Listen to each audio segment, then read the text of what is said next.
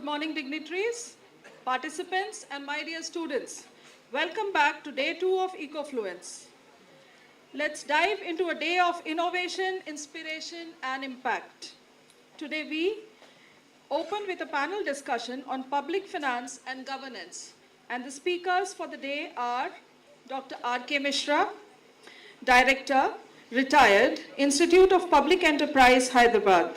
Dr. S.S. Somra, Niti Aayog, Chair and HOD Economics, Rajasthan University.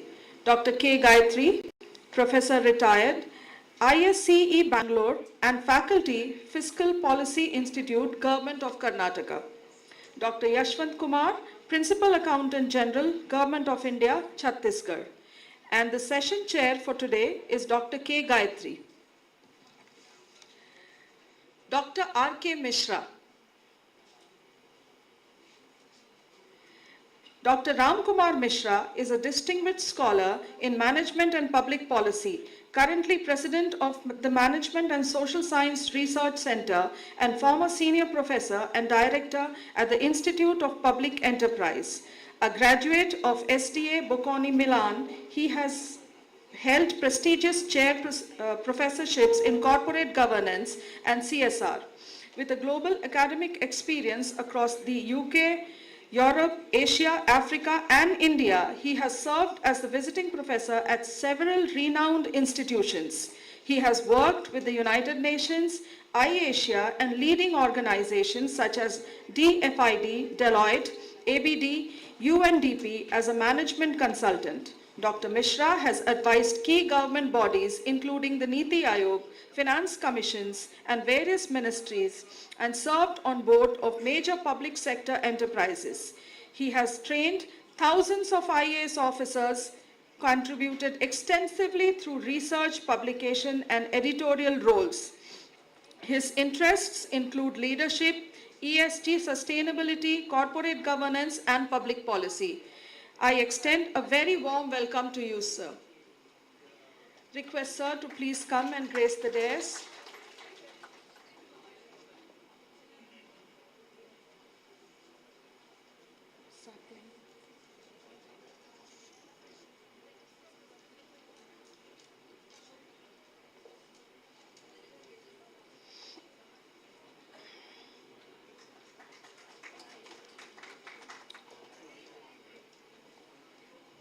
Dr. S.S. Somra is a distinguished economist and currently serves as professor and head of the Department Economics, University of Rajasthan, Jaipur. His teaching and research interests include development economics, econometrics, quantitative techniques, and public policy. He has successfully supervised more than 25 postdoctoral PhDs, MPhil scholars in areas such as FDI, microfinance, energy economics, agriculture, and industrial development. Dr. Somra has authored 9 books and published over 90 research papers in reputed national and international journals. He has completed major research projects with UNICEF, UGC, ICSSR, and the government of Rajasthan. An active academic leader, he has chaired sessions, delivered invited lectures, and presented papers at the conference worldwide. He is a life member of leading professional bodies such as the Indian Economic Association, the Indian Econometrics Society. Dr. Somra has received several prestigious recognitions, including the J.D. Bidla Award from UCO Bank in 2020 and the World Bank First Prize in 2006. His international engagements include academic visits and presentations in the US, Mexico, and Doha, reflecting his global contribution to economic research and policy discourse. I extend a very warm welcome to you, sir. Please grace the panel.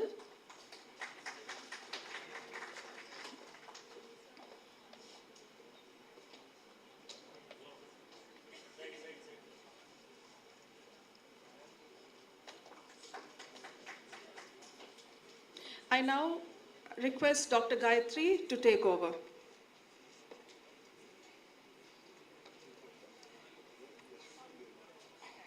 Yes. No, my name is Gayatri. Good morning, everyone. Dr. Gayatri Karnam was a professor at the Institute for Social and Economic Change and made extensive contribution to policy research and PhD training.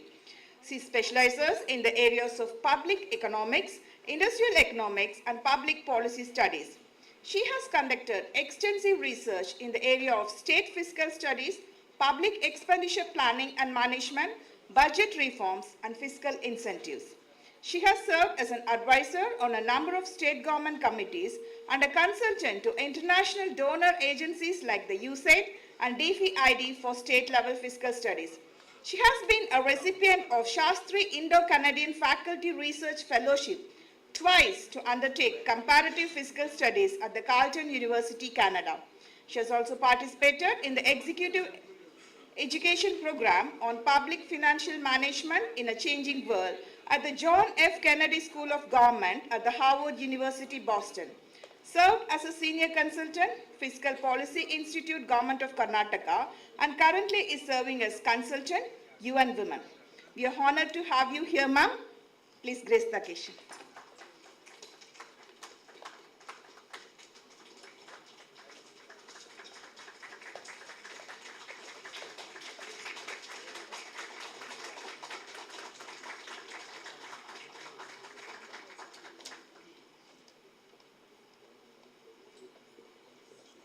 And also Dr. Gayatri Karnam is the session chair for this panel discussion. I'm privileged to introduce Mr. Yashwant Kumar, Principal Accountant General of Chhattisgarh and a Senior Officer of the Indian Audit and Account Service 1994 batch, a Commerce postgraduate and a Chartered Accountant of the 1988 batch.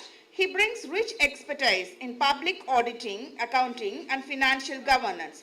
Over the course of his distinguished career, he has served as financial advisor and economic advisor to the government of Madhya Pradesh, Director of Finance at MP Madhya Kshetra Power Distribution Company, and as a professor at the Arun Jaitley National Institute of Financial Management. He is currently pursuing research in public financial management at Guru Ghasidas University with a keen interest in development economics. We are honored to have such an accomplished professional and scholar with us today. Please grace the dais, sir.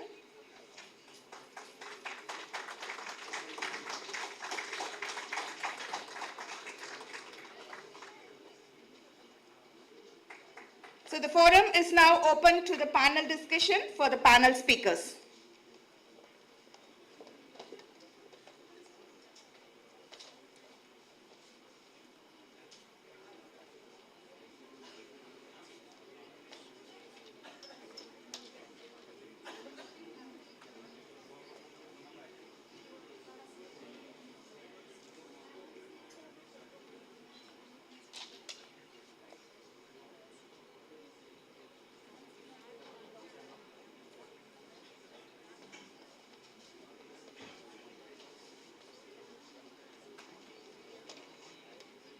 I request Dr. Mansi Bansal to please introduce the theme of the panel. Dr. Mansi Bansal.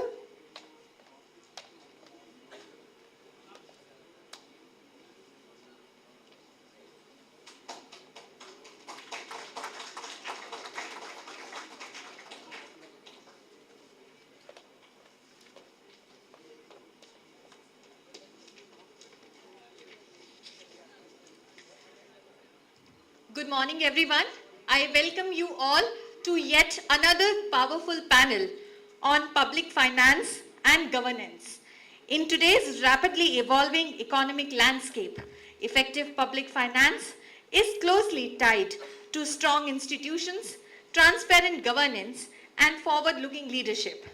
This session will explore core issues of public finance, including debt sustainability, fiscal governance, and evidence-based policy making, alongside the growing influence of financial markets and cryptocurrencies on traditional monetary systems.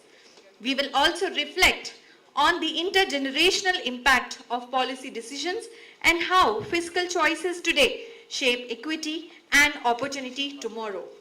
Importantly, the panel will consider the role of transformational leadership and corporate governance in public enterprises, highlighting how accountable and innovative leadership can strengthen public sector performance and public trust. We will have with us distinguished speakers whose insights will help us navigate these complex and timely themes. I look forward to a rich discussion, and now I invite our panelists to commence the session. Thank you.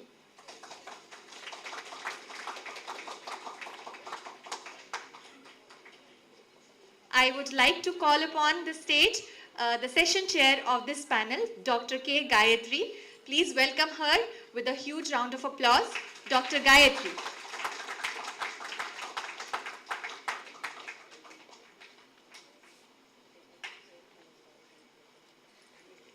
Good morning, everybody, and I also extend my warm welcome to all the participants and distinguished panel. I was not aware of the fact that I was going to chair this session. I was going to relax and then speak on my subject. Anyway, at the outset, let me compliment Indus Business Academy, the Department of Economics, for an excellent kind of a program that has been,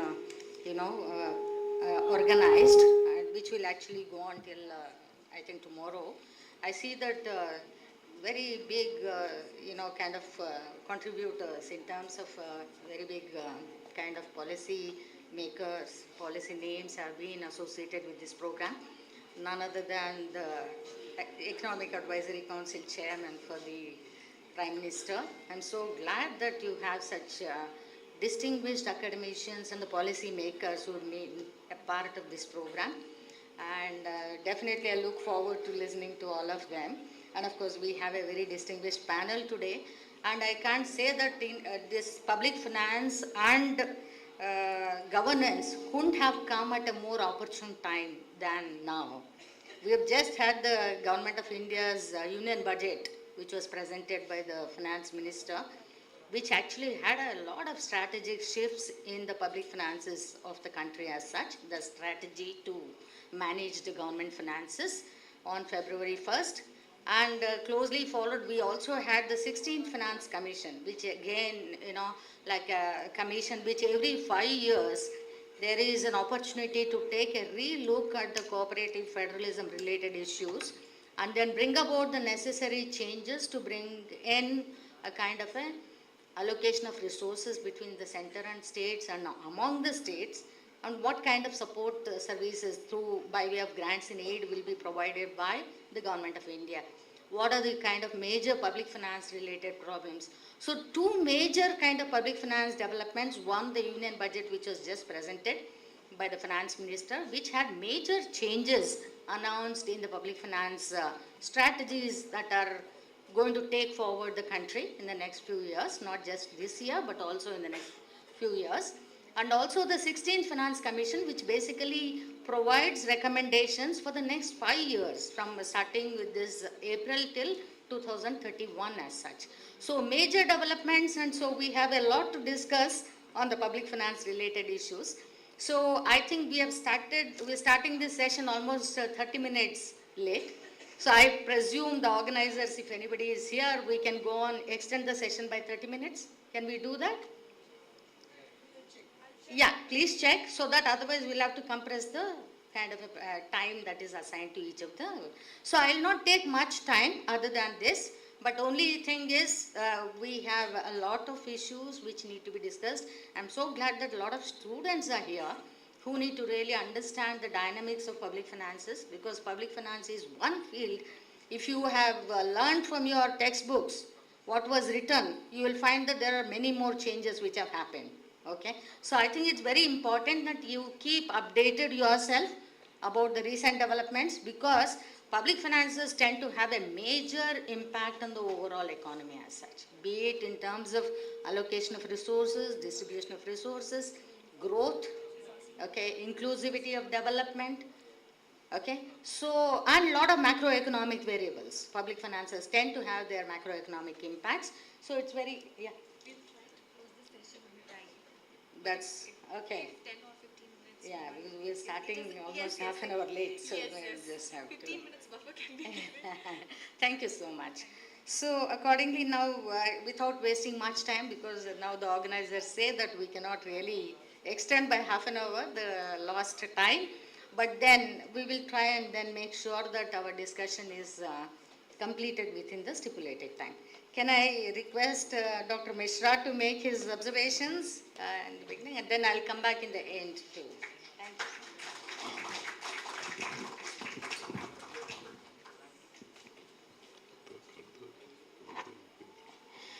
Thank you, Chair. Let me also welcome Samra Saab and Yash Saab and all the faculty colleagues from IBA and bright young students. And let me at the outset say some few words about IBA and the function that we are doing. It's a great conference, very well organized conference. We had feast of speeches coming from top-notch people in the country, and there are some more. I think they'll follow. I think in due course, Professor Tilak is coming, who is one of the best researcher in the world in the field of education. Now, I must also thank Dr. Mansi ji and the team, I think, especially Professor Kulkarni. They have done a grand job, I think, in arranging the conference. And I would like to hear Mansi that I am praising her. Give a big clap to her. Clapping is always good for health. It's good for health. And also the anchor, I think, she's sitting there, Gayatri only, I think. A wonderful job that you have been doing. I'm proud of the fact that the chair, I think, is a very distinguished person. She's also Gayatri, and I've had the opportunity of working with her for last several years. And in those years, I learned a lot from him. And I'm also proud of the fact that we have Dr. Samra.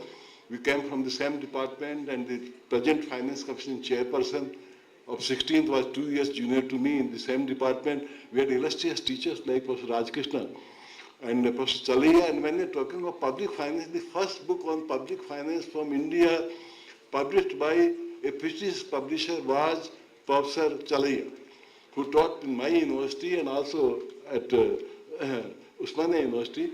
And there was State of Fiscal Management of Public Finance in India. It was a small book. And you're right, I think, from Musgrave, I think now we have come to the bird. I think they have been contributing so much on public finance. Not much time, but I'll take you to the nature of public finance. I take you back to Ashoka. And Ashoka had only 4 divisions of India, north, south, west, and east. And he had an annual conference on the budget. And he used to call the heads of these 4 regions to tell what did they do in the field of public finance budget.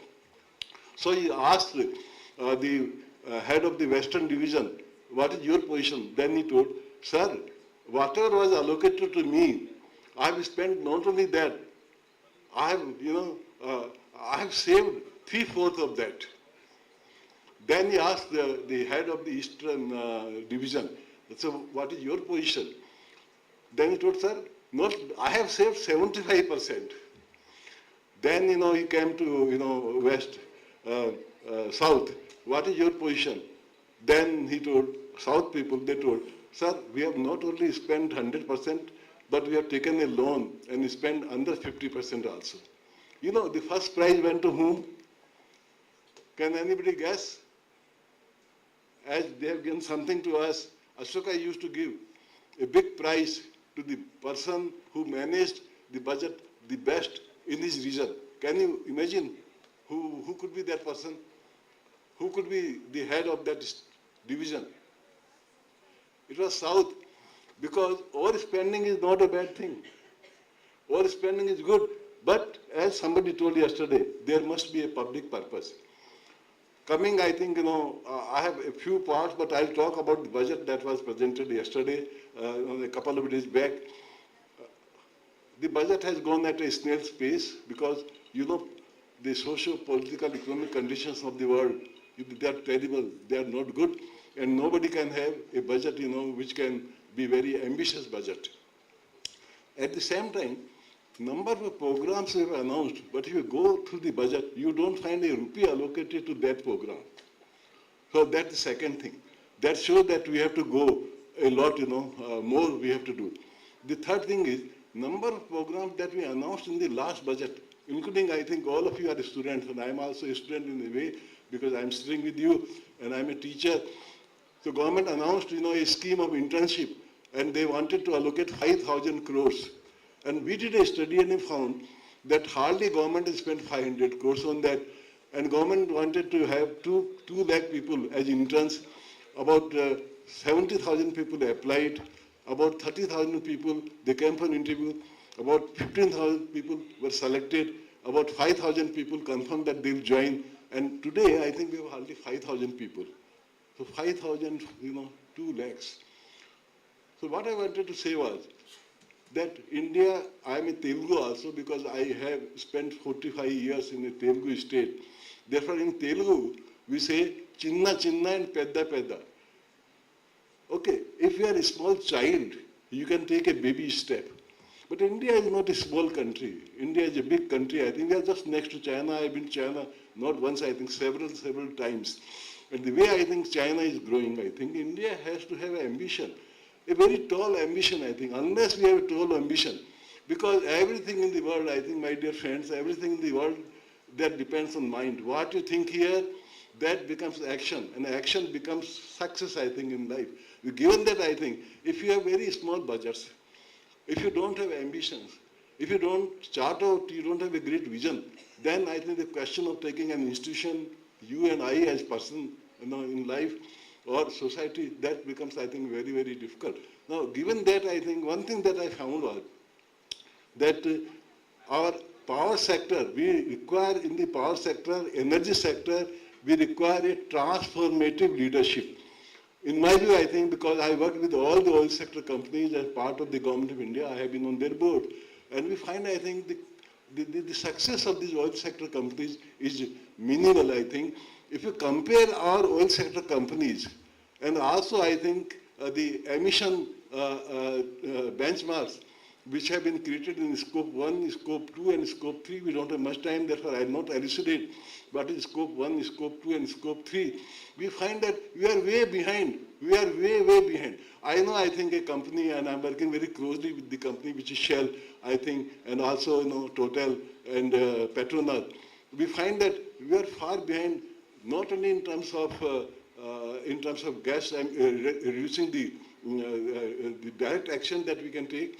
On supply chain management also, we are not able to stop, I think, the suppliers to work on those things. And if you take the full chain, I think, of supply chain, then you find that we are, we are considerably, our pace is very poor.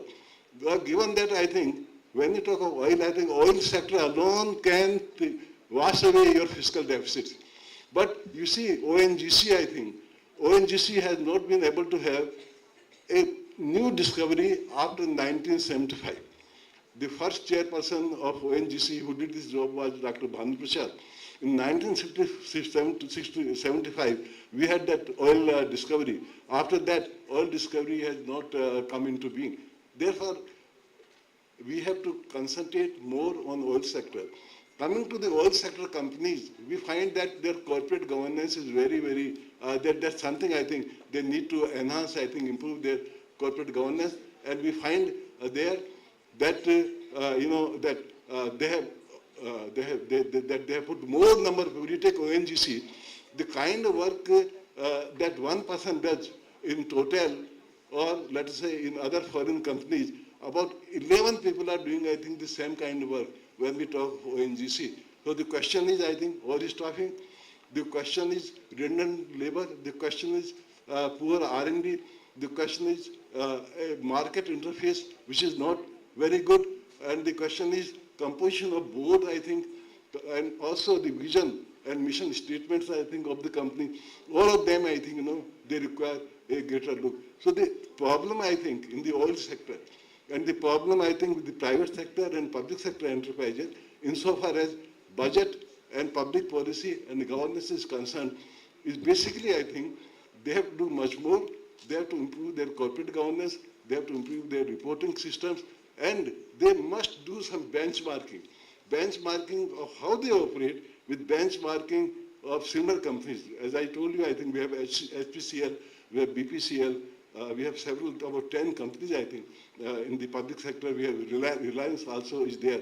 But if you put these 10 companies and compare them with their counterparts, you find that we are way behind. We are nowhere, I think. So we must, I think, take a lesson from that.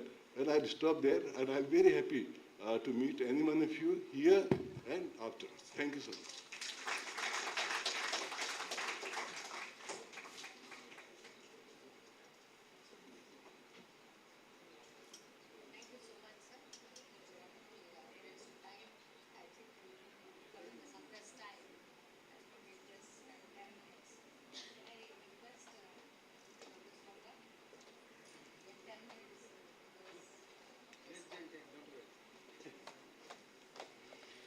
Good morning, everyone. Really, I am very much happy to be a part of this August Galaxy in this Spice Campus BA, Bengaluru, with the benign of you all. I am very much thankful to organizers of this conference, particularly Dr. Kulkarni and Dr. Bansal, who continuously insist me, please sir, you should come. So, no doubt we are here for a discussion of public finance and governance, and I am again very much happy because I have a good team of panelists, and particularly Professor Misraji. He is also somewhere he was associated with our department, and he was a student of our department. Later on, he became director of public enterprises Hyderabad, and now he is a worldwide or nationwide well-renowned or well-known academician.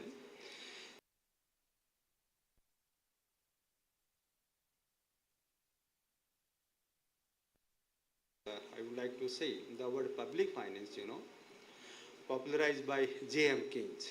He was the first person, and he first of all the importance of public finance, how that is important, because during those days he was discussing generally about the short-term equilibrium or short-term economy or short-term models of the economy. So role of government is very much important because during those depression days, in around 1930s to up to Second World War, that phase was basically in his credit, and he was put more stress on public policies and government, role of government. And later on, in Corona Kal, some people also started to say, Keynes is definitely laughing from Swarg. So people, government again started to play their role for public or human management. So later on, in modern public finance, basically goes in account of Musgrave, basically. Musgrave, then again, he was the person who started to put focus on public finance, and how this public finance is important because of three reasons. Because public finance is nothing except to budget, okay? And budget, that means there are three important functions: resource allocation, distribution, and stability. Generally, these three things, they are very much important. And for these three important branches, they need to implementation. So role of government is also important. So government, again, how they govern. Governance, slightly different at micro level, I would like to say, because government, how they implement with their laws, institutions, or constitutions, how they implement these all things, all policies, policy issues. So what plan you have announced, that is implemented properly or not, that is important. If that is implemented, that means things are going on well, and suppose you have implemented that plan is according to your thinking or your target, that means your hypothesis you can prove, and that become theory, no doubt. Otherwise, as per my understanding, suppose your hypothesis they are not able to prove, that means that plan is not implemented properly, and that became ideology, not a theory. So this thing is important because we are all familiar about these all things, there are some revenue receipts, capital receipts, revenue expenditure, capital expenditures, and the gap of these both, we meet out with some debt or some edge, etc. Okay, these all things are theoretical aspects, and I think probably you all came across with these all words or things. But probably, regarding to our country, suppose we discuss, since independence, no doubt before independence, our economy role, before English people, they arrived, that time we were better. These things all we heard and from several people, so literature. But really after independence, suppose we observe, our economy up to 90, the sequence was different. We are all aware. Then till then they were not aware about these fiscal deficit, financial crunch or fiscal revenue. These all things. Later on, after 90, financial crisis, then they have launched that LPG policy, and after that, up to 2014, that Congress regime was there, and after 2014, present government now running their rule. So one thing is important as per my understanding, because economic theory, they are different, and our economy structure and our economy growth and development, that is running on different path. How? Because up to 2014, suppose you can trace our economic growth rate, our interest growth rate, our private investment growth rate, our what I would like to say FDI growth rates, they all will increase. You think, during those days they have increased. But economic theory generally, said if interest rate will increase, the investment will decline. Okay, as per our economic theories. But that was not happened in India up to 2014. You can observe these data. Up to 2014 to now, still again, no doubt after corona time period, probably now we are in Goldilocks stage. Generally, we are saying all things are stable. But our growth rate and interest rate and investment rate, they have no their relationship with as per established economic theories. Their relationship is adverse. So these things, what I want to say, because we are not running as per well-established theories. Why? Based on my understanding, the economic structure of our country is and absolutely in a stagnant way, in the sense of proportion of organized and unorganized sectors.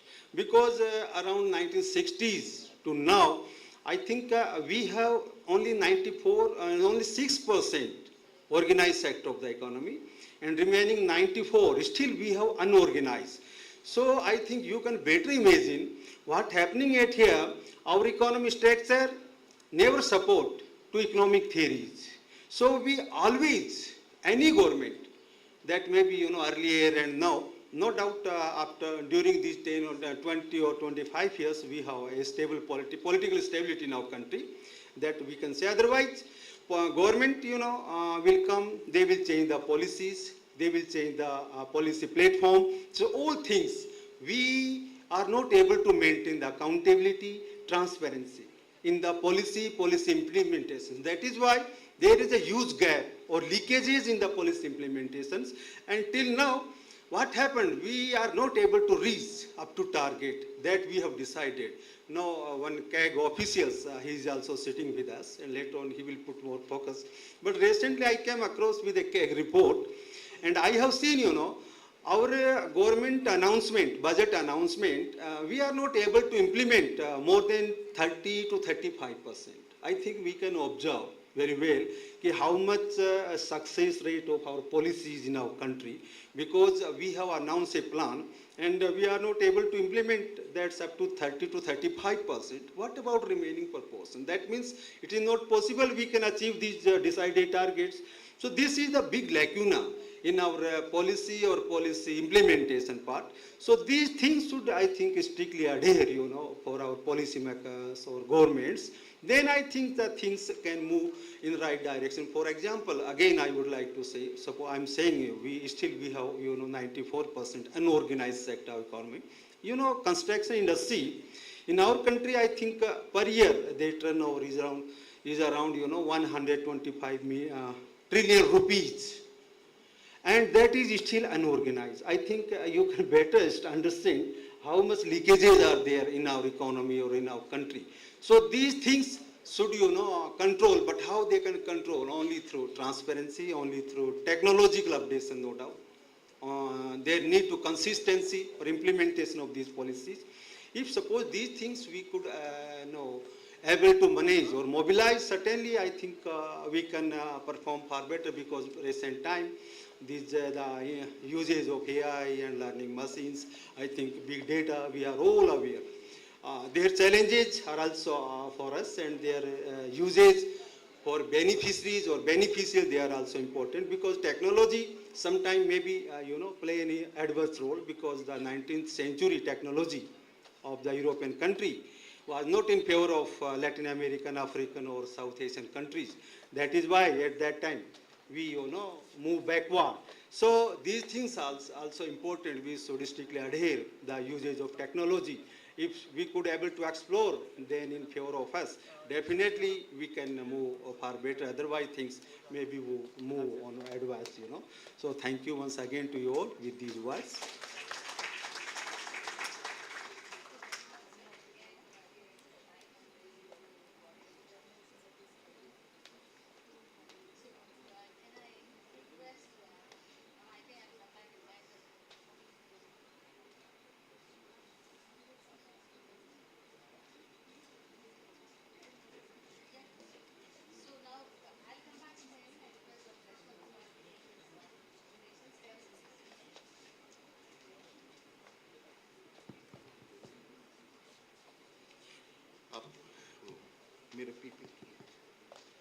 Very good morning, distinguished panelists on the dais, scholars of the dais, my young colleague.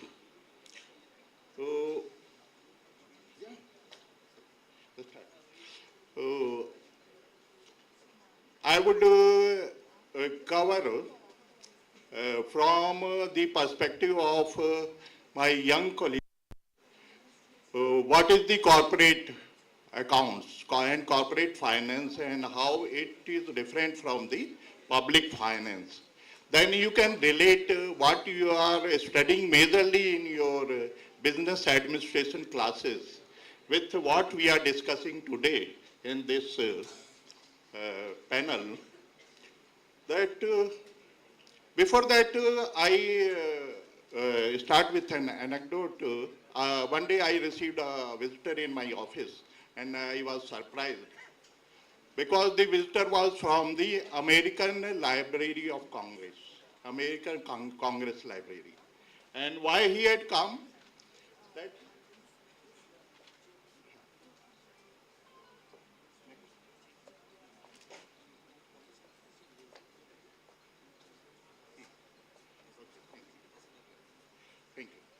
So I was surprised, and it was a pleasant surprise. He came to me to take the government finance account, government appropriation account, and government audit reports, etc. So why? Because that gives a lot of data. And yesterday, Professor Cecil has told you that the data is the asset, and that create value, and that unlock the value, and that can unseat the established company, top 1 company, to from top out of the top 10 company in the world. So all top 10 company, except for Saudi Arabian oil, are data-based company. So data is so important. So he came to me to take data of my state. Similarly, that was not alone. I was also surprised when I received a guest from your city, a librarian from the Ajim Premji University, Bengaluru. So he came also for the same purpose. Why? Because data is asset and value, and data is power. So how to read, you know how to read the company balance sheet. Now I will tell you how to read the government balance sheet.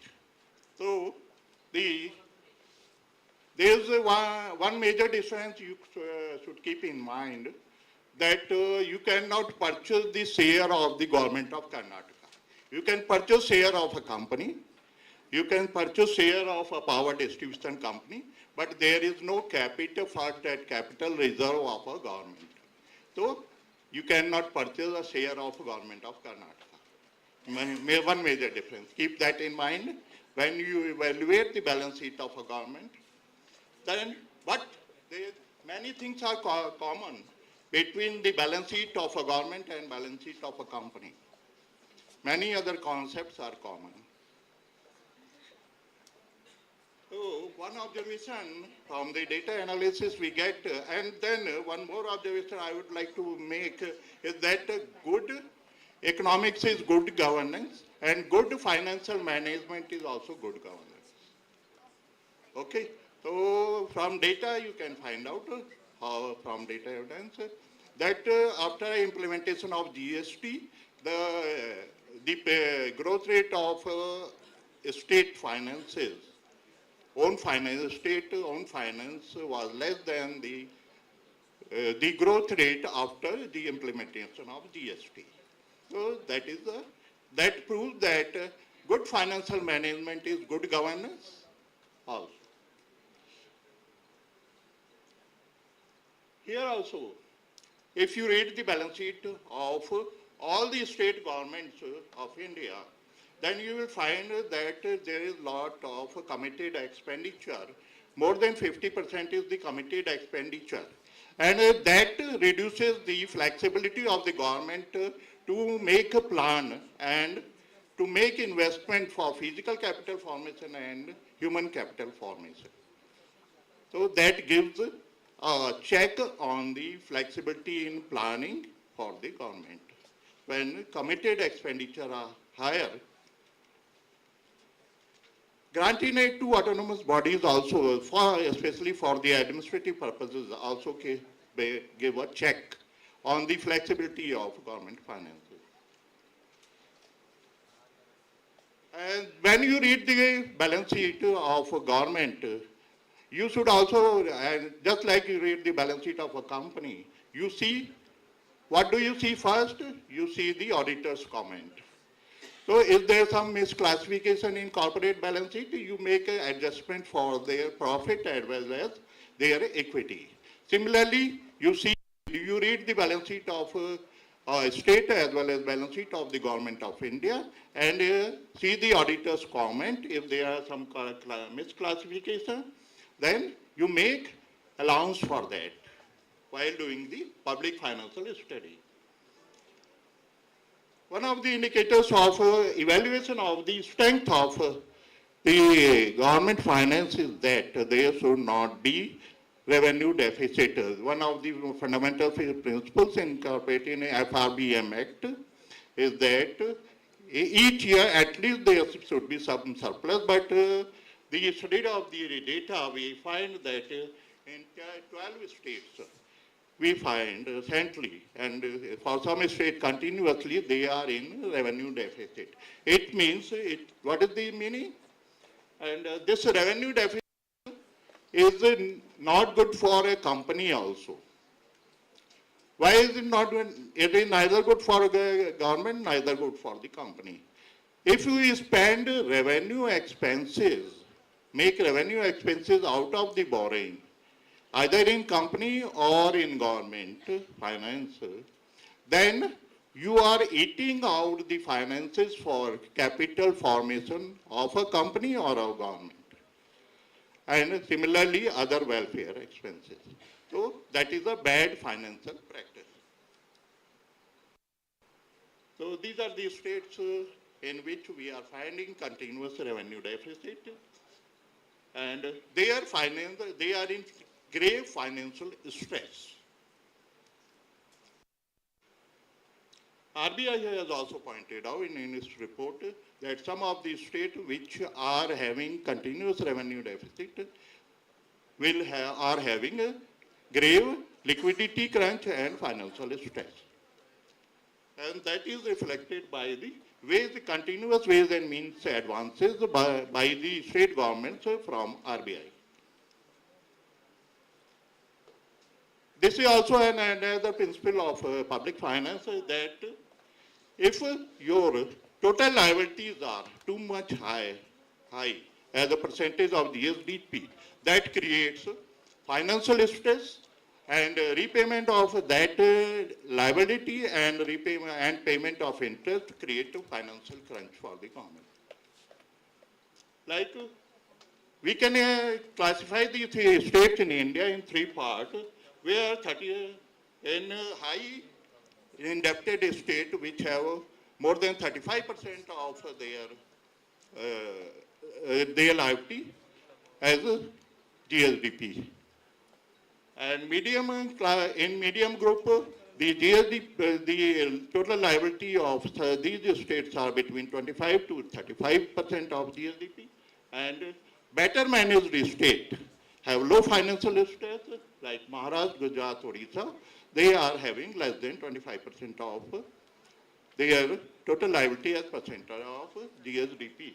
And the same principle apply to the company also. The leverage of the company, if a company is highly leveraged, then its market valuation will go down. So there should be optimum leverage. So these are the stressed companies, financially stressed company based upon their debt to GSDP share. Punjab, West Bengal, Tamil Nadu, Madhya Pradesh are, especially Punjab, West Bengal are highly stressed, Tamil Nadu and Madhya Pradesh are medium stressed, and Maharashtra and Odisha are low stress, better managed. They are better managed financially. So this is the data for this. Another thing, when you read the balance sheet of any company or government, then you find out is there some misclassification, then you have to correct that.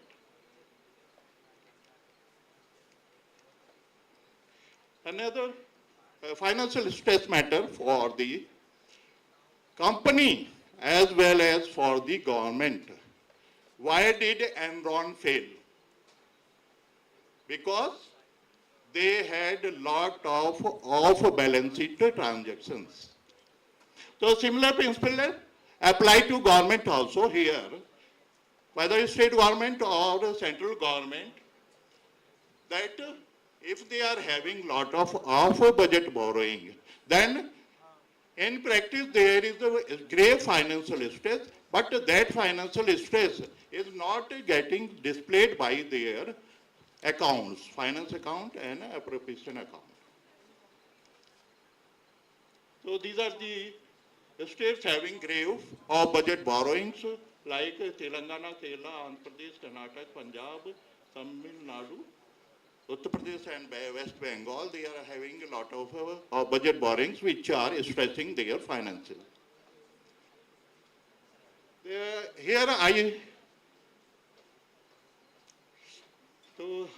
I would like to take a string from Professor Mishra that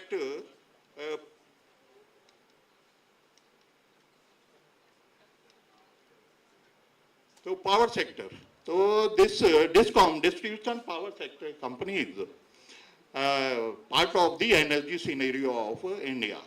So they are highly stressed financially. They are having continuously losses of around 50,000 crore and above every year. And then they are continuously having subsidy of around 2 lakh crore every year from the state government. So that is very high financial burden on the state finances.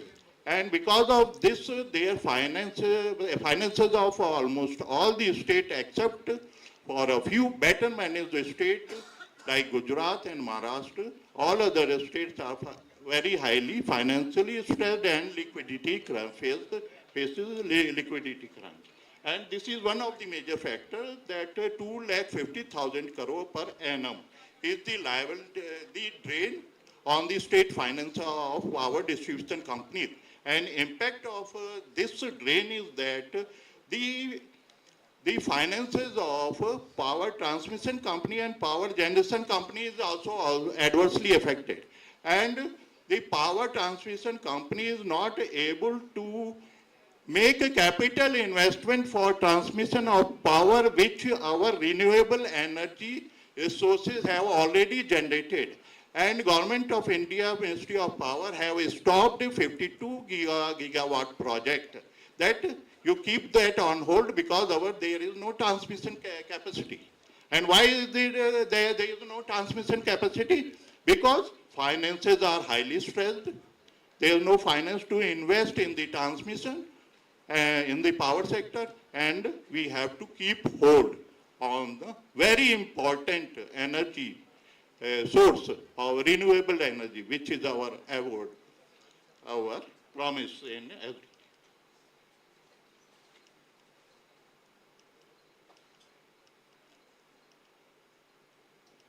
So what Professor Somra had told, that we are not spending the more than 35% of the centrally sponsored scheme, the state. There are two main reasons for this. One is that they don't have finances to make their own contribution because it is shared schemes.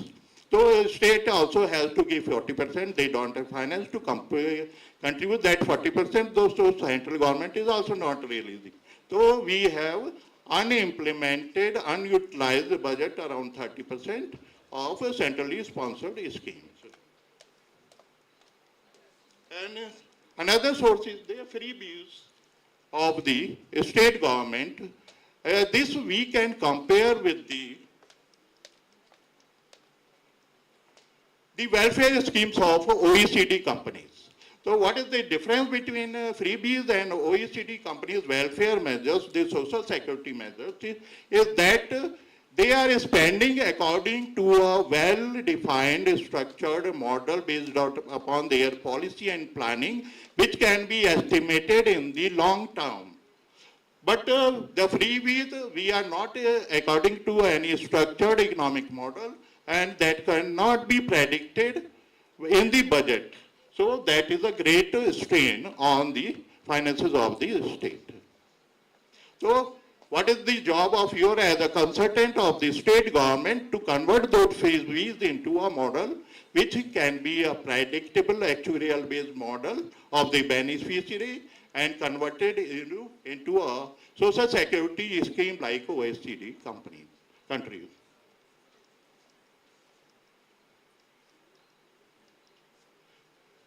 Thank you. Thanks a lot.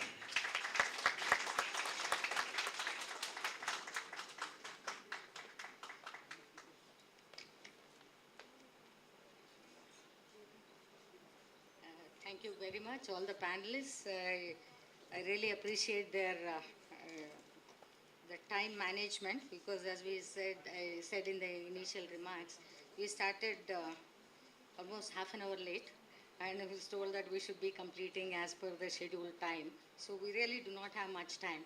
I'm so glad that all the three panelists really highlighted the major public finance related issues, and I requested Dr. Aswant Kumar that I'll be coming in the end so I can just briefly talk about what has been presented as well as give my own overall ideas about the public finances, contemporary issues in public finances. So I should really, Dr. Mishra's vast experience actually has really, indicated basically a sort of a major problem with reference to the public finances. How if we can really manage some of these core sectors like oil and power, we can actually get over our fiscal deficits without any problem. And I think he also talks about benchmarking the performance, which is really very, very important, sir. I think we need to take cue from this and set right some of these and the way we manage these, some of these companies, and take lessons from the countries which are really doing extremely well. Thank you very much for pointing out this kind of an important issue. And then I think our second speaker, I think so. Thank you so much. This is all collective work which we have been doing. So I think Dr. Somra, again, I think he has referred to an important issue. Again, while talking about the theoretical public finance kind of contours of, from the perspective of the students, which is very, very important for them to sort of understand what are the kind of public finance theoretical kind of issues. He connected that with the latest developments. An important issue that he raised was about the role of state. I think very often this is especially for the students, Please note that I think ever since J.M. Keynes talked about the 1930s role of state, it has really gone through many cyclical fluctuations. You know, when from James Keynes times, when he really advocated a very active role for the government. Then there was a time when we talked about structural adjustment programs, when we said that government should only be a facilitator and we should not really be into deep economic activity as such. Then you saw a decline. Now COVID time, and I'm not really going into the complete cyclical pattern in which the government activity has gone through over a period of time. But now again, he rightly referred to the COVID times when the government is expected to do a lot more kind of a rectification of the social ills which have been happening. So role of state again is not a static kind of a phenomena. It really goes through a lot of changes, and it's very important from the public finances point of view that the role of state is frequently revisited. Which are the areas which we need to really look at, and which are the areas where the government has to directly invest, and which are the areas where the government can only facilitate, regulate. And so much I always remember, I think Professor Ranganath Bharadwaj, who used to participate in our budget discussions in ISEC, used to say, why should the government be in Mysore scandal soap business? Okay, he used to use the term scandal soap. See, like that, you know, I mean, like, it's not that you redefine the role of state once and leave it there. It has to be revisited very periodically depending on the macroeconomic changes which are happening. So it's very important, sir. Thank you very much for raising this aspect. And another important aspect, which every time the budget is announced, there is a ferry of activity. The media, academicians, policymakers, everybody, you know, really start discussing the budget, dissecting the budget. So this one has gone up, and then this is good for the economy. This one has gone down, this is not good for the economy. So what happens to the implementation? I think that's a very core and important issue that he has referred to. I think we certainly need to look at the implementation part of it. I think Dr. Yashwant Kumar, I'm sorry, I may have not spelled your name. Yeah, no, the last speaker. He referred to some of these unspent resources. Okay, unspent resources, which are the centrally sponsored schemes. There are 5 lakh crore. I'm not giving the exact number because these numbers now are difficult to remember. 5 lakh crore is to the tune of 5 lakh and odd is the centrally sponsored scheme amount. Hardly when the next year, the revised estimate, it was only 3 lakh and odd crore which was spent. So this is not only the case with centrally sponsored schemes. Many of the sectors, you have schemes which are announced, which budget allocations, and then ultimately when you look at the revised estimates or actual expenditure, you will come across a situation that there's a lot of deviation between what was proposed by way of budget estimate and what is exactly spent. For students of public finance, it's called fiscal marksmanship. How well we have been able to plan our budgeted estimates. Okay, so scientifically when they are prepared, there should not be much of difference between your budgeted estimate, revised estimate, and the actual expenditure. There should be, there's a very small margin which is allowed. Okay, World Bank had coined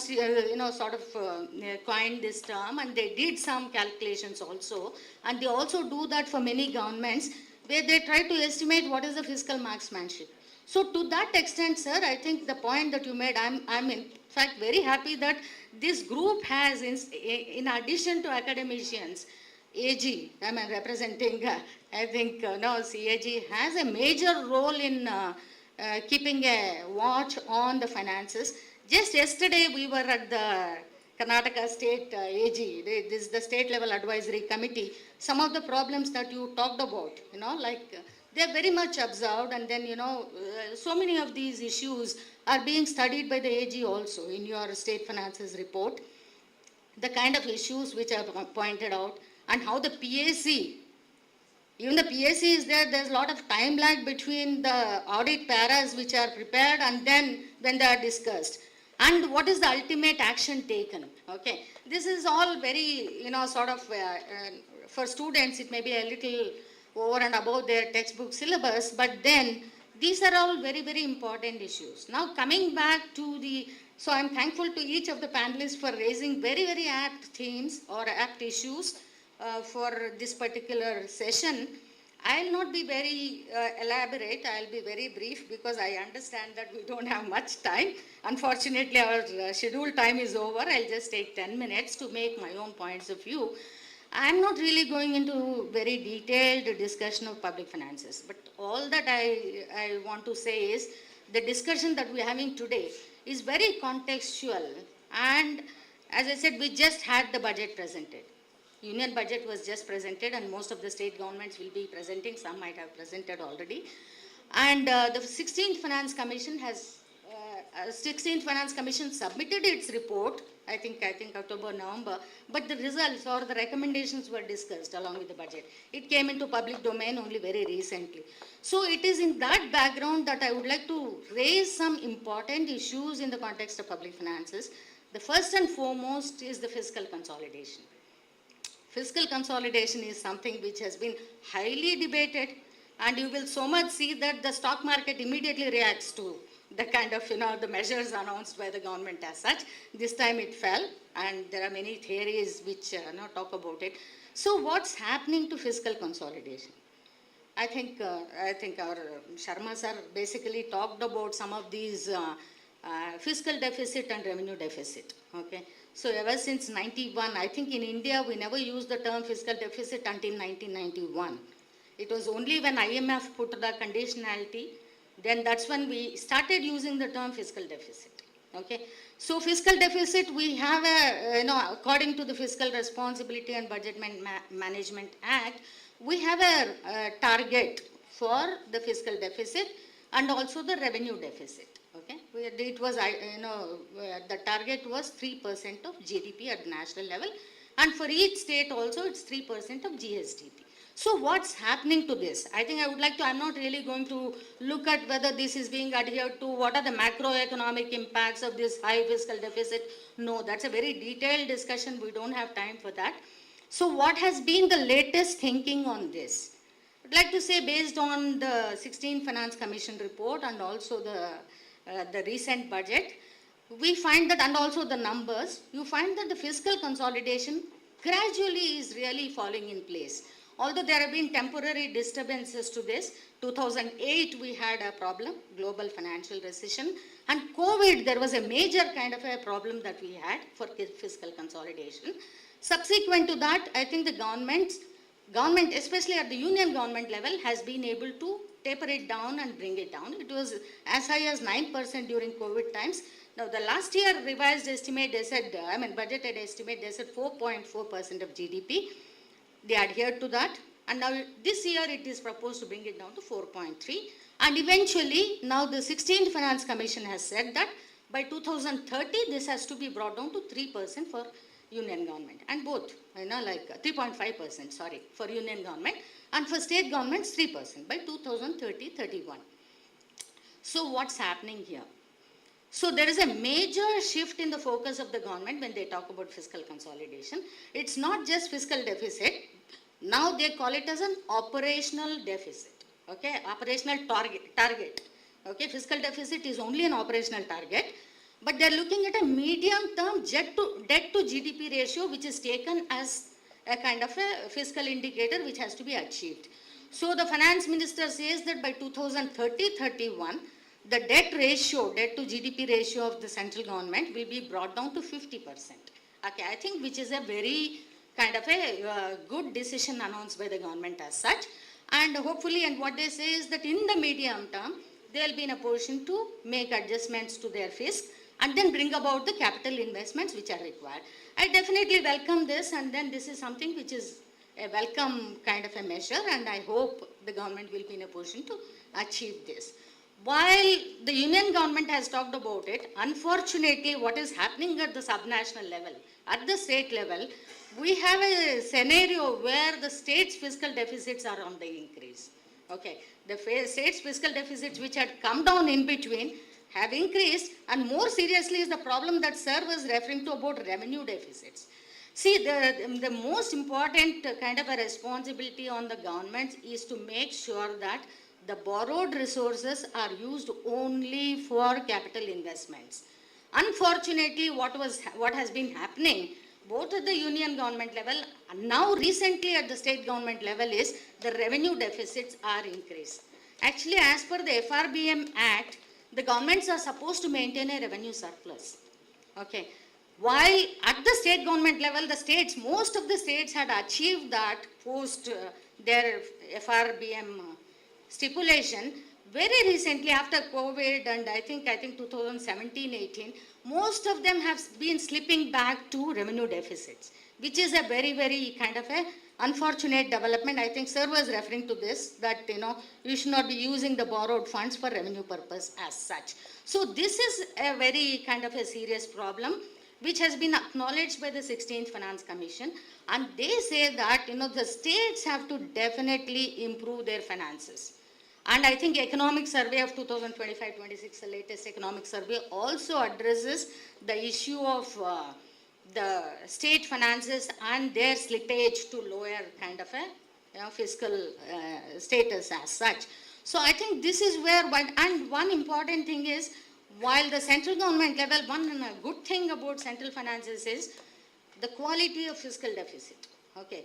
Earlier you will find that way back in 1920 and I think 1 or 2 more years to subsequent to that, 70% of the borrowed funds were used for revenue expenditure. That is 70% of your fiscal deficit was in the nature of revenue deficit, which is a very unfortunate kind of a thing. But now, thanks to the gradual kind of improvement which has been brought about by the central government, now it has come down to 35%. The latest year, it is just about 35% of the total fiscal deficit as such. But unfortunately, as I just said, the state government level, this is really going on.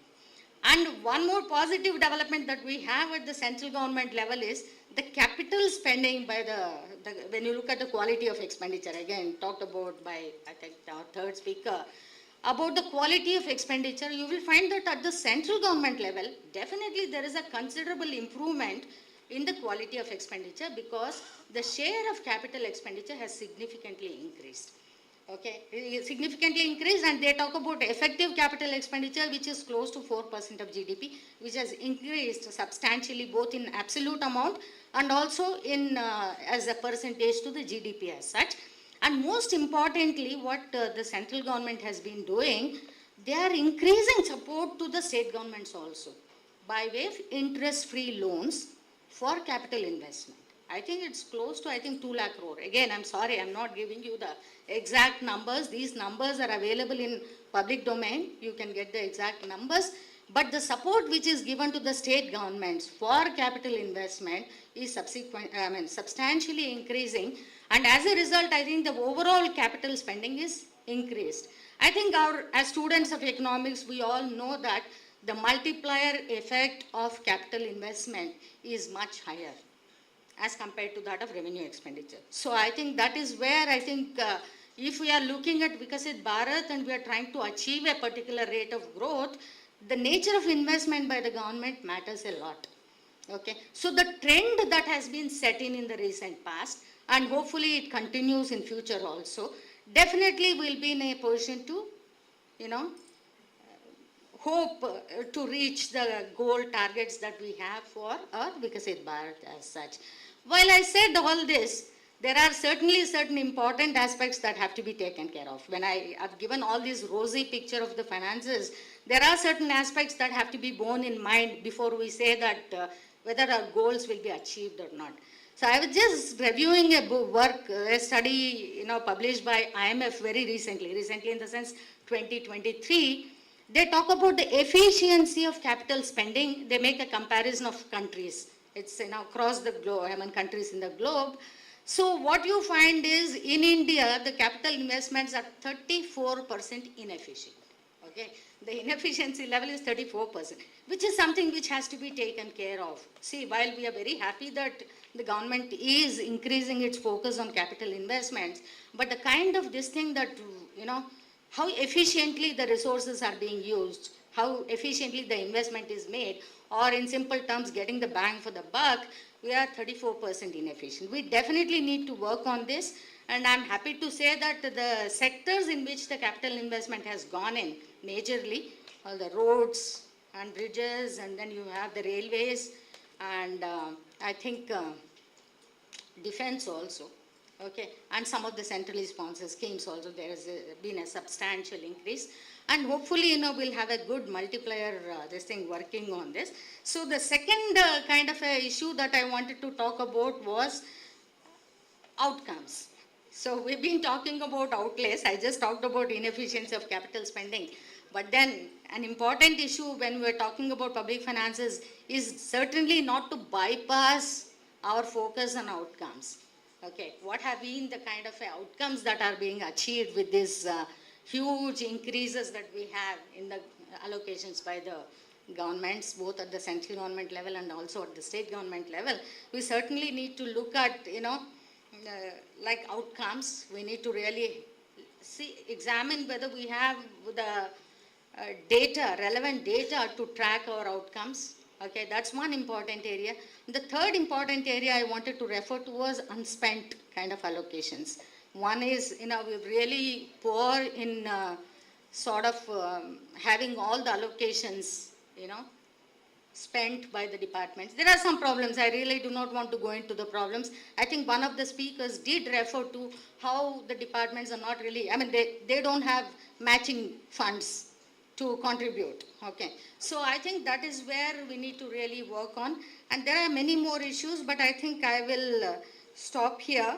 And then I think we will take some questions from the floor, because I think we've just completed this. I think we'll just take about 10 minutes, and I think maybe some 3 to 4 questions from the floor. You please address to whom, which of the panelists you are having this question.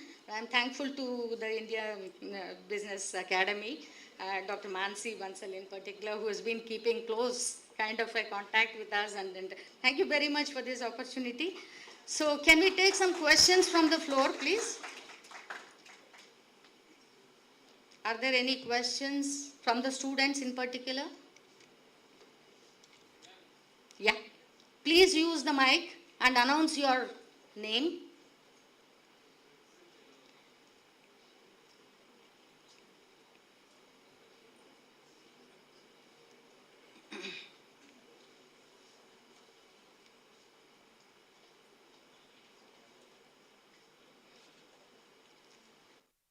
Quick, so that we can wind up this session in another 10 minutes. Thank you very much. Ma'am, my name is and my question is quite general.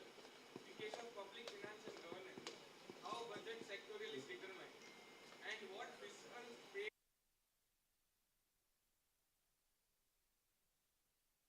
Because there are so many indicators that the government decides. Sir, please give him, or you want to come here? Yeah, please. You see, you have to go to the constitution of the Ministry of Finance. And the Ministry of Finance, there is an Economic Affairs Division. That Economic Affairs Division, it is charged with the responsibility of preparing the budget. Now, I request you to read a book. We also make policies. That is by Garg. And in that, this particular question has been dealt at length. Now, government takes into consideration the geopolitical scenario, the problem of that industry. They have, representations from chambers of commerce, from different state governments. They review the budget performance of their own and others, and they decide, what they should do. For instance, you take, I think, one very important issue was capital expenditure. In India, capital expenditure has been coming down. And government may change, I think, the definition of fiscal deficit to GDP and make it tax to GDP. But I don't think it can hide the inefficiency of what we have been doing, because experts have already observed that there is hardly any difference if tax to GDP increases, if borrowings to GDP increases, also fiscal deficit will increase. So I think this jugglery of words is not going to help. But coming to all that, let me talk about the capital expenditure in a minute. You go to the study with Vaidyanathan and others from MIDS did long back, and it was in 70s, I think, our savings are about 40%. Singapore has 60% savings. and our investments were about 15 to 16%. And now our investments now have come down to 11% this year. And there also, what is worrying is the fact that private sector is just damn prescriptive, is not coming forward. Private expenditure is sitting on cash balances, not using. They're afraid, I think, of the environment which is there, in terms of geopolitical uncertainty. But we thought of privatization and those things. And now, for last couple of years, you have been seeing, I think, how it is made that government policy of privatization has undergone a big change.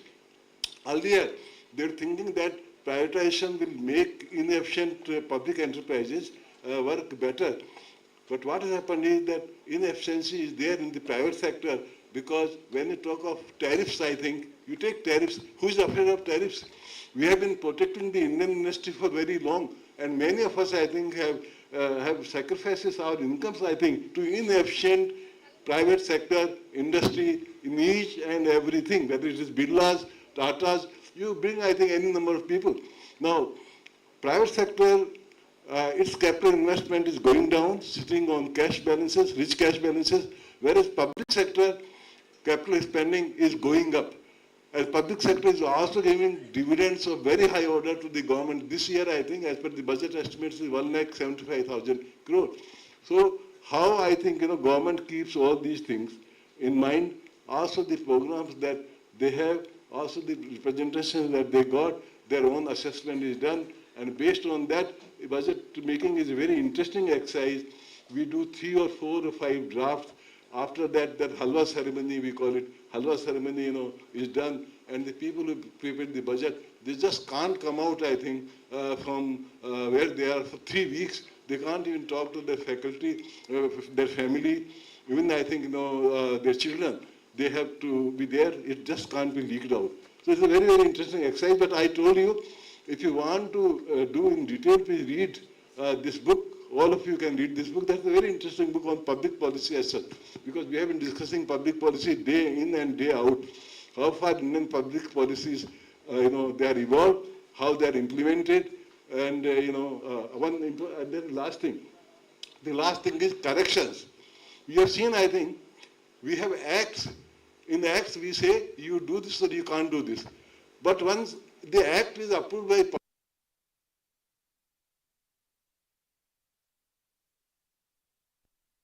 changed, and therefore the basic spirit of the act, it doesn't go. I give one simple case: is privatization of airports. So, but the original act, privatization of airport was not permitted to people who didn't have any experience. But afterwards, sheepishly, this was changed, and a correction was made, I think, in the rules that it can be given to a greenfield kind of investor also. So we have to be very, very clever, I think. Public policy, you have to be very insightful. You have to have courage to speak. You have to point out, I think, where governments are doing well or not. It's a very, very interesting area. Also, I think you have quoted IMF document. Yeah. That's a good thing. Please read. I think OECD has brought out a number of things. It's very interesting. Thank you so much. So thank you very much for really elaborating. In fact, now that sir referred to public enterprises, I would like to talk about one of the recent recommendations which came from 16th Finance Commission. Any public sector undertaking, whether it is center or state, if it is continuously in loss for out of 4 years, 3 consecutive years, it should be taken up by the parent. I think that's a wonderful recommendation. I hope it will be sort of taken forward as such. Thank you very much. Any other questions? Yeah, one question, and very specific question I have regarding the one welfare scheme which is called Manrega, now G Ramji. For next fiscal year, it's a drastic reduction in the budget of this G Ramji. It's nearly, they cut down nearly 50% budget. And the other side, that state condition is already in, finances are already in very stress and lot of pressure on state finances. And they are imposing that 60-40 ratio for the Manrega. So what is your take on that?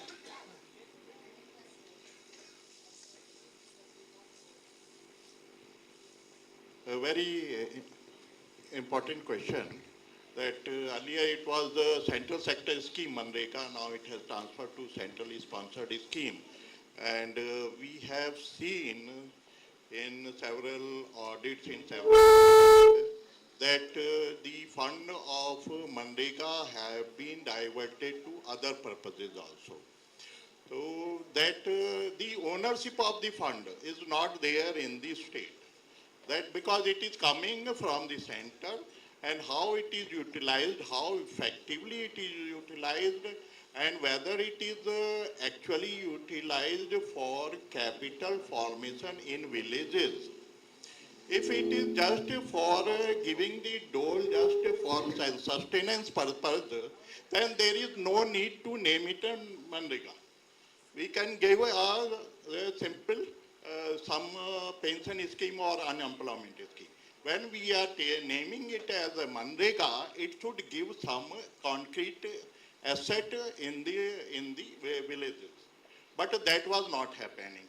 Then, because the ownership of the fund was not there with the state government. Now the idea is that let the state take the ownership of the fund what they are spending. So when they will contribute 40%, they will take ownership. And then they will see that actually the fiscal asset is getting created in the villages to give the continuous employment to the unemployed when there is need for some additional support from the government in the case of in the days when employment is not there in the villages. This is one of the major reasons. Thank you. So much, sir. Any other questions, please? Yeah. Please announce your name and then, yeah.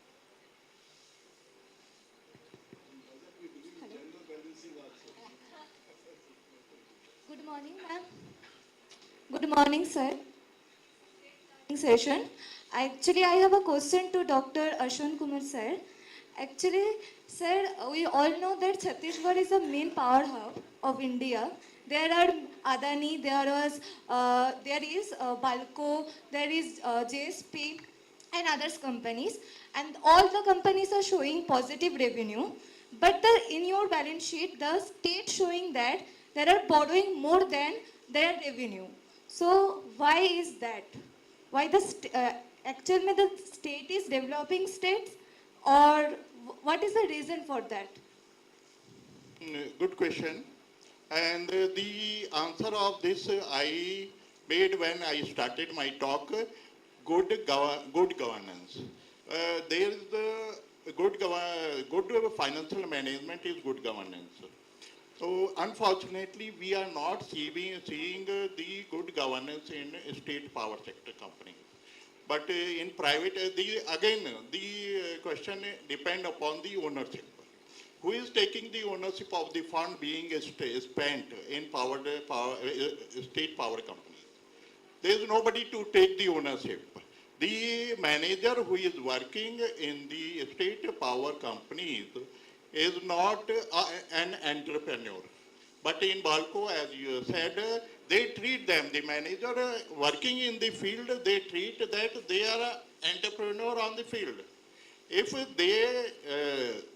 they give, when they allow the power units to be spent unauthorizedly and remaining it unbilled, the billing efficiency of public power distribution companies is only 85%.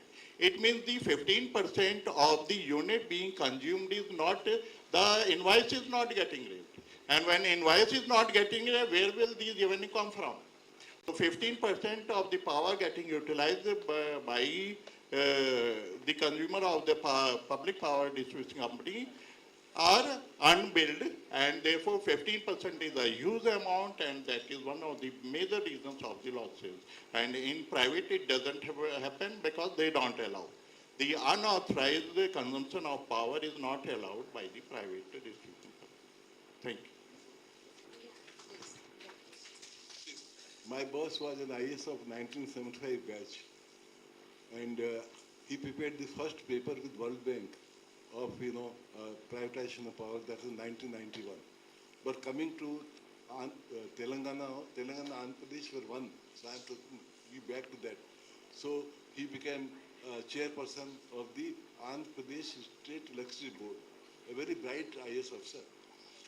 Then what happened was that one day we found that, and we are in darkness, 14,000 linemen have gone on the strike. They were asked, because like you, he was tough with his people, but he was very nice with people who are doing research. Like you, we had I asked him a question, sir, what is the problem? Why they have gone? And the reason given by lineman was that the health is not good. Then I asked, sir, is there any health problem? Then he told Mishra, there is no health problem, there is a wealth problem. The linemen, corruption and frauds. These are two things I think, let me say, when we talk of budget deficit, budget is 50 lakh, 2 lakh crore. Last budget was 48 lakh crores. Now there is a deficit of about 4 to 5 lakh crores, I think, 12 lakh crores. 12 lakh crore is the money which is there with the industries which we have not been able to get back from them. Now I think, taxation, we talked so much on public finance, but the first principle of taxation was given by Dalton. I request all of you to read, Dalton's principles. And you see, I think when ethics is one very, very, very big question. So state, I think, as you told rightly, state has to be just with people who are very rich and also with people who don't have anything. Because they also have the right to live on this planet Earth. And therefore, I think you must not coerce people. When I take a cup of tea, when a beggar takes a cup of tea, the beggar is paying a tax. And out of that, that money is going to so-called big people. So big people should have a shame, I think, to see that the tax they don't pay, they pay to the government. So that's the thing I think,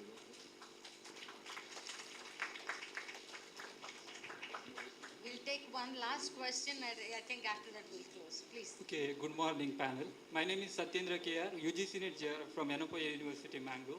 So my question is, just now ma'am is speaking about debt to GDP ratio. So actually we are trying to bring it down to 50%. But my question is, there are many nations, their debt to GDP ratio is high, but they are still doing good. So it's about reducing debt to GDP ratio or taking more debt and using that efficiently in our in our fiscal policy or else, so that we can grow better. What is more important here? Yeah, absolutely, I agree with you that this is something which has to be looked at, how efficiently you are using the funds. Definitely, I think a country like India definitely needs more resources which can be used for improving the growth as such. And there are many countries which have much higher debt to GDP ratio. There are many concepts, absorptive capacity and things like that. Now, I think, I think I completely agree with you on the point that we can certainly enhance our kind of this thing, provided the borrowed resources are used for productive investments. Okay, I think that is where it's very, very important. And this particular question is something which has been debated constantly. Not only your 50% of debt to GDP ratio, but also 3% of fiscal deficit. Okay, having 3% as a number, same kind of a number for all states, union government, state government, how justified it is and from where it has come. I think it's a very big debated issue. Okay, I think but you have identified the right kind of a thing when you say that yes, a country like India can certainly increase its debt to GDP ratio, but we need to definitely make sure that the funds are utilized for productive investments. Okay, that is where it's very, very important. So I think that's something which that's why I think now we are talking about using these capital investments for nudging growth, basically promoting growth using the capital investments. I hope we'll be in a position to succeed here, and I think this is an important topic. You have to keep in mind elasticity of tax. So if tax buoyancy, what is the question of tax buoyancy? And you find that your tax is going by 1%, but welfare is going by 0.8%. That means the more the tax, it won't serve any purpose. So you have to see, I think, tax buoyancy, and also per capita GDP. Now you see, yesterday we discussed that in one case America has per capita GDP $85,000 as compared to 2,500 in the case of India. So 1% there means what? 1% here means what? You have to keep that in mind. So several issues are there, very interesting issues. And you have to keep on working. The right solution may not come, you will just be close to right solution. But we must think, discuss, and I'll finish with that. The whole thing is that, and I think, Madam, see, in good countries, when budget is presented, it is discussed in different fora before budget gets presented. We call it mini publics. So mini publics concept is not there in India. When you are in office, when our AG Sahib is in office, he does everything and it doesn't come to public as such. World Bank and IMF was doing that. When they came to India, they are going to look and corners of talking. If they have been coming to our people, I fail to understand. Why can't we go to our own people? I think we are sitting on their leg only. If they are not there, they withdraw. We are out. And therefore the concept of mini publics has to come to India. Don't say they are uneducated. Don't say they don't understand. They understand. What is good and bad you do, I think you can have their approbation. If you are doing good, you get that. Very much, sir. Thanks, Indus Business Academy, for the opportunity given. Thank you very much. So due to paucity of time, we cannot take more questions. I thank the panel for their illuminative perspectives on public finance. Thank you, Dr. Gayatri ma'am, for your powerful concluding remarks and also for rekindling the curiosity by the question answer session. Yes, and thank you, Dr. R.K. Mishra sir and Dr. S.S. Somra sir for your deep insights. Thank you, Dr. Yashwant Kumar ji, for your data and the unspent resources with your accounting acumen and also the challenges on governance. So I thank the panel members once again. I would now like to request Dr. Uma ma'am and Dr. Uday Shankar sir to present the mementos to the panel members.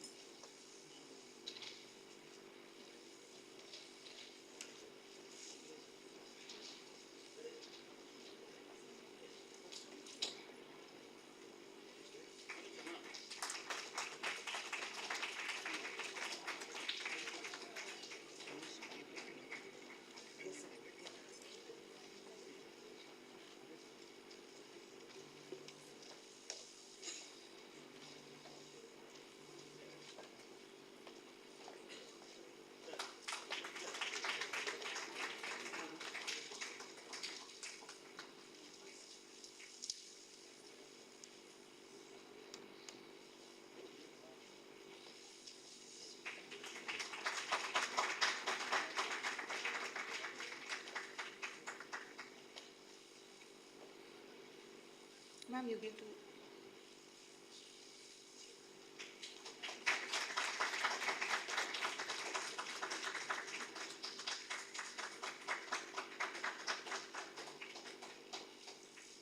Thank you, everyone. We would now break for tea and resume the session by 11.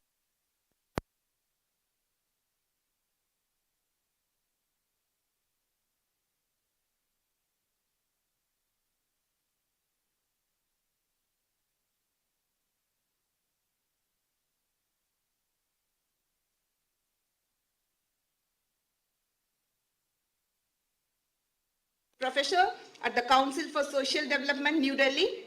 Professor Tilak also contributes as a visiting professor at the Kautilya School of Public Policy, Hyderabad, and as visiting faculty at the Indira Gandhi Institute of Development Studies, Mumbai. Renowned for his academic leadership and contributions to education and policy, we are honored to have him with us today. Sir, please take up your place on the dais.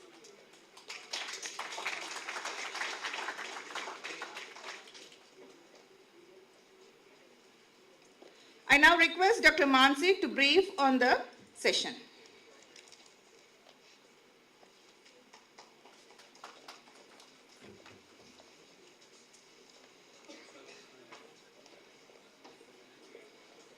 Good morning, everyone. I welcome you all to this panel on higher education for a knowledge society. In the digital era, higher education plays a central role in shaping human capital fostering innovation and preparing societies for rapidly changing economic and technological landscapes. This session will reflect on how universities and institutions can nurture critical thinking, research, and skills that are relevant for a knowledge-driven economy. As we move toward a more knowledge-intensive and innovation-led future, the role of higher education in building an informed, skilled, and socially responsible society becomes even more significant. We are privileged to have with us Professor J.B.G. Tirak sir, our distinguished speaker, whose insights will guide this important conversation. Thank you, and I would now like to request our esteemed dignitary, Dr. R.K. Mishra sir, to session this chair.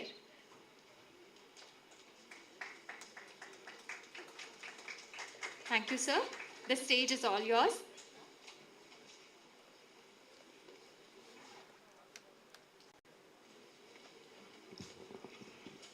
Respected Tilak Sahab, respected Professor Deshpande ji, and all esteemed invitees. It is a red letter day for me to sit by the side of Professor Tilak. Professor Tilak is one of the foremost scholars in the area of public policy on education, not only in India. His work is cited, quoted, discussed, and used in the formulation of public policy on higher education in so many countries in the world. Professor Tilak's work, some aspects are very nice, I think, and most of us should read, and we have been the beneficiary of trying to read, what he has done. But on financing of higher education, anybody would come across citations, the studies by UNESCO, the studies by UGC here, by government, and many international bodies. So many citations which reflect one thing, that the inputs which have come from him, they are very useful for improving the quality of higher education, which is a very, very important issue. Even I think his contribution on NEP, a report submitted by former head of the ISRO, a wonderful report, I should say. His papers on NEP are also worth reading and studying. We have had a book on higher education, employment, and economic growth, and that was published by Routledge only last year.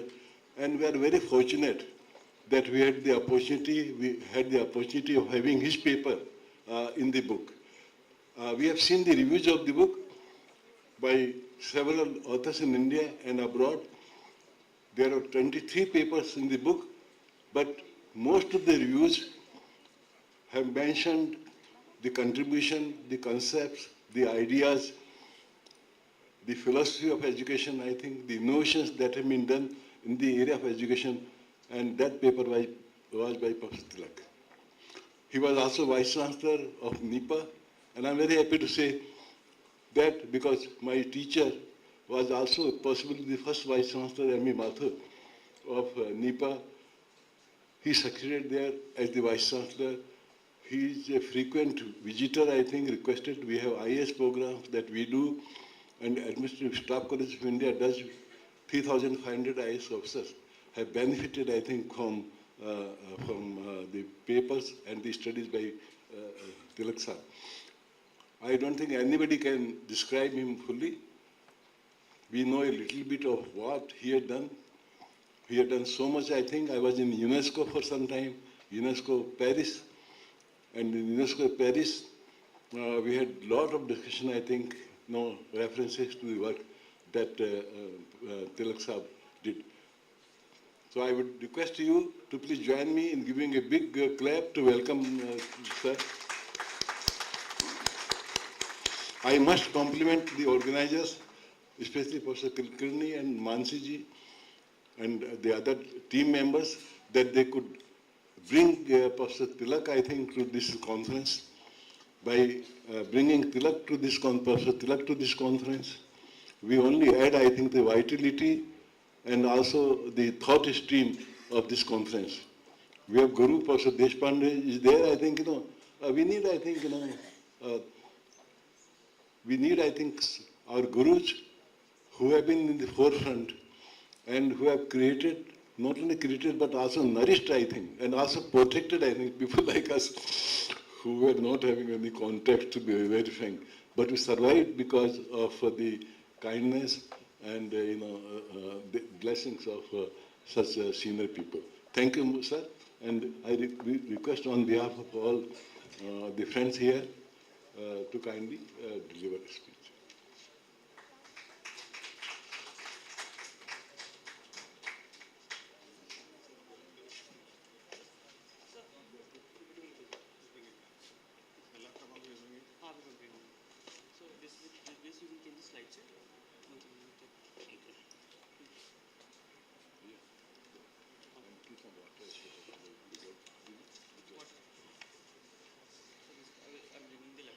Yeah. Namaskar to everyone. My esteemed friends, Professor Deshpande, Professor Mishra, and many other distinguished personalities who assemble here, and my dear young students. At the outset, let me express my gratitude to Dr. Mansi Bansal and the Indus Business Academy for giving me this opportunity to be here, which I feel it is a privilege.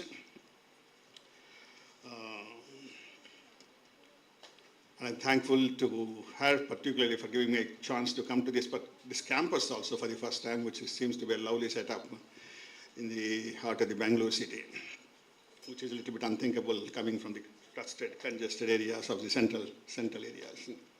Thank you very much.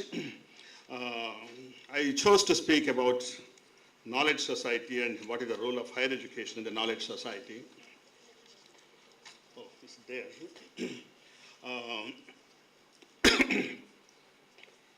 Before beginning, let me say, in fact, Professor Deshpande has said that you should end in time, and if that is the case, then the session is over already.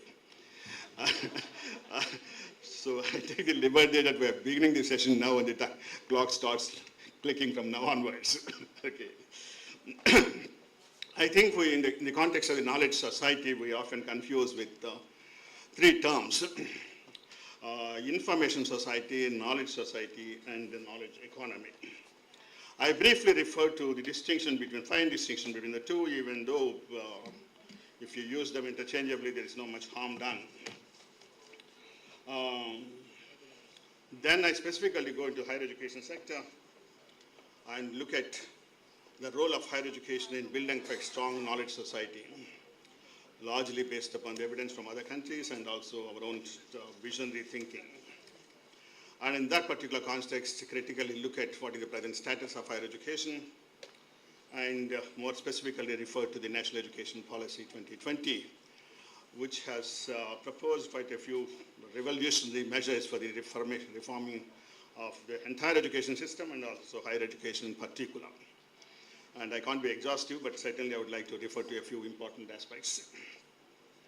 And finally conclude with a brief comment upon highlighting some of the critical things that have to be done quickly.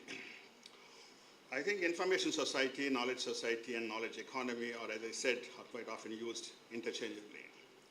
Information society is one where information is the key driver of social and economic activities, of all social and economic activities. And I feel that knowledge economy goes beyond information economy and information society, because information society is the building block for the knowledge society, but knowledge society is much higher than that. A knowledge economy focuses on mastering, creating, sharing, and applying knowledge to improve the economic conditions in a big significant way. A knowledge economy is generally defined as an economic system where the production of goods and services is primarily driven by human capital consisting of knowledge-intensive activities, intellectual capital, etc., rather than physical capital, which has been our main area of discussion for a very long period. A knowledge economy is an economy where knowledge workers and highly skilled workforce, and not just workers or literate workers, or just educated workers matter. I think quite some time back, Professor Tapas Majumdar has referred to saying that we need digital computer literacy and digital literacy, and at that point of time, many people almost made a laugh joke at it because we are still struggling with the problem of basic literacy. But I think digital literacy became the basic need nowadays. Production, growth, and employment are heavily reliant in a knowledge economy on the creation and distribution and application of science and technology, information, knowledge, with innovation and human capital being the key source of value. Advanced level of knowledge about production, diffusion, and use of technology form the basis for key economic activities in a knowledge society, knowledge economy. And they go slightly more to the knowledge society which is broader than the knowledge economy, and people are encouraged to develop critical thinking, problem-solving skills, and creativity in a much larger social setup. A knowledge society is a broad social structure focused on creating, sharing, and using knowledge for overall development. It's not only for economic growth, which is the focus of knowledge economy, but the knowledge society focuses on social progress, human welfare, and cultural development in a big way. While the knowledge economy is itself while the knowledge economy is an engine to the knowledge society, where wealth is generated primarily from knowledge, information and innovation, shifting focus from physical capital to human capital and intellectual property. The knowledge society encompasses social, cultural, political aspects, aiming for justice and equality, whereas the knowledge economy focuses on efficiency, particularly economic efficiency, competitiveness, and economic growth through knowledge application, and etc. Let me not go in detail to some of these concepts. All these three terms, as I said, information society, knowledge economy, and knowledge society are often interchangeably used, ignoring the fine distinction between the two, but of course, no damage is done, even if you confuse between those three, to some extent. However, I prefer using the knowledge society, which is inclusive of the knowledge economy. And all the three concepts require really a robust education systems, continuous skill development of the human people, of the human beings, producing a high quality of human capital, specialized and otherwise, and policies that promote innovation in a big way. And given that, I think for the knowledge economy or the knowledge society, education becomes the pillar. And within education, obviously, is the higher education or the universities that matter. In fact, which other institutions, even though schools and colleges, training institutions all matter, but higher education has a very specific role, perhaps a relatively more important role. As I said, I recognize all of them, but I focus more on higher education because of its unique role in developing a knowledge society. Universities contribute to building the knowledge economy in a big way, producing what Trader Shulj has stated long ago, a specialized human capital. While education in general produces human capital, higher education produces specialized human capital and higher public goods both nationally and also globally, which helps in introducing innovations in the production system and society at large, providing feasible solutions to the socio-economic issues, and in all positively impacting the economic growth, income inequalities, technological advancement, and quite importantly, social and political development of the nation.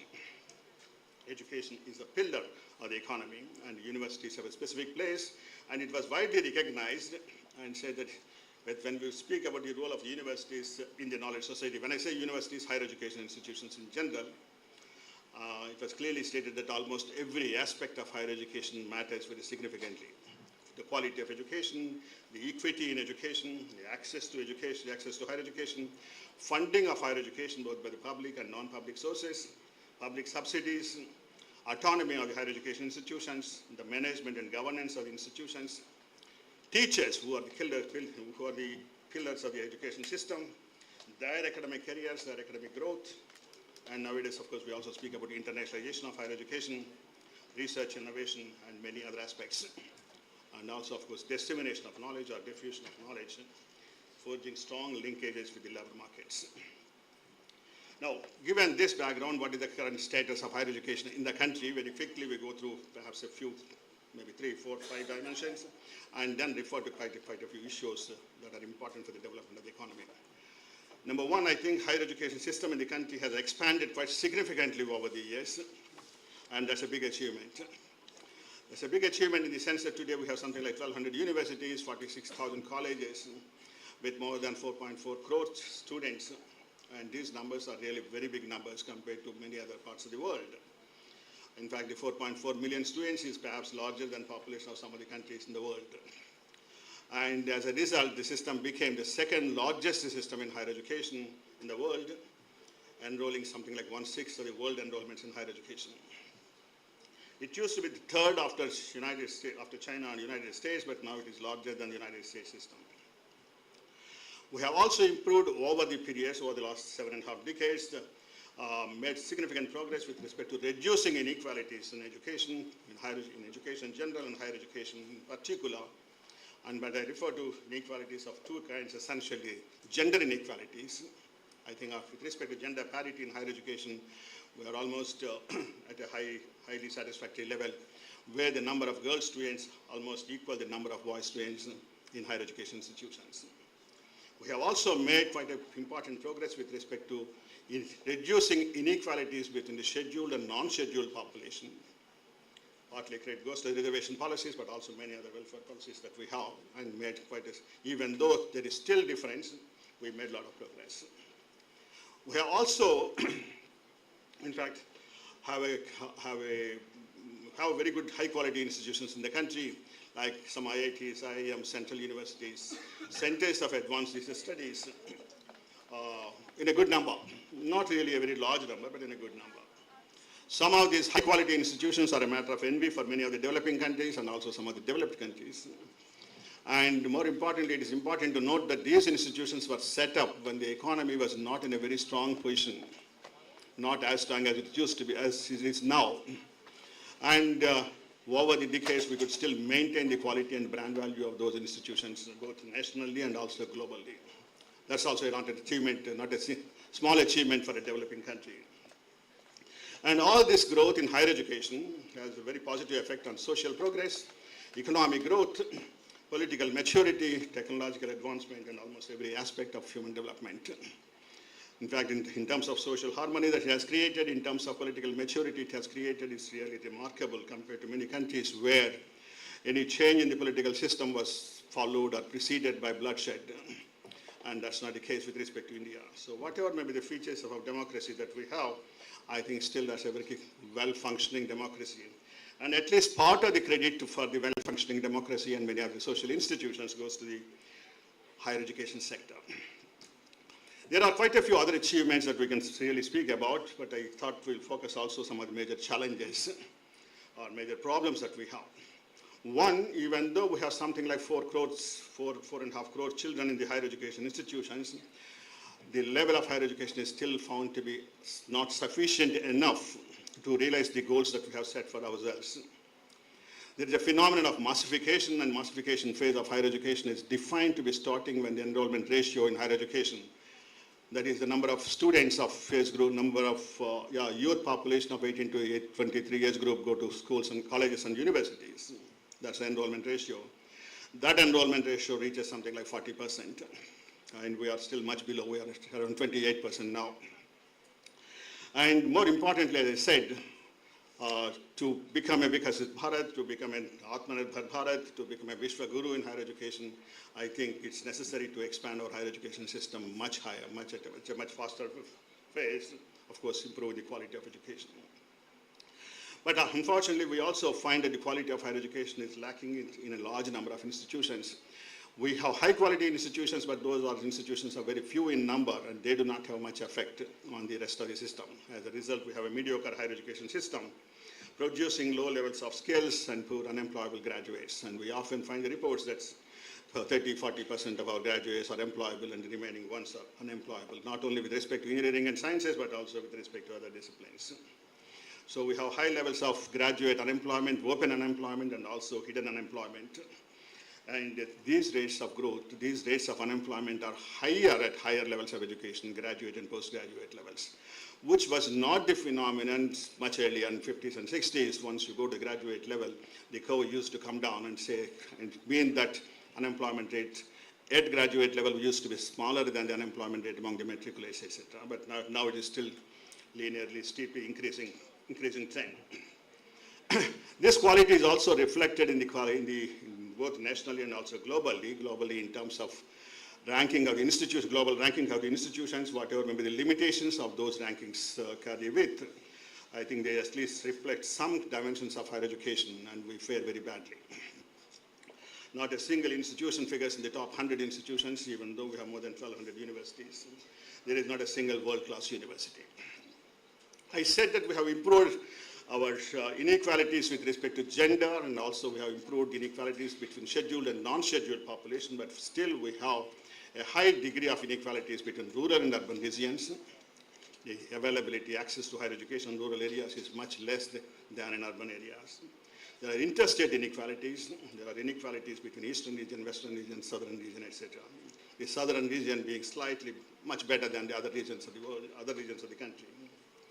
And also inequalities between minority religions and other religions.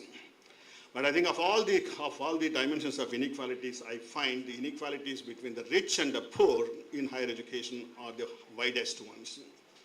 And not only they are the highest ones, but they are also increasing. Inequalities are increasing over the years, which should be a matter of serious concern of all the policymakers. We still have a large number of problems, particularly with respect to funding of education. The public funding was stagnant for quite some time, was also declining quite some time, depending upon the kind of indicators that we look at it. If you look at in real prices per student expenditures, I think they are coming down, even though in millions of rupees, that's increasing marginally. While the costs of education are increasing, both for the individuals and also for the institutions, the declining budgets pose really serious problems. So as a result, the fee levels, both in public and institutions, and also, of course, not to speak about private institutions, are quite high, and they are increasing very, very rapidly. We also tend to rely upon the student loan programs, which is also a measure of cost recovery in higher education. This increase in the household cost of education poses the problems of affordability, poses of access, equity in education in a big way, and we have to really address these problems. We used to have a system of higher education which was funded largely by the state, but also significant amount of contributions used to come from philanthropic sources. In 1940s, 50s, before independence, much higher, of course, even at the time of independence, around 50s, something like 5 to 6% of our education budget used to come from philanthropic contributions voluntarily. Now it's almost zero. And philanthropic contributions dried away completely. So today we have this higher education system where either the state finances or the students finance or both of them finance and nobody else. We also have a serious problem of teacher shortage almost at every level of education. Again, a problem that we have built up during the last several years. And a problem that has come up particularly since the beginning of the 1990s is a very large growth of private sector in higher education. In school education also, and also in higher education. We didn't have really any private universities with the number in 60s, 70s, 80s or so. They started in 1990s, and today the higher education system in the country is something like one of the largest in the world. More than 2/3 of our higher education institutions are in the private sector, and private fee-relying institutions, fee-dependent upon institutions. We also have some structural features with respect to higher education, which is also a more recent phenomenon that's happening. Some of the disciplines on higher education are growing very fast, like engineering, technology, management, commerce, financial management, etc., and many other disciplines, for that sociology, philosophy, social sciences, liberal arts, natural and physical sciences are also, in fact, their relative importance is coming down. And with the decreasing number of students, many of the departments are also getting closed in the universities. And many of the new institutions that are coming up, both in public and much more importantly, the private sector, increasingly confine themselves to these quite attractive disciplines of engineering, management, technology, etc. And that itself creates different kinds of problems. We also have a large number of institutions of higher education, both universities and colleges, which are having which are specializing in only in single discipline. Monodisciplinary institutions or silos in higher education have been a big phenomenon again of the 1990s later, not earlier. Earlier, we used to follow a traditional definition of a university. A university means to be universal in its scope, in the areas of study, in its coverage of the geographical population, etc., etc. But today, we are increasingly getting some universities focusing on only one particular area and some other colleges focusing only on one particular area, whether it is engineering colleges, whether it is technology universities, medical universities, etc., etc. Today, we also have a high expansion of higher education, particularly since the beginning of the 1990s. The rate of growth in higher education is much higher, and a large part of the growth is because of private sector, but also because both in public and private sector, unregulated and unplanned expansion that is taking place. Quite often, even the public institutions are found to be lacking, not necessarily following all the rules and regulations. So the governance system is described as a great failure already, and we have to do something very seriously.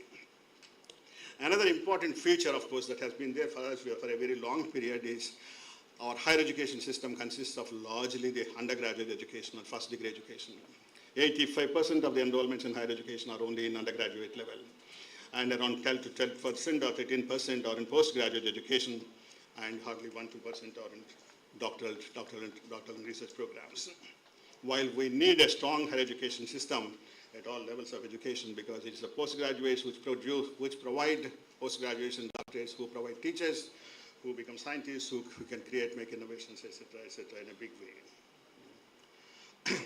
Second, with respect to quantity of higher education, I said yes, we have an enrollment ratio of 28%, and even though we have made a significant progress over the years, from something like less than 1% in 1950-51, we have reached this 28%, and if the linear growth is, long-term growth is allowed, perhaps we'll still be reaching around 38-37% by 29-30, given the present trends that is happening, and that is still not sufficient to realize our goals. So quantitatively, there is a big problem with respect to the number of students enrollments, and there are quite a few other issues. As I said, one of the important problems that we have is with respect to shortage of teachers. And teacher vacancies are very large in almost all levels of education, whether it's primary schools or universities, central universities, state universities, or IITs, IIMs, etc., etc. Nearly 5,000 posts are said to be vacant in July 2025, and while some are being filled, and many still are left unfilled.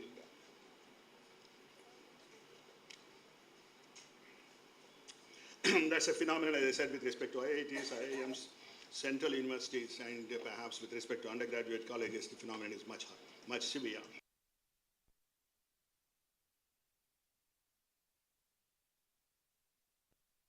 Quality of the growth or quality of higher education system in a big way. What we need is something like a continuous recruitment system, but that we almost stopped. And today we are talking about doing something of that kind, but still we have really no problems. I referred to the quality dimensions of higher education briefly, and there are not really very good, strong measures to reflect on the quality, but what we have is something like accreditation by the NAC and other bodies. A large number of universities are still unaccredited in the country, universities and colleges also. In fact, particularly if you speak to some other people in the other countries of the world, they were really surprised that 70, 80%, 90% of your system is unaccredited, and how is it possible that the system functions for such a long period? That can be a short period for a short period, but not really for a long period. So we have, if you see that how many universities, how many colleges are really accredited on the 4 or 5 cycles, we have hardly 2-digit numbers, or not even 2-digit numbers, and they are very small numbers. And among those which were accredited, I think many of them are still at the medium level and lower level, certainly not at a very, very high level of A grade or A plus, etc., of the NAC category. And some other important dimensions of quality of education, quality of higher education, are reflected in the research contributions of our faculty. And India's share in global research publications is very, very small. I think after some jump from 3% today is coming to something like 5% in terms of total number of research publications. Quite interestingly is the research contribution of relative contribution of the IITs to research contributions is much higher, while people expected that central universities would do a lot. And that's not happening. Still IITs dominate, and still we have state universities, state deemed universities, private deemed universities are also taking up a large number of research programs. And still we find that a large public sector of higher education and also quite a few other institutions have to increase their contributions to higher education, to research. A phenomenon that I briefly referred to already is a graduate unemployment. We find that at the graduate level, something like 20 to, today 30% of the graduates are unemployed, which were, the figure was around 20% more than 10 years ago. And at the postgraduate level, at the graduate level, unemployment has increased from 31 to 37%. And that's really the highest figure that we find in independent India with respect to graduate unemployment. If you look at large number of institutions that we have among the QS rankings in the perhaps 2026 or so, the top 10 institutions, of the top 10 institutions, all of them are IITs, IITs and a technical university, Anna University, perhaps, is it Anna University? Yeah, Anna University, that figure in the top 10. And in fact, as I said, not even top 10, sorry, I should rephrase it. There is not a single institution in the top 100. Among the Indian institutions, among the Indian top institutions, 7 institutions are IITs and 1 is the Anna University. There is only Delhi University, the comprehensive university we find, and the other one is the Indian Institute of Sciences. There are quite a few institutions that figure after 500, 600, etc. And counting all of them, today we say that we increase the number in a big way to something like 74 or 84. But that's not really, that doesn't matter much because they are very, very lowly ranked. And yes, I have seen these dimensions of inequalities that I referred to. What we find is that even though the gender and enrollment ratios are still wide, we have made improvement over the years, and the inequalities are much less with respect to gender, caste, and cost. But inequalities between rural and urban, inequalities between eastern region and western region, inequalities by religions, and inequalities by income quintiles are high. If you look at the difference between them, or if you look at the ratio between the top and the lower category, top quintile and lower quintile, or urban category and rural category, etc., you find the differences are the highest with respect to inequalities between the quintiles. And we still have something like a large number of students have to still come. As I said, one of the important problems that we have is the public finances. And public funding for higher education has been stagnant for a very long period. And today still it's around 4%. While the goal that was set up long ago, I think in 1968, the Kothari Commission has suggested that we should spend something like 6% of national income on education, but that we have not done it. And as I said, it's still 4 to 4, it's oscillating between 3.9 to 4.2, 4.3 between several years, often going up and down. But I think that's not sufficient. We also have a huge deficit in public funding of higher education because we didn't realize this goal. Had we spent 6% of national income on education from 86 onwards, as suggested by the Kothari Commission, today the financial problems in higher education would have been much smaller, not much shorter. Certainly the system would not suffer from underfunding. The other important dimension that we look at the R&D, research and development, which is a very important pillar of the knowledge societies. India accounts for a very small proportion of the total R&D expenditure by the governments in the world. And it was something like 3.1%, but within the country, hardly 0.6% of GDP goes to R&D activities. And that's being increasingly recognized, and some efforts are being made, but I think still significant efforts are required. Within the R&D expenditures in the country, I think central government meets a big share, something like 40%, 43%, and state governments have very small budgets for the R&D. Public sector industry meets 4.4%, and private sector meets the second important source of funds. But much of the public sector expenditure on R&D is on defense activities, and while much of the private expenditure on R&D goes to applied aspects, particularly drugs, pharmaceuticals, IT, and transport facilities. Within higher education, if you look at the R&D expenditure, I think that's quite important. Now, before going to higher education accounts, higher education expenditure accounts only for 8.848% of the total R&D expenditure in the country. And within higher education, R&D expenditures account for only 0.6% of GDP, 0.06% of GDP, which is infinitesimally small and not at all favorably comparable with the rest of the world. I think that's the point that I say. 0.06% of higher education budget goes to R&D, while this is much higher at least in quite a few other countries. And we need to increase not only the total expenditure on higher education, but total expenditure on education, total expenditure on higher education, but also within the higher education sector, expenditure on R&D. It is increasingly we realized that you need to improve the human capital and the quality and the quantity of human capital in the country in a significant way if you want to become economically advanced, and we want to become an economically advanced country because it's Bharat by 2047, and hence we need huge investments in human capital. And it has grown at something like 1.1% during the last decade. The human capital index, measured as the rates of return multiplied by the years of schooling, a standard measure of human capital index, while the rate of growth in the human capital is much higher with respect to many other countries, including middle-income countries have experienced a much faster rate of growth.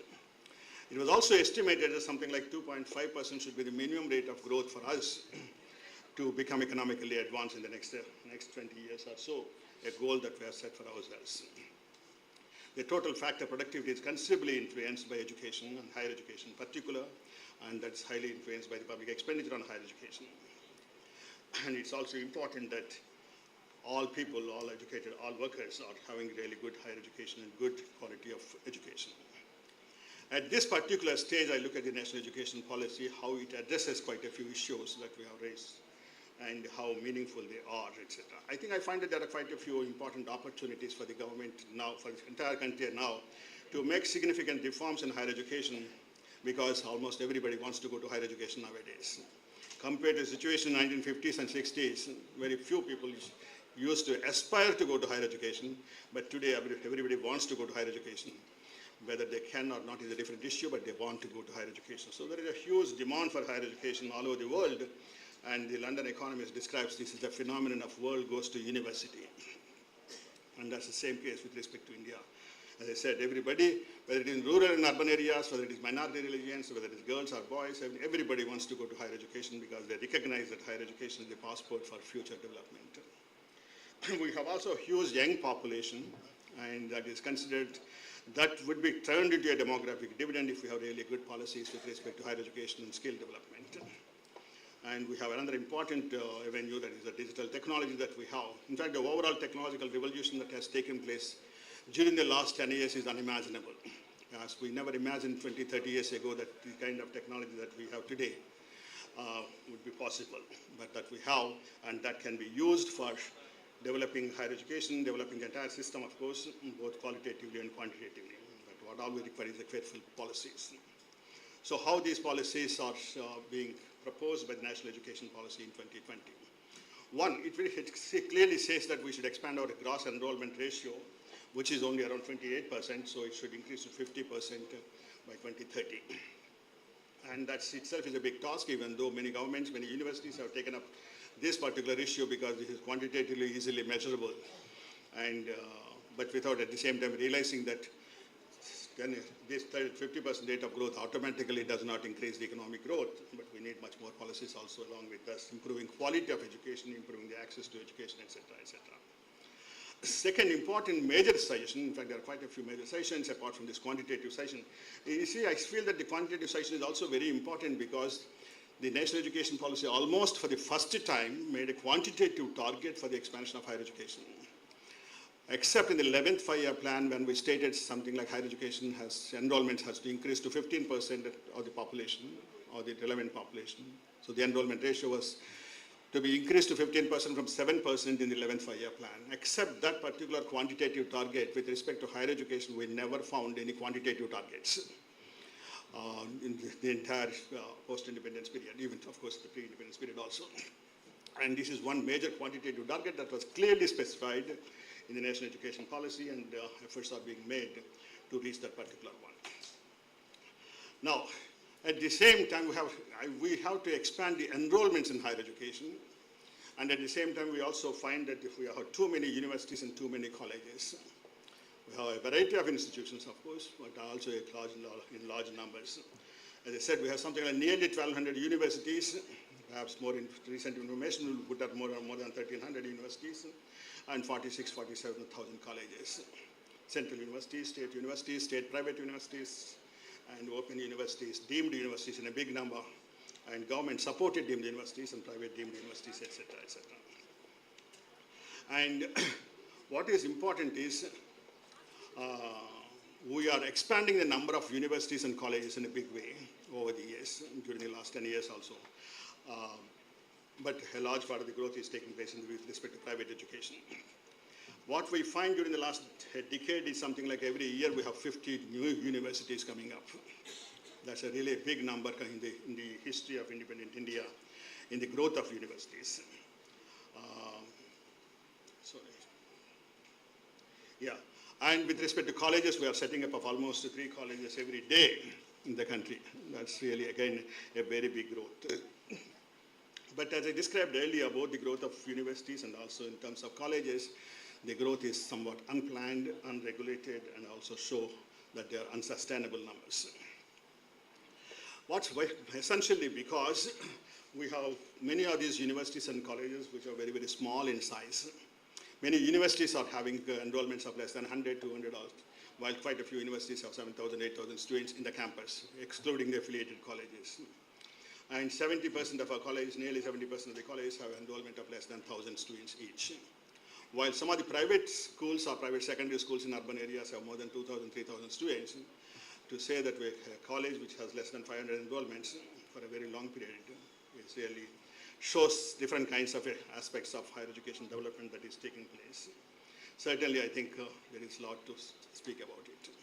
What we have is too many universities, and something like in states like Gujarat, there are 93 universities. In Rajasthan, 87 universities, and Uttar Pradesh are 83 universities in the state as a whole, both public, private, central, and state, of course. And these are really very big numbers. In states like Andhra Pradesh has something like 40 universities, and Karnataka is slightly less than 40 universities. Similarly, we have colleges in large number, and unevenly distributed across many states. Uttar Pradesh having more than 8,000 colleges, Maharashtra 4,600 colleges, and so on. And a large number of colleges are also very small in size, of course. And quite a few districts, of course, some of them are urban districts, including this particular city.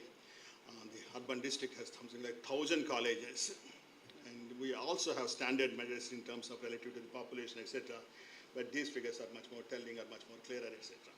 So a district having something like 300 colleges is also a big number. And if there are small colleges, and if there are colleges everywhere, what's the problem? I think it should improve the access to higher education, and perhaps that's the kind of philosophy that we have been following for a very long period. But as a student of economics, you find that these small universities and small colleges with 100 students, 200 students, etc., we are incurring a huge loss in terms of economies of scale. The university can accommodate 5, 6, or 7,000 students. The National Education Policy proposes minimum reforms, minimum enrollments for each university and for each college. Something like 20,000 students for a university and 5,000 as a minimum size of a college. If that is the case, perhaps in which case we'll reap better economies of scale. So we lose lots of economies of scale with these small universities. And secondly, much more importantly, if they're everywhere, what happens? If they're everywhere in every district, they have quite a few universities. Some districts have more than 5, 6 universities in the country. In fact, some state governments have a very clear policy, have to have at least 1 university in every district, and there are more than 1 on average in the country already. So if the institute, if the universities, I don't speak about primary schools are perfectly fine, but if the universities are there everywhere, they become local institutions, parochial institutions. Particularly lacking diversity because students do not come from the other district. They don't have to come because the entire education from KG to your PhD levels can be had in the same district. And if you lack diversity, that's really a big loss to the educational aspects of higher education. Because diversity is considered as an important pillar, one of the 4 pillars of higher education, widely recognized, even though the Delos Commission has highlighted, of course, much more significantly. We also recognize that diversity is important, but UGC has very narrowly defined diversity in terms of scheduled caste and scheduled type population.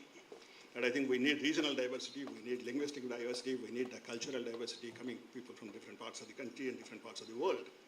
That's also the reason why we would like to get international students. In fact, traditionally, many universities outside the world, in the better parts of the world, have given scholarships to the developing country students, essentially to enrich the campus life and learning in the campus in a big, significant way. That's a big virtue, big, significant benefit that was envisaged. But today, of course, they are changing the policies. Now they are getting international students essentially to make fee revenues from those students. So as a result, what happens is if the students are coming from the same district, if the teachers are also coming from the same district, if the administrators are also coming from the same district, that's also quite possible because of our employment policies of the state governments. Then the horizons of knowledge get extremely restricted. And so extremely restricted, I figuratively say that we will be like frogs in the well and looking at that area as the whole universe.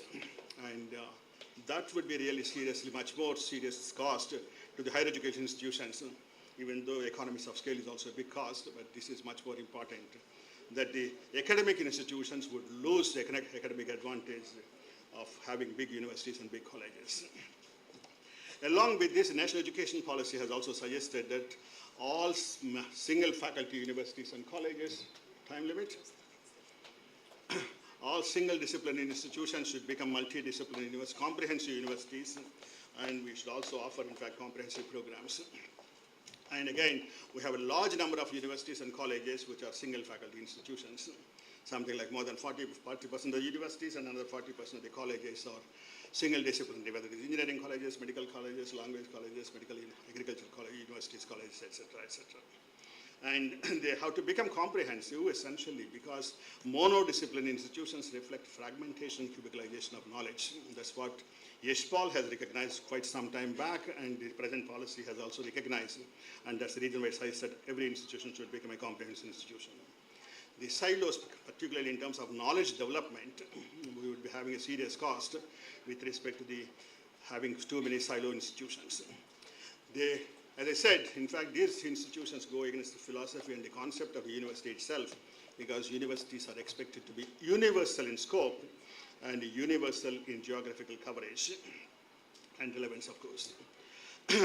And many people in India clearly commented upon these universities, particularly single faculty deemed universities, but also other universities, as perhaps we cannot call them as universities at all, if we are serious with respect to the term. Why should we make them as comprehensive universities, multidisciplinary universities? Because understanding of many of the present-day theoretical and empirical issues require really an approach from an understanding of different disciplines, a multidisciplinary approach. And also, of course, it provides students flexibility, choice to make a mix of studies in different areas of study, which would also help them to get better employment, etc., etc. The policy also says that we should focus on liberal arts, and that should become an important part of these comprehensive universities everywhere, multidisciplinary programs everywhere. It's not only comprehensive universities, but the programs have to be multidisciplinary, in the sense that a student will necessarily have a core discipline or also other disciplines in liberal arts. So it's not sufficient that if an IIT starts at School of Liberal Arts or an IIM starts at School of Liberal Arts separately and runs programs independently of these things. Students are expected to take a mix of these courses. That would produce better graduates suitable for the entire world. A major suggestion that was made by the policy was restructuring the curriculum, the 4-year undergraduate program. There are quite a few other important problems with respect to multiple exits, multiple entries, but I think an important positive aspect is to make it multidisciplinary, liberal arts first program, and also introduce skills as an important component. So they provide skills, component skills, research capacities, okay, and also Indian heritage. I'm almost asked to conclude. Let me wind up.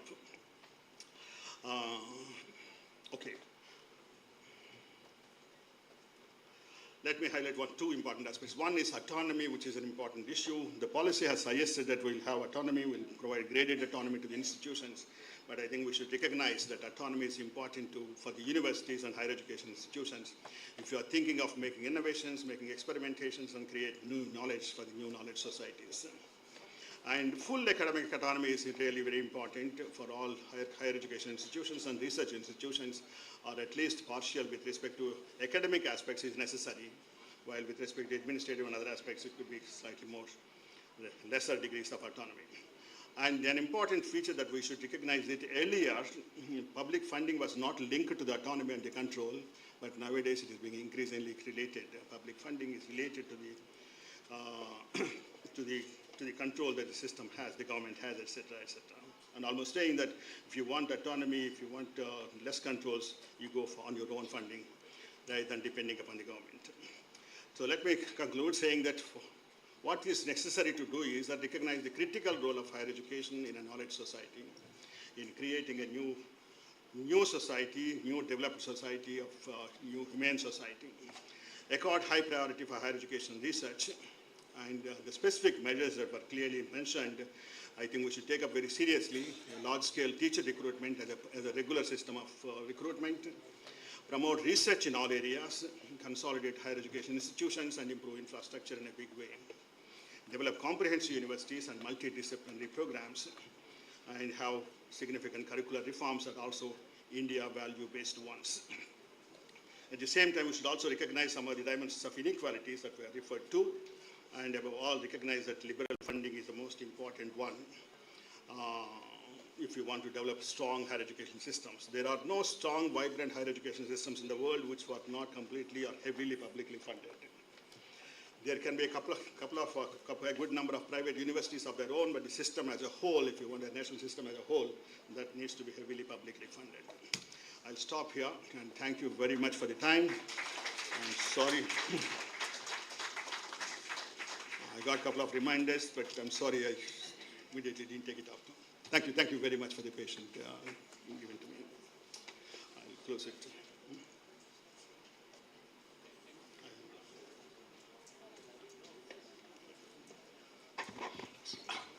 So friends, we had a mind-boggling presentation. And please give a big round of applause to Professor Tilak. I was working in an institution which was overseen by Professor Deshpande. And we had an opportunity of having Amrit Sen coming there, and his lecture was in crisis in higher education. It is a lecture in print, and anybody would like me to send the lecture, I'll be very happy to share that lecture with all of you, because it is in print. But a couple of things. I don't think there is any aspect of higher education, that field, which has not been covered by him. Number two, he has covered both the past, present, and the future. He has also talked of challenges. And in a way, I think it is important because this lecture has come from a person who is actively playing on the ground. And I must thank, Professor Kulkarni, Professor Mansaji, the IBA team, to have persuaded Professor Tilak to be here to enlighten all of us. But I'll just take 2 minutes. See, I was in Belgium, and I was surprised that Belgium spends 40% of GDP on education. He talked of China. China spends $365 billion. I was in China. We spend $55 billion. So, you find, I think, big change there. I was in Sichuan University. The way they teach is different. Here, we have system of hierarchy. But Dean was sitting there, and around Dean, I think research scholars were sitting and circling. And that was the system, I was surprised. I was there for 15 days in Sichuan University. And also, I think, duration of courses, whereas we want to make MBA or MA 1 year, When you go to China, the duration of the course is 3 years, I think. Now, we must go and see. When we talked of, number of positions of teachers which are vacant, please take the case of Toronto University. I was in Toronto University. I was surprised that there are 10,000 teachers and 20,000 students. See the budget, I think, center of the city, I think, every professor has every possible thing, his own budget. Once the budget is given, even vice chancellor doesn't come in the way, I think it is left to the professor in the department. Even selections I see. And I would say that more regulation has made system more inefficient. Professor Deshpande is here, and you are there, you are two, I think, big gurus. But when we were the research scholars, it was the professor who was keeping an eye on us, and he was more concerned whether we are interested than our capability. Because professors have the capability. I, as a student, don't have the capability. Whether when I sit with teacher, can I have some of his capabilities coming in me, and can then I produce a research? That is gone now. We have tests, examinations, ranking, and all that. But finally, you are left with something like 1,500 private universities, but quality issue is there. And quality has gone down. I should not comment. I think there is a very serious issue. Massification. You can increase for any number of things. But does that massification improve the quality? Because world is concerned about quality, not, I think, numbers that you have. You increase numbers also because you want to be good on the UN index of quality of life and all that. Classes. We are very inefficient in using of infrastructure. There are universities, I am not jealous of them, 300 acres, IIMs 300 acres, IIT 1,700, 2,000 acres. I was in the UN university. In the UN university, it is just 1 acre, but the university would open at 6 a.m. and would work up to 2:30 a.m. 6 a.m. in the morning to 2:30 a.m. next day. Here, we believe in lock and system. Moment class is over, there is a lock. University is locked. I think, you are locking the knowledge, I think. That system of openness is gone. I think we believe in hierarchy, we believe in safety, we believe in reporting. But in all that, where is the work that should come? Then we talked of, finances, I think. We take the American model. When you want to take American model, then best of the universities, they don't depend on the government and others. Half-heartedly, we are following that model. But the question is, and I have done that exercise, and also we can quote Amrit Sen and also Professor Tilak, if I am correctly, in the primary education, the rate of return is about 14 to 16%. When you come to higher education, the rate of return is 9 to 10%. This is higher than the rate of return that you get for 100 top companies in our country. You take, NSE index, you take, BSE, the rate of return, average rate of return for the business enterprises in India, both in the public and private sector, is not more than 8 to 9%. Because the way, and I think you have done good work on that, the way we calculate rate of return is very, very important because we are calculating rate of return on the past prices. We are not calculating, because they are two irrelevant figures. Your income and expenditure for this year and your investment of previous years. Therefore, the rate of return that you get, it doesn't really tell you whether you have been on good track or you are deficient, I think. So, finances. Why can't we go for R&D bonds like US? R&D bonds have given enough money. If I take the entire physical infrastructure of the university in our country, how much land they have, how much of fixed resources they have, based on that, I can easily have, the education bonds, infrastructure bonds. There are a number of kind of bonds which America has done, I think, with many other countries have done. And in our country, stock markets will be happily, I think, to take. We should try that. And you don't have that of finances. The only thing is, when you take money from the market, you also have to be accountable to the market. How do you use? I think we discussed the question of efficient use of resources. Are we using the resources very well? So there are so many questions, I think. Quality is a very big issue, and one thing is certain, only that economy will grow which is a knowledge economy. Only that economy will grow where boys have critical thinking. where they can find out, they can separate milk, I think, from the water. They are not afraid of speaking, what they feel about the policies as such, and the teacher-taught relationship. Based on that, sir, we are very grateful to you for this wonderful talk, and I am very sure that most of us, I think, because we are in the field of education, will mull over at the issues that and the observations which Professor Tilak, made. So, finally, I think, because he is my guru also, so I think that is it.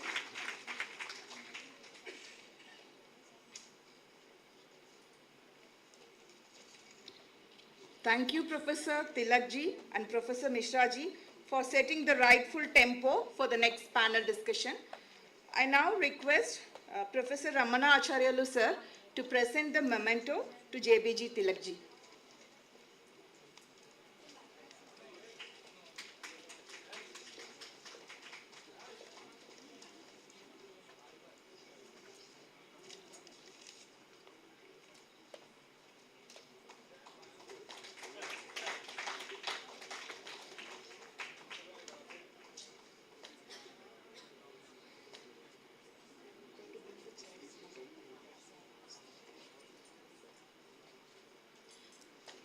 We now move to a very interesting panel discussion, Roots to Resilience, Education, Heritage and Sustainable Future.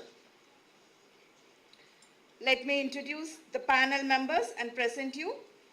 Dr. Nagesh Prabhu, Senior Deputy Editor, Hindu. Dr. S.R. Keshava, Senior Professor, Department of Economics, Bangalore University. Dr. Sridevi Gumadi, Professor, University of Hyderabad.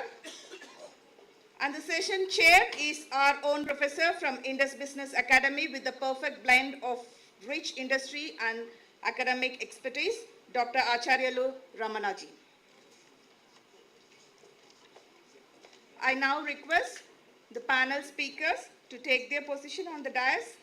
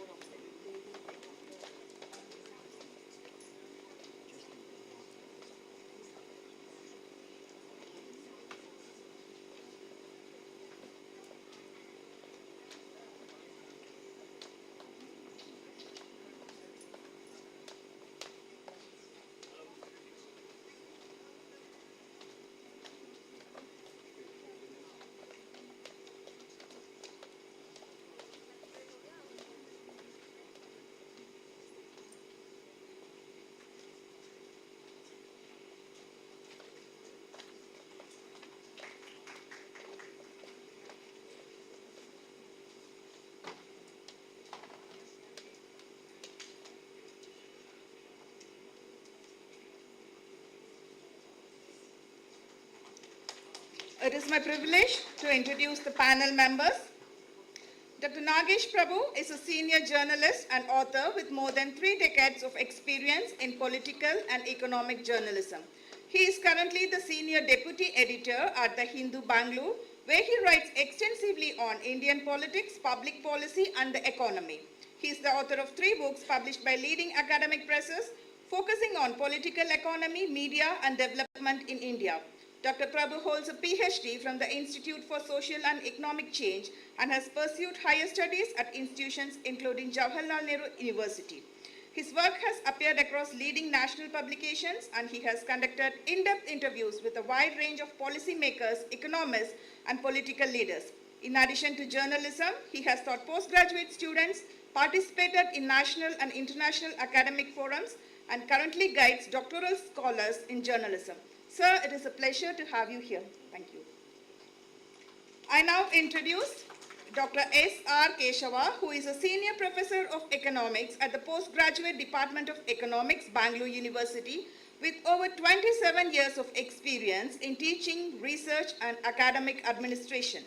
He is widely recognized for his contributions to public economics, development economies, and Indian economic policy, with particular expertise in areas such as fiscal policy, foreign direct investment, and socio-economic development. In 2024, he was conferred the National Teacher Award by the Ministry of Education, Government of India, in recognition of his outstanding service to education. Dr. Keshava had authored and edited several books and published extensively in peer-reviewed journals, while also contributing regularly to leading newspapers on contemporary economic issues. He has guided doctoral and postdoctoral scholars, evaluated a large number of PhD theses, and led major research projects funded by national institutions. In addition, he has served in key advisory and governance roles at universities and government bodies, contributing meaningfully to policy, curriculum design, and regional development initiatives.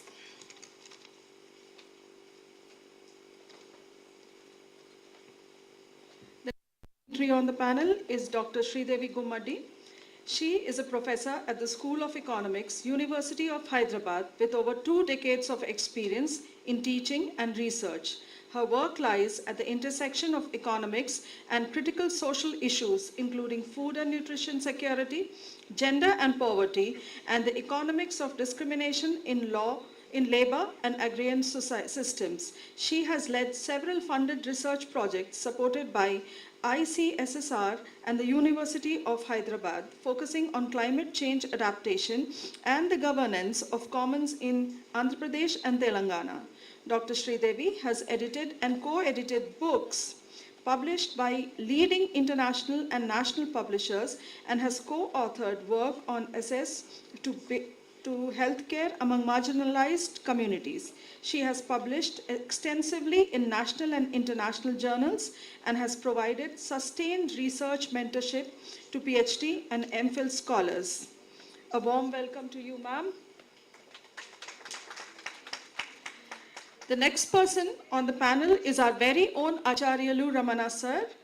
Professor Ramana has over 44 years of experience, combining 15 years of industry experience filled with micro, macro, and global assignments involved in rural development, and 29 years of management, teaching, and research across a range of higher educational institutions in India and abroad.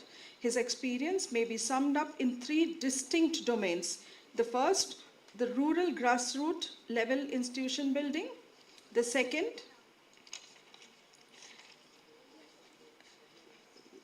developing basic skills and competencies in art and craft of teaching. And the third, in creating framework and approaches for management process based on field actions, otherwise known as action, innovation, and research. A very warm welcome to Acharyalu sir. And now I call Dr. Mansi to introduce the theme.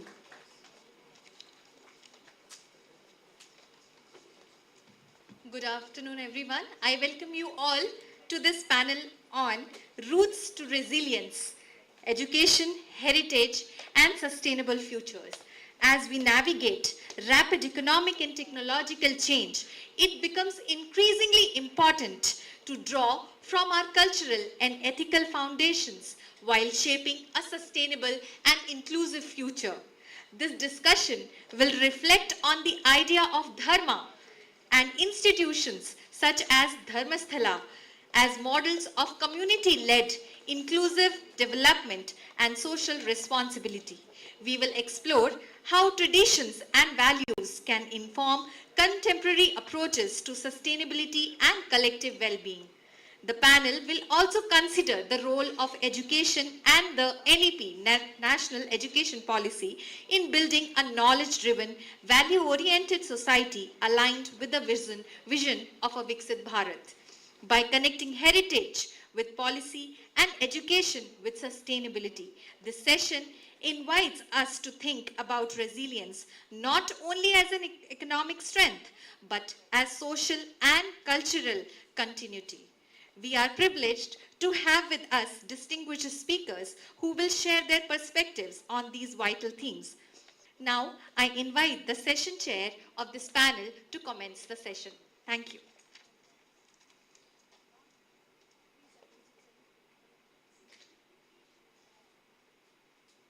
Thank you very much. My role as a session chair is basically to make sure that my esteemed panel members, they give us the insights. So I request sir to begin the discussions because we have a topic which is three-dimensional. Therefore, please open. Yeah. Good afternoon, everybody. I would like to thank you, Indus Business Academy, for inviting me here and giving an opportunity to talk here.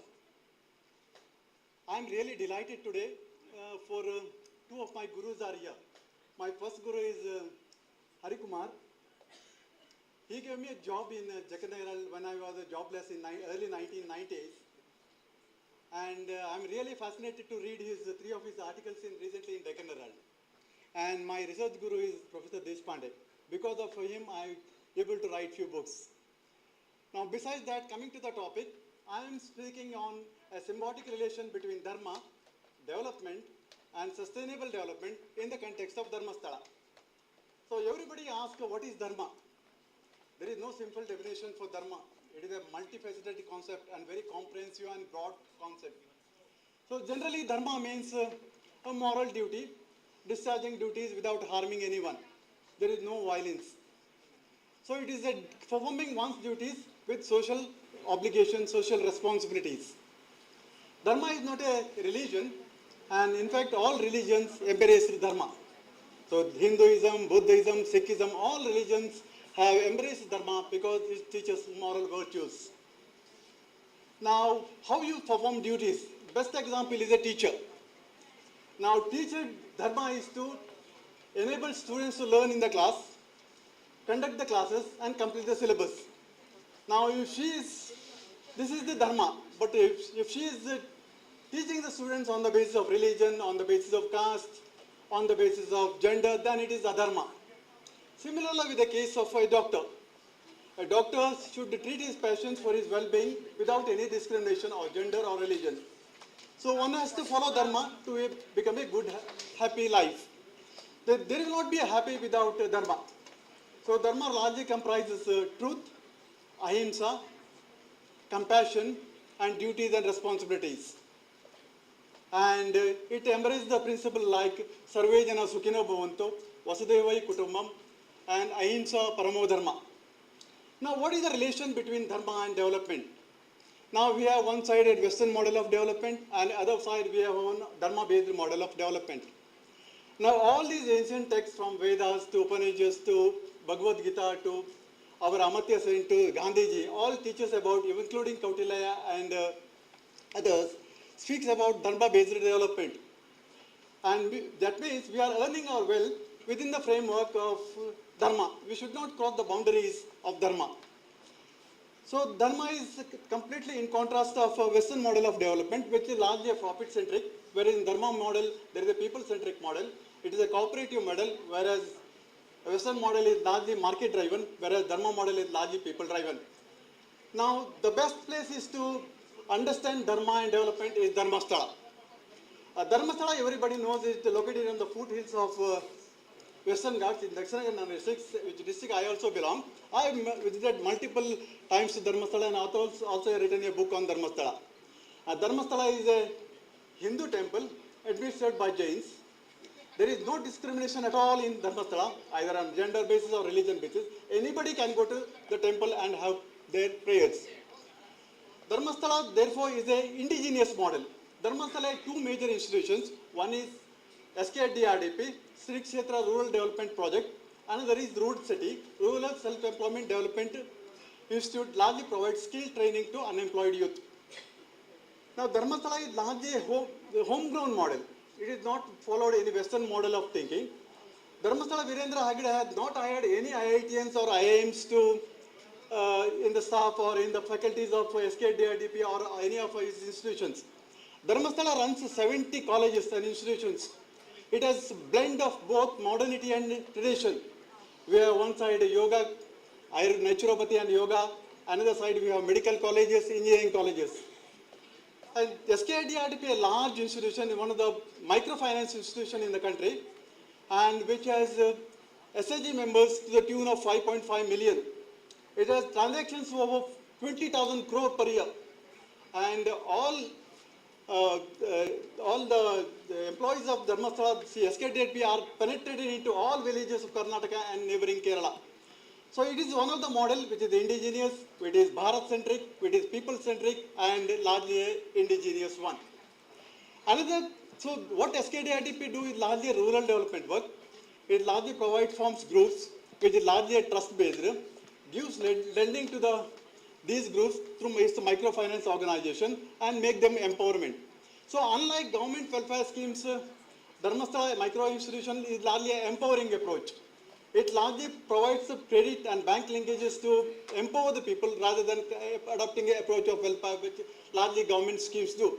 So there is the idea is to make people independent rather than dependency. And Dharmasthala also, as you know, discharges 4 danas. One is Anadana, another one is Vidyadana, third one is Abhayadana, and fourth one is Ayushadana. Nearly 25 to 50,000 people every day having meals or dinner in Dharmasthala without any cost. And also accommodation is almost free of cost. So it's largely based on the principle Atidhi Devo Bhava. So we have Dharmasthala, there is a temple, there is a microfinance institution, as well as there is a rural development institution. And most of these models are adopted by the Government of India and state government. The Government of India has, in 2007, Manmohan Singh government adopted the Dharmasthala model of development by asking the Union Ministry of Rural Development, set up Rural Development Institute across all districts. So Dharmasthala has its own 27 rural development institutions across all districts and 17 states. So it is a people-centric approach, largely understanding the ground realities of the locals, respecting the local needs, respecting the local environment. It has not adopted any Western model of development. So it's largely a pilgrimage center where all people of all kinds of religion go there and seek the blessings of Lord Manjunatha Swami. So I'll stop here and thank you for giving me an opportunity. Thank you.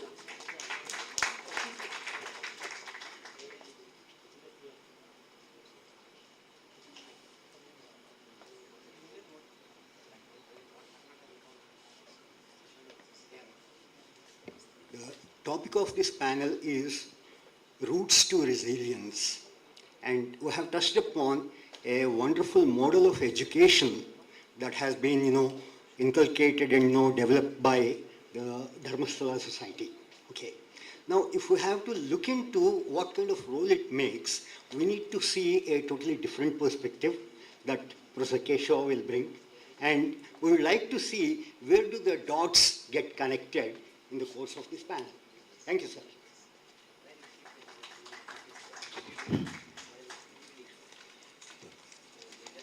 Yeah, good afternoon to all of you, respected Gurus, Guru Deshpande sir, all the galaxy of economists over here, my fellow colleagues and student friends. Indeed, very happy to be here. And when the topic like roots to resilience, education, heritage, and sustainable future was selected for me, I was just thinking, when we speak about the future, we should also remember about our past. When we speak about our past, it is not because of the nostalgia, we speak of the sentiment, nor because it is very dear to us, but it is because it's an evidence to go further. And when we are speaking about the resilience, it gives us a clear picture. Where are we today? Where we should have been today? When we compare ourselves with the rest of the countries, where were we and where we are today matters to us most. And Bharat was not just developed, but it was most developed civilization in the world. Economically vibrant, intellectually dominant, and culturally confident. I'm not just saying it just because I belong to the economics fraternity. It is because even many of the research works have proved. I can quote one of the Angus Madison, this research done by UNDP, clearly tells us India's share of the world economy was unparalleled in the history. Around first century BE, Bharat accounted for 32 to 35% of the world GDP, and later on between 0 to 1000 CE, it came down to 30 to 32, and still we were the largest in the whole world. But later on, by 1000 CE, it came down to 28%, and from 1500 CE, it again fell further to 25, and 1700 CE, it was in between 22 to 24%. This was not just accidental. One, we dominated, and the another, the downfall. Again, when you see why we dominated because Indian knowledge system was good, mathematics was at the peak, astronomy, metallurgy, medicine, philosophy, linguistics, governance, all excelled. They were integrated into the society, which was a part of the economic life. But once, in case if you observe, why things started falling after that. By the time we got independence, the share of the India in the world GDP came down to 2%. This was basically, and in case why it was at the peak, in case if you want to understand why it was dominating, then probably please do remember what Takshashila was, what Nalanda was, what Vikramashila was, what Varanasi, Kanchipura, Vadantipura, Sharda Pita, Jagadatta, Pushpagiri, and you can keep on speaking on these wonderful universities, which were the global intellectual centers. And students not just from the India, but across the world, from the China, Japan, Korea, Tibet, all came to India to study. But what happened after that? Invaders realized that the Bharat's wealth is not only lies in the temple of gold, but in the temples of knowledge also. That is the reason that why they started attacking the education institutions. I can quote, when the library of the Nalanda was burnt, it almost took 3 months. It just did not destroy the manuscripts over there. It brought the India down, and the GDP also started declining. But the resilience was there, the Indian resilience was there, and the disruption of the ecosystem, scholarship, all, they tried to bounce back at every juncture. When you see it, even in 1820, the GDP was around 16% of the world share. But by 1947, as I was telling you, we were only the 2% of the world GDP. So the colonial extraction, how the resilience, despite Indian strong roots, couldn't face that. But because they fragmented the education system, they disrupted the indigenous institutions, they systematically weakened the knowledge systems, and also the colonial education system gradually replaced the civilization continuity with administrative utility. So because of all this, the present attempt is through the NEP that we are trying to reconnect with the civilization roots while preparing for the sustainable future. As I do not go much with the NEP because already Mr. Sir in the morning was reflecting on that, Tilak Sir was reflecting on that. So it is not just shifting away from the colonial mindset, colonial rigidities that which our education system was having. It is basically about the integration of the multidisciplinary learning that which we had earlier in the ancient Indian universities. And the recognition of the IKS and the emphasis on the critical thinking, research innovation, and sustainability are all very crucial at this juncture. So education shapes intergenerational continuity. Heritage provides civilizational confidence. Values sustain societies during uncertainty. Learning must recommend humanity in this planet. So in the education, resilience means creating the ecosystem that does not collapse under crisis, whether it is pandemic, climate change, inequality, or conflict. So in my journey of the academics also I have observed that many of the students from the depressed class have come the long way, because it is not just because that they just worked hard, it is also because of the system support, the resilient support that which the government gave, which the mentors gave, which the entire society as such did the hand-holding for many of them. And when we speak of the education resilience at this point of time, it is about the social connectivity, it's about the emotional intelligence, it's about the problem solving and critical thinking, as well as the purpose-driven learning, optimism anchored in values, as well as the inclusive institution. So at this point of time when the NEP is ushering us the boom, here again the question is, again we should ask who, where are we? We should be refining where we should have been. That is what the capability of the Amartya Sen clearly speaks of. So the idea of the roots to the resilience, often imagine to grow, when we speak of the tree, a tree stands for more than 1,000 years because its roots are strong. Say it resiliates whenever the wind comes, it stands over there. So should be the education system. So our roots lie in our education system, cultural heritage, moral values, and collective memory.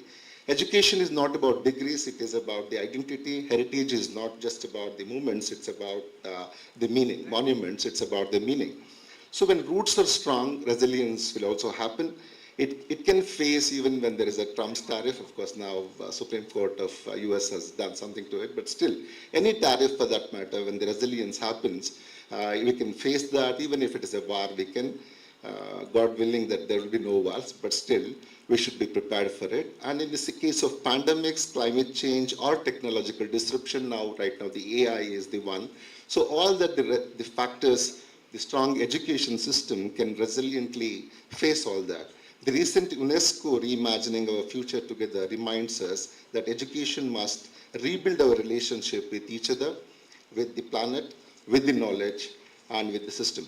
So if we do all that, then probably things will fall in place. And the roots to resilience, when I speak of it, I speak as someone who has education which reformed, which transformed the lives. I speak as someone who believes in heritage as a strength, not nostalgia.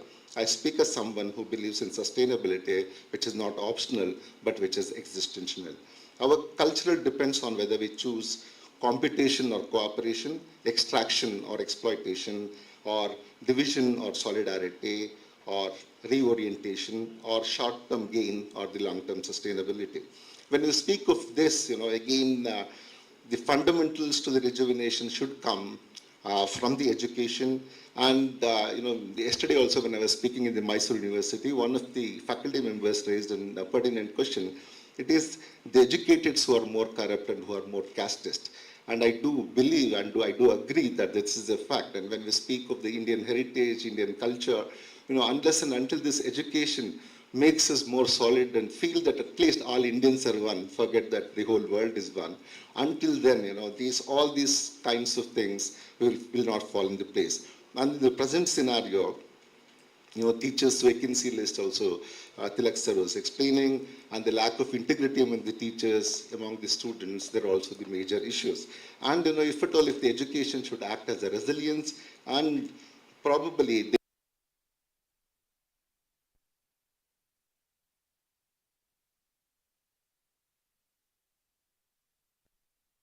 to make that it's an inclusive society. Heritage gives us identity, sustainability gives the purpose. And if our educational roots as an inclusion, human dignity, ecological responsibility, and cultural confidence, resilience will not be a slogan, it will be our lived reality. So the future is not something we wait for, it is something we educate. So I thank the organizers, especially the Prashant sir and Manasi for giving me this opportunity. Thank you.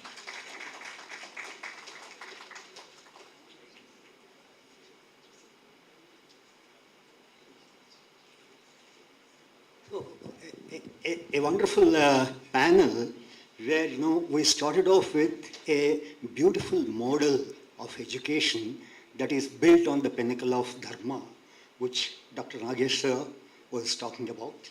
And then we have moved over and look back and see how the golden era of India as Bharat prospered and led the entire world through the educational system over centuries. Now, these two give us to the present day scenario where the stark realities of today are challenging at many fronts. And that is where Dr. Sridevi is going to enlighten us with the kind of issues that are challenging the roots of education, the roots of culture, and the roots of what we need to do for tomorrow's posterity. Okay, ma'am, I welcome you.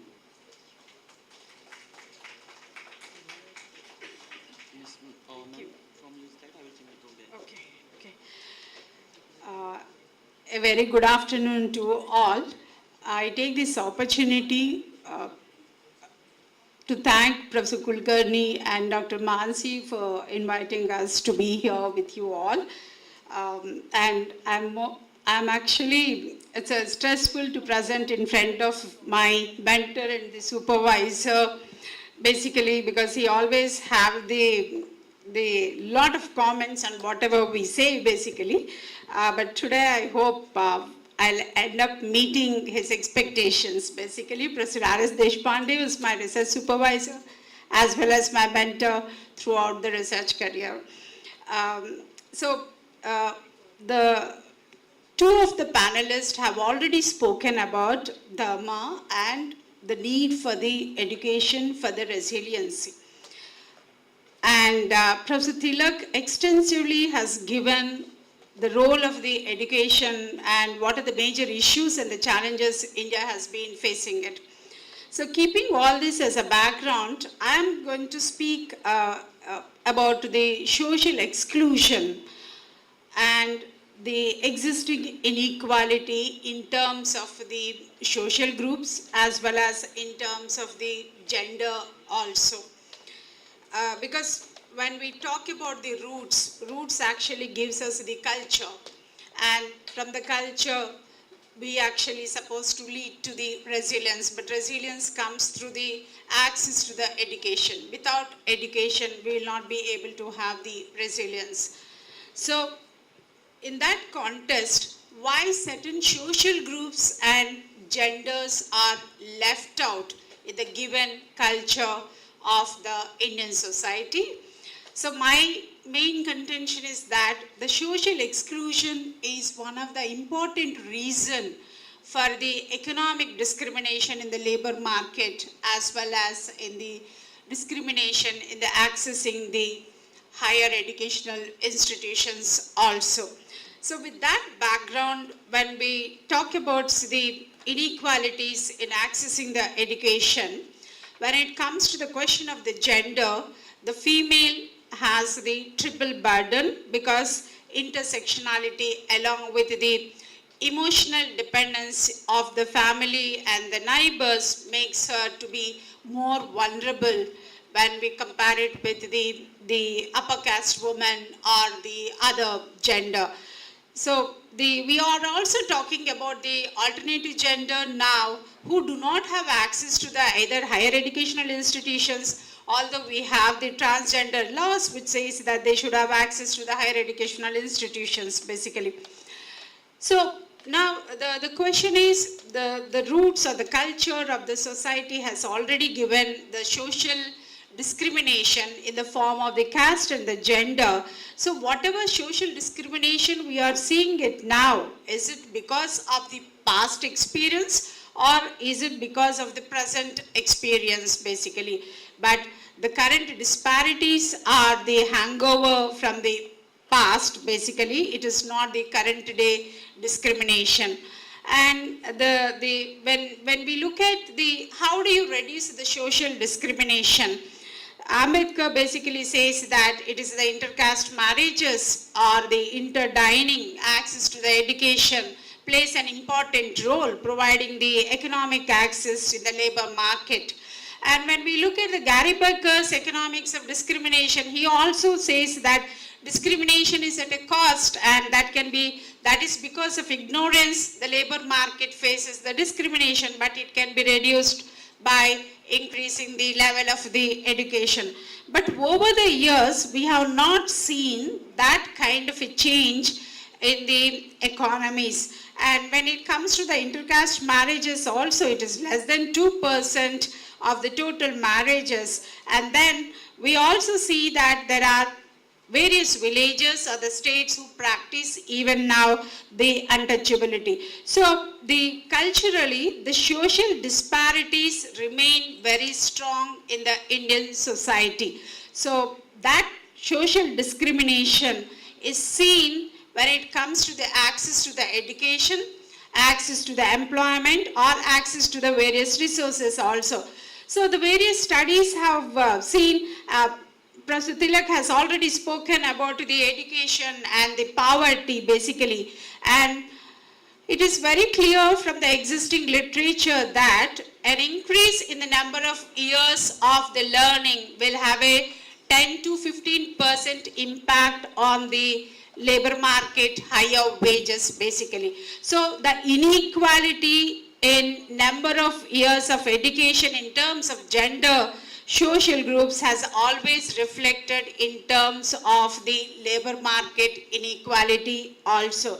So that we see it in terms of the sectoral differences, in terms of the gender, as well as in terms of the social groups also. So if we look at the total population, 65% of the population belongs to the marginalized groups, SC, ST and the OBCs. But their number of years of the learning is much lower when compared with the other groups in terms of the various types of the households or sector or the gender. Similar kind of the disparity is seen in terms of the urban households also when it comes to the different types of the employment also.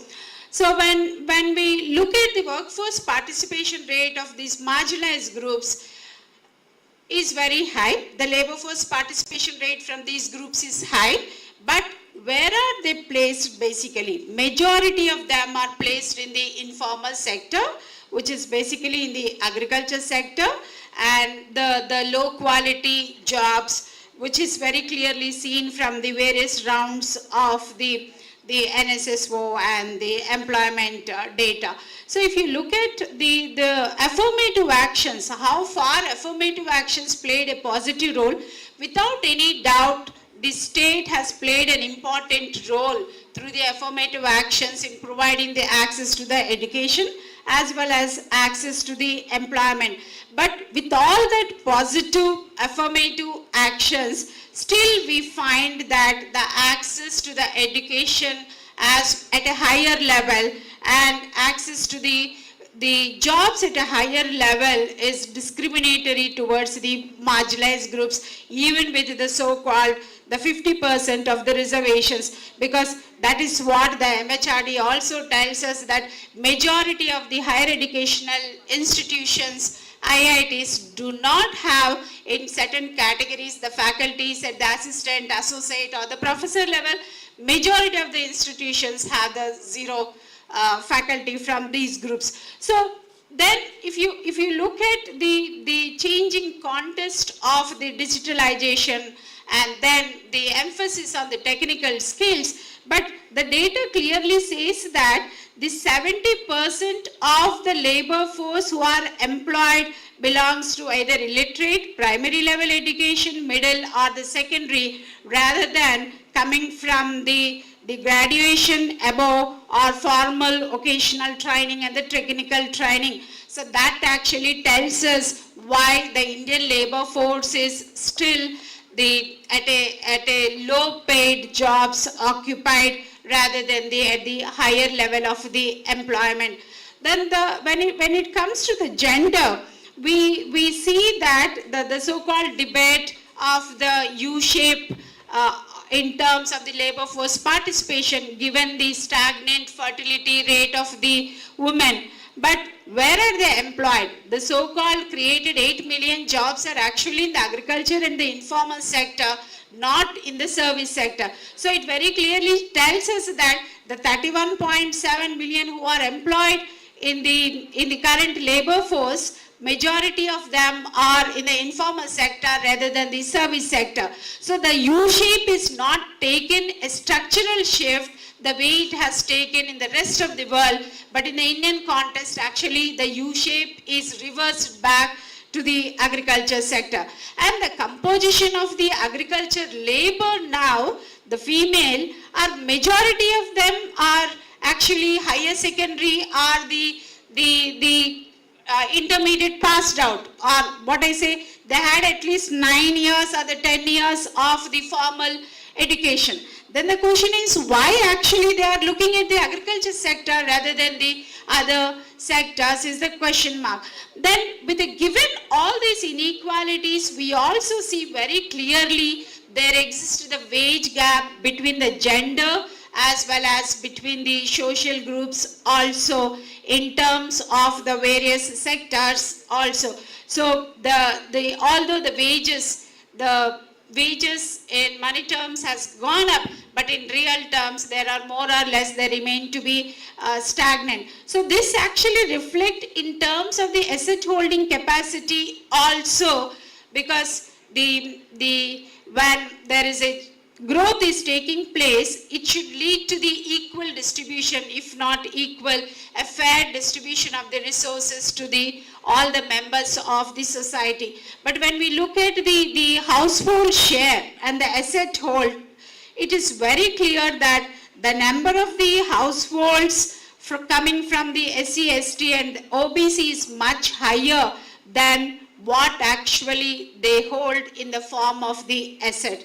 So the assets are also controlled by the dominant social groups rather than the shift to the middle and the lower middle social groups. So same, there exists the inequality in terms of the land holding also in terms of the various social groups. So when it comes to the gender asset holding, there is lot of inequality between the states, between the social groups, and interestingly there is also rise in the inequality within the social groups also. It is not only between the social groups but also within the social groups also. But when we look at the poverty, income poverty, whether whatever method we use it, whether Rangarajan method or the Tendulkar methodology, income poverty levels have come down, but interestingly the food poverty and the education poverty remains to be at much higher level, which is reflected in terms of the 64% of the women suffering with the anemia and 34% of the children below 5 years suffering with the acute forms of the malnutrition, and the existing the gender and the social discrimination in the labor market in terms where 60% of the wage gap is explained by the non-pecuniary characteristics or non-endowed factors. So all this clearly tells us that with the economic growth, is there actually we are trying to move towards an equal resilience for all the social groups, or no, is the larger question, because the culture remains to be more or less same even with the level of education and with the level of the asset holding capacity. So then the larger question now is that, are we actually looking for the social justice with the inclusion and equal opportunity, or we are just looking at the economic growth in terms of only opportunity? So it is important to look at the economic sustainability along with the social and the environmental sustainability rather than looking and the focusing only with economic sustainability. Thank you.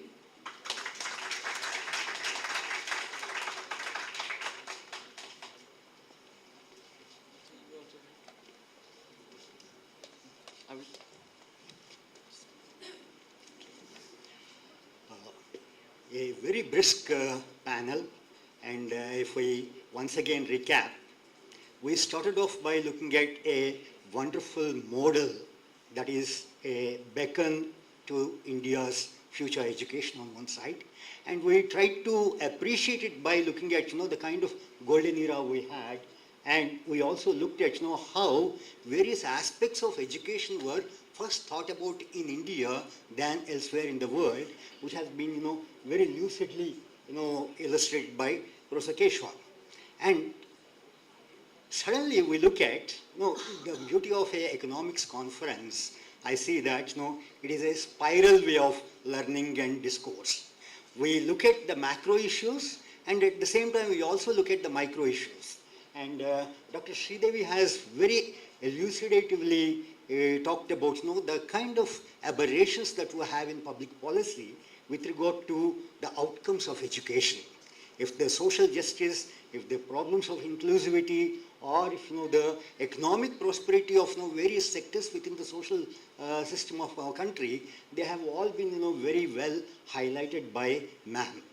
Now, my job is very simple as to how do I connect these three threads, but I seek your excuse, and I would like to speak for 3 to 4 minutes to see how this particular panel's topic has a relevance, and how all of you, the luminaries, the stalwarts of research in various aspects of economics, how you can give us few ideas, few solutions that can really give a sense to the topic of today's case. Sir, could you please? As we refer back, the session is Roots to Resilience. And if we talk of roots to resilience, on one side we have a heritage, on one side we have a rich base on which Indian society has been built, but which is totally today dependent on and relevant and correlevant with the global scenarios. So when we see that, I would like to raise few issues and say, we are talking of sustainable futures. The sustainability by itself talks of how do we preserve today so that the future is going to enjoy at least the similar kind of lifestyle conveniences as we have today, and the kind of the equilibrium that we have with nature is maintained into generations into future. So the question is, what do we save today? Do we save the heritage? Do we save the educational tenet? Do we save the policy? Or do we redefine and rebuild? There is a crisis that is brewing. In some aspects, it is very well already spelled out, but in some areas it is not yet been spelled out. So when I asked this question to myself, what do we save for future? Suddenly I realized that we are basically talking about life. Life of people, life of us, life of our next generations. But we are also talking about not only life of just people like us, just the human sapiens. We are talking of life of every other life form on this ecosystem. And there comes the role and the rule of education. If we were to live as in the Stone Age, there is no reason for us to worry about, because the knowledge at that time was how to be the fittest to survive. But today, it is not just a question of whether we are the fittest to survive or not. Today, it is that the planet that we live in, the earth on which we inhabit, how well that could be seen, how well that could be related to the heritage that we have either in India or in Mexico or in China or in Europe, no matter where it is. But everywhere we have a rich heritage. People's civilizations have very good roots to how they have built over nature. Without nature, the human civilization has never come across, never prospered. So what is it that we are relating ourselves to nature today? That's the question that we need to relate if we have to answer what were the roots and what is the resilience that we are talking about. This is where two concepts come into relevance today. On one side, the anthropogenic impact, or how we as humans have vitiated the ecosystem and the planet. Global warming, environmental degradation, ocean acidification, ecological crisis, and the collapse of ecology in various ways is threatening the existence at the same time as we are prospering very highly with a very fast economic growth and very high neoliberal economic policies.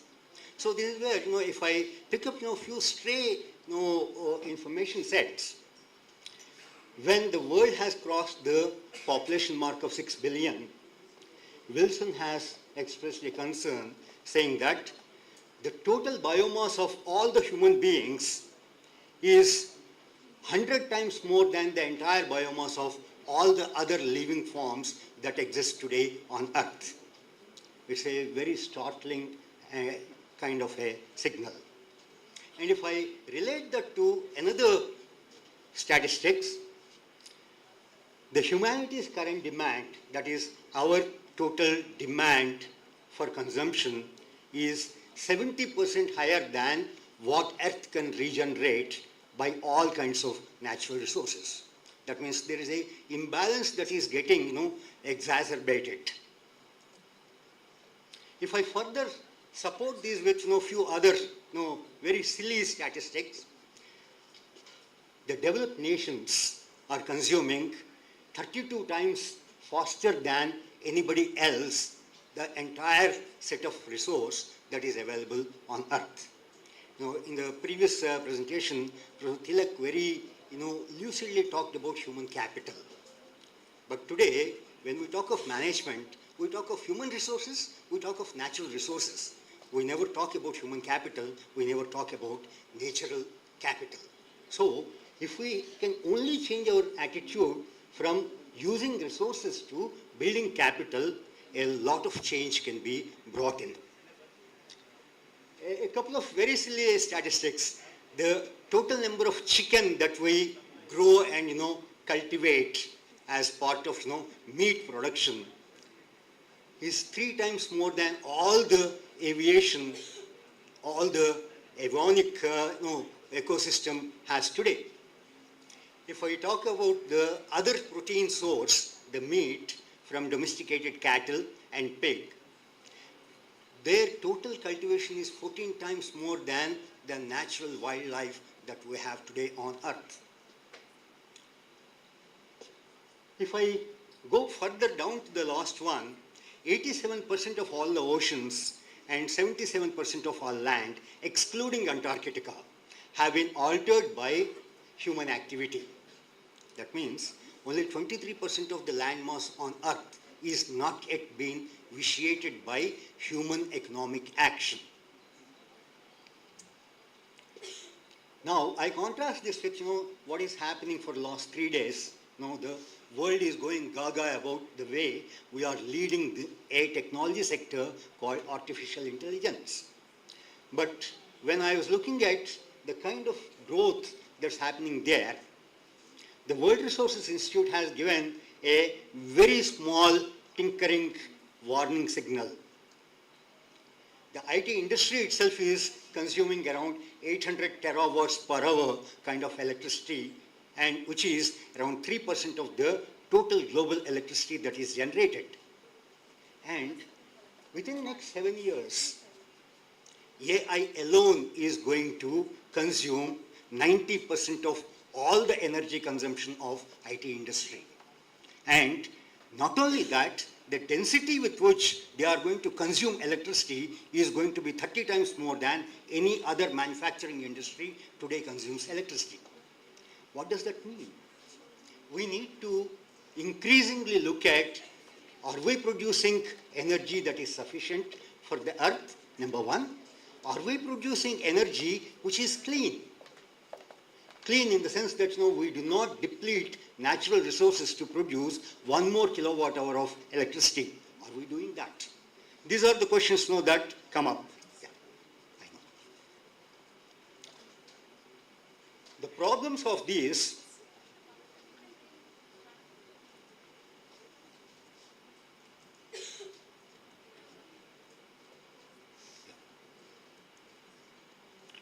require, okay, there's some, okay.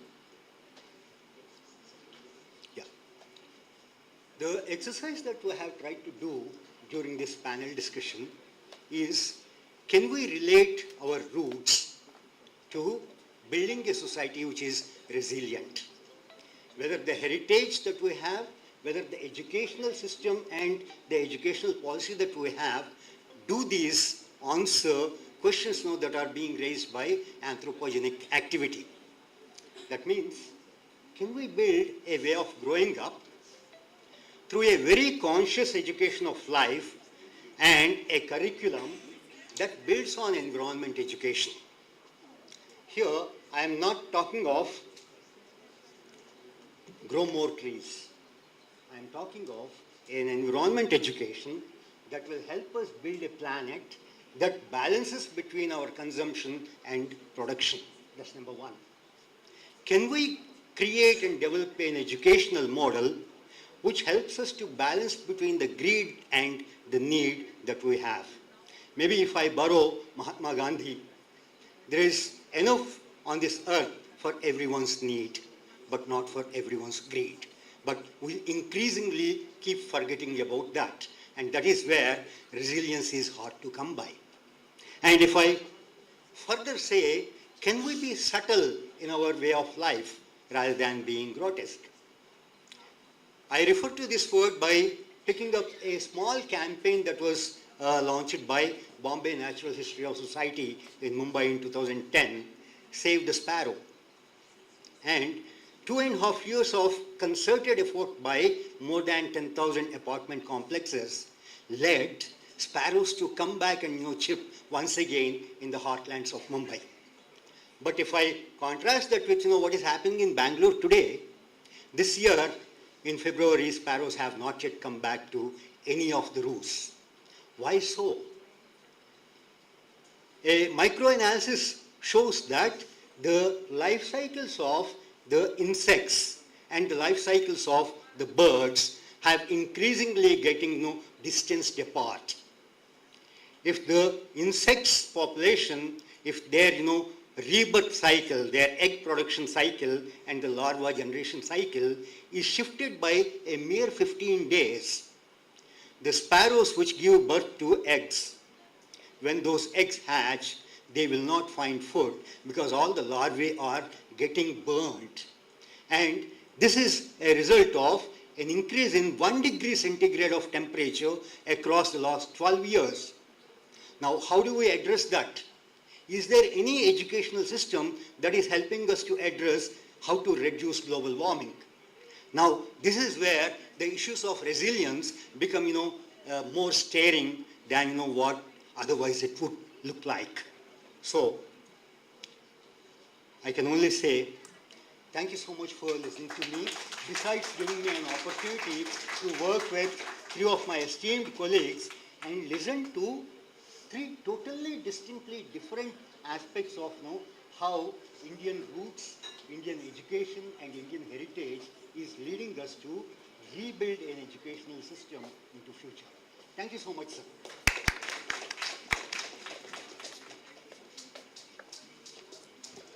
Thank you, Professor, for the concluding remarks. And I thank all the panel members for their insightful deliberations.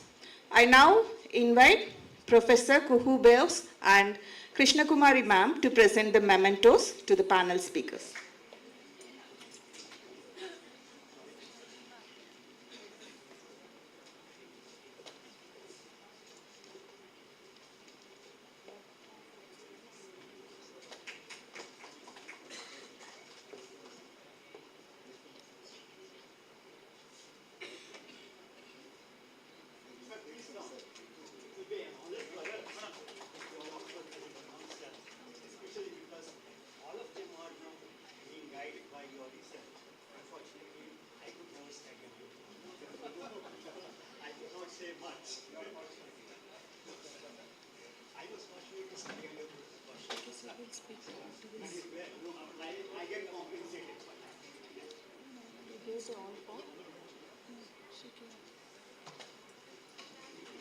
One more.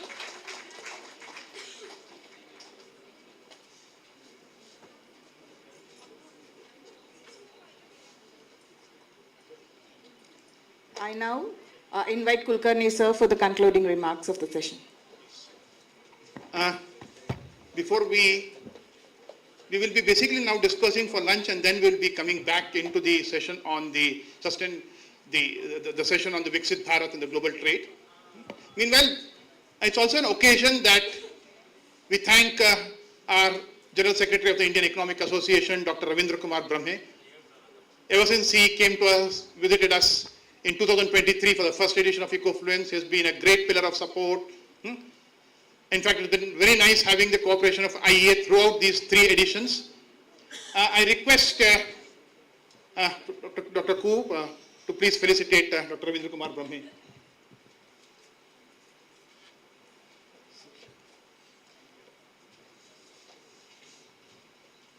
So we hope that we'll continue our association with IEA for many, many more years. In fact, it's also worth mentioning that in the recent IEA conference in Chennai, there are 51 students from our institute who presented a total of 34 papers. And that was something which was quite great around there. And now we'll be dispersing for lunch and we'll be assembling back at 2:20, about 40 minutes from now, to be in the next session on that. Okay, the lunch is arranged in the Santrupti. Our volunteers will guide you towards that. Panel discussion on the topic International Trade, Vikasit Bharat on the global stage. I would like to call upon the speakers for the panel discussion. Dr. K.N. Harikumar, former Editor-in-Chief, Deccan Herald. Dr. Geetanjali Nadraj, Principal, International Trade Policy, Confederation of Indian Industry. Dr. Anurag Asawa, Professor, Gokhale Institute of Political Economy, Pune. Dr. R.R. Biradar, Registrar, Central University of Karnataka, Gulbarga. Dr. Sagarika Ghosh, Founder and Managing Director, Publish for India. Dr. Malini Tantri, Associate Professor, ISEC. And the session chaired today would be Dr. Angan Sen Gupta, Professor, Amrita School of Business, Bangalore. I kindly request the dignitaries to take their place on the dais.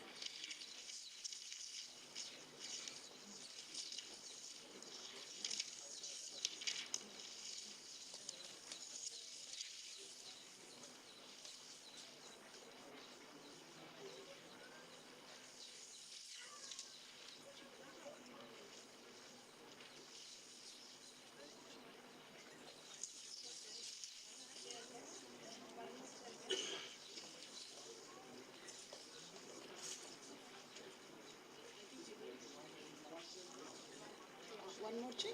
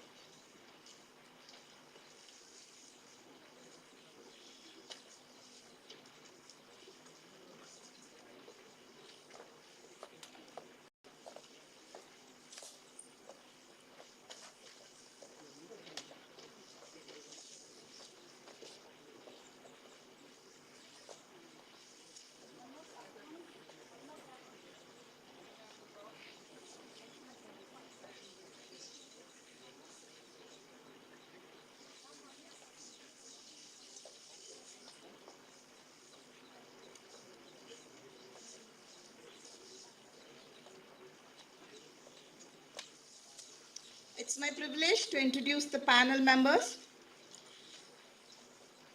Mr. K.N. Harikumar is a senior journalist and media professional best known for his tenure as Editor-in-Chief of Deccan Herald and Parajvani. In addition to editorial leadership, he has held key management roles contributing to corporate strategy and organizational planning within the newspaper industry.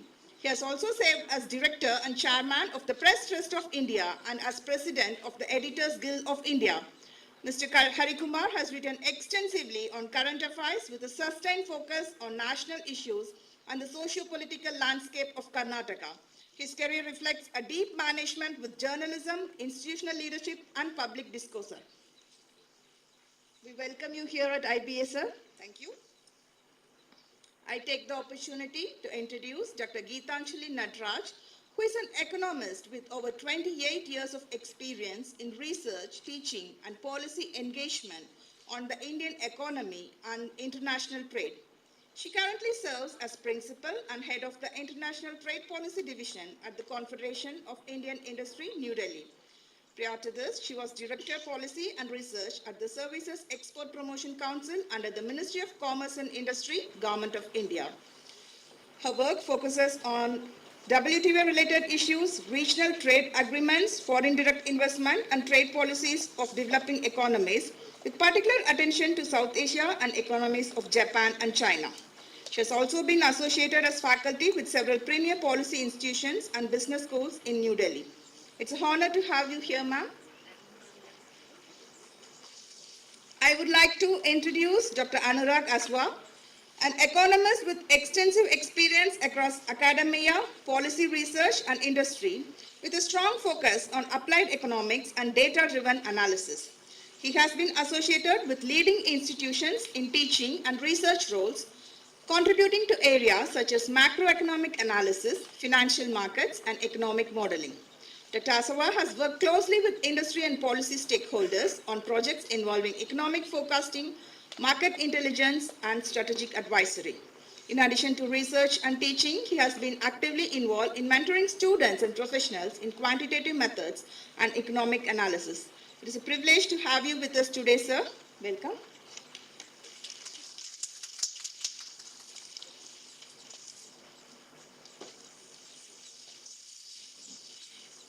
I now take the pleasure to introduce Professor R.R. Biradar. Professor R.R. Biradar is an eminent economist and academic administrator currently serving as the Registrar of Central University of Karnataka, a position he has held since July 2023. He holds 2 doctoral degrees in economics with specialization in rural economics and public economics, and has over 2.5 decades of experience in teaching, research, and university administration. His research spans areas such as fiscal policy, rural employment, poverty, human development, and agricultural economics, with multiple projects funded by ICSSR, UGC, and the Government of Karnataka.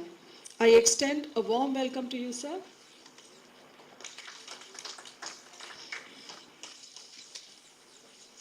I now introduce Ms. Sagarika Ghosh. Ms. Sagarika Ghosh is the founder and managing director of the Publish for India, a national initiative launched in September 2025 at Vigyan Bhavan to strengthen India's research and knowledge ecosystem. With over 3 decades of experience spanning scholarly publishing and academia, she has held senior leadership roles at Springer Nature, and where she worked closely with researchers, institutions, and policymakers. Trained in mathematics and quantitative finance, her work focuses on improving research quality, visibility, and global impact. She is deeply engaged in advancing India's innovation and publishing landscapes in alignment with the broader vision of a Vikasit Bharat. A warm welcome to you, ma'am.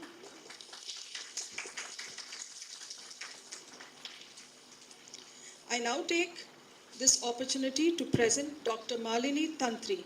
Dr. Malini L. Tantri is an associate professor at the Center for Economic Studies and Policy, Institute of Social and Economic Change, Bengaluru.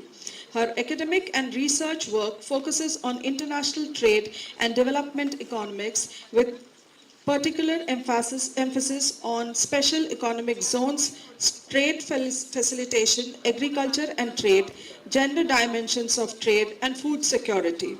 She holds a PhD in economics from the Institute of Social and Economic Change, awarded through the University of Mysore.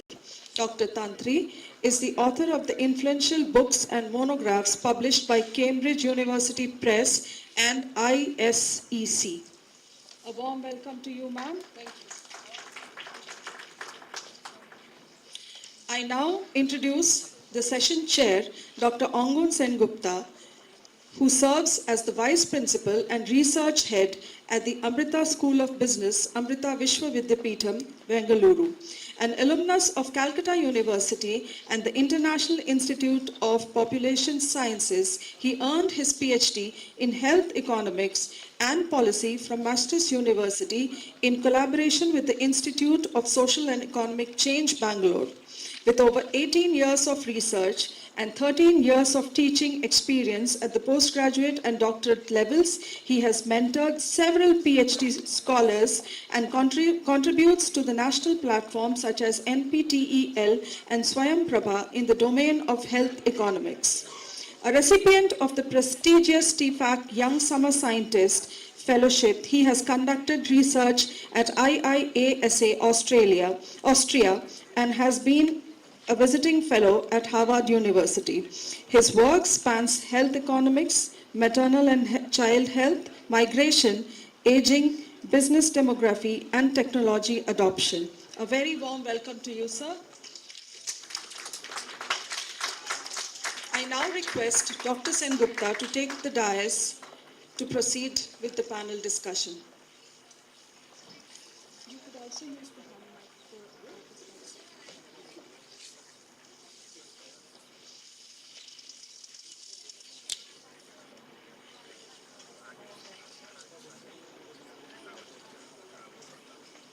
Good afternoon, everyone. Thanks, Indus Business Academy, Kulkarni sir, Mansi ma'am, for inviting me over here to share the session with such eminent individuals, sharing the dais with them. I'm sure we'll be learning a lot from them. The session is extremely important. I will not take much time while starting the discussion because we are already running late and there are a couple of sessions after us and people are waiting eagerly. So, Viksit Bharat has been a very fascinating dream for the current Indian government. We are trying to achieve by 2047 many indicators, and foreign trade going to be one of the most influential players in the journey. So we are trying to be, $1 trillion export economy. 46% of our GDP should be contributed by foreign trade. But how are these going to be achieved? We'll listen from our distinguished panelists. And, I'll start with, why this is important because, this is the first time probably, we are discussing again trade in several years, manufacturing after several years, playing a very important role in boosting our Indian economy because the Indian economic growth, even though it has been rapid, it has been criticized by several economists that it has, deepened the inequality and it has not been really an organic growth, which has skipped the manufacturing sector and being overly reliant on service sector. So I hand it over to Dr. K. N. Harikumar, sir.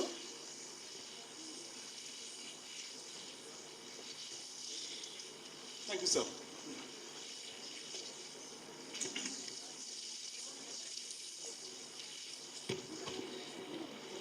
Thank you very much. I'm greatly honored to be here and talking here, so I must thank the organizers for the invitation and Dr. Deshpande also. My topic when I was asked to talk, when I said that I would like to talk on the Trump tariffs. And I said the subheading was India at inflection point. But now it's clearer. That was around December. That was almost more than 2.5 months ago. But now we see things have become a little clearer. Whether they're better, I don't know, but it's clearer. So I think I would talk about the implication of these. Now there's a framework of a new deal, of a trade deal. So what does that mean? It's a huge difference, it means, as far as I can make out. So, and what it means for India's development or Indian society, etc., etc.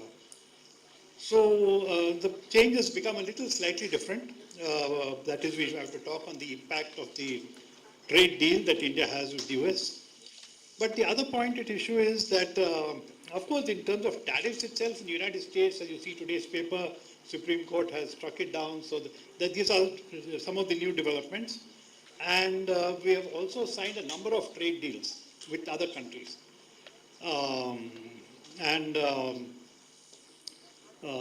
One is with the EU and then with the Australia, New Zealand, so many are coming, Canada and all kinds of things.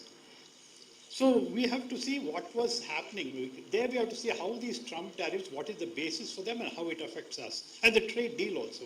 There have been a lot of, it's been very controversial, that's to say the least. And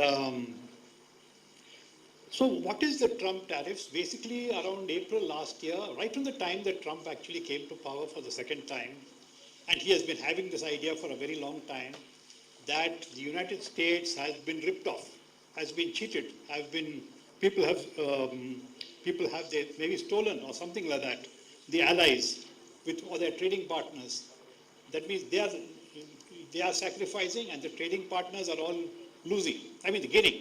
So they are gaining at the cost of the United States.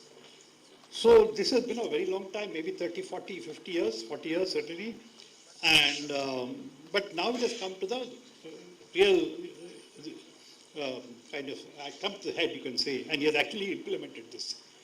So India initially felt that we could actually, we are now in this thing, we'll now get a good deal because we have agreed to everything and there's no problem. But then suddenly everything changed. We don't know why, things changed and things got very bad. So there was a 25% tariff initially and another 25% on buying Russian oil subsequently. So it is 50%. So then it became this Indo-Pak conflict and then he said he wanted to clear and Pakistan got the better. So that's a separate issue really. But I'll stick to the economic part. What is the trade deal that has happened? And what is the driving force? So Trump has said that he has imposed tariffs on almost every country initially. There have been some minor changes and mostly the allies. That was the very remarkable part of Trump tariffs. So this issue is now, it has become a tool for his economic policy. But it's not really a tool for his economic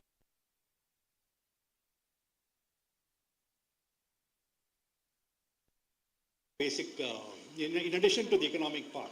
They want a better deal. And whoever goes against that, it's become, whoever goes against America is going to become, and friends of America who agree with him, like Hungary, they're importing Russian oil, but there are no tariffs there. So this is the basic, this is a totally new world. And there are also political implications of this, which are not really the subject today, in terms of Europe, Greenland, Venezuela, etc., etc. So that's the international dimensions. We call it the new imperialism. So let's forget all that. Now let's come to the trade deal that India had and what was agreed to. Now this actually, initially the impact in the media is very, I would say very opposed. People opposed it totally. What totally surprised me was an article first in the Times of India by a person called Ajay Srivastava, global trade and consultant, who was a major think tank in Delhi. He criticized the deal, which again I was totally surprised by, in the Times of India as a edit page article, about 3 or 4 days later, about 4 or 5 days later. But even more surprising was an article by Swaminathan Ankudsaria Iyer, who was the editor of the Economic Times and who still is a very senior editor. He writes every Sunday in Times of India, a weekly column, and he's a senior advisor to the Times of India and Economic Times group. There he wrote in the Economic Times, and he said it's a cave-in. That's the exact words he used. I was totally shocked that such a strong words I've never seen from Swaminathan Iyer. And he's actually a World Bank economist for many years, but now he's very senior. And so to say that the government has caved in is a total, that means we have totally been defeated. That's the exact,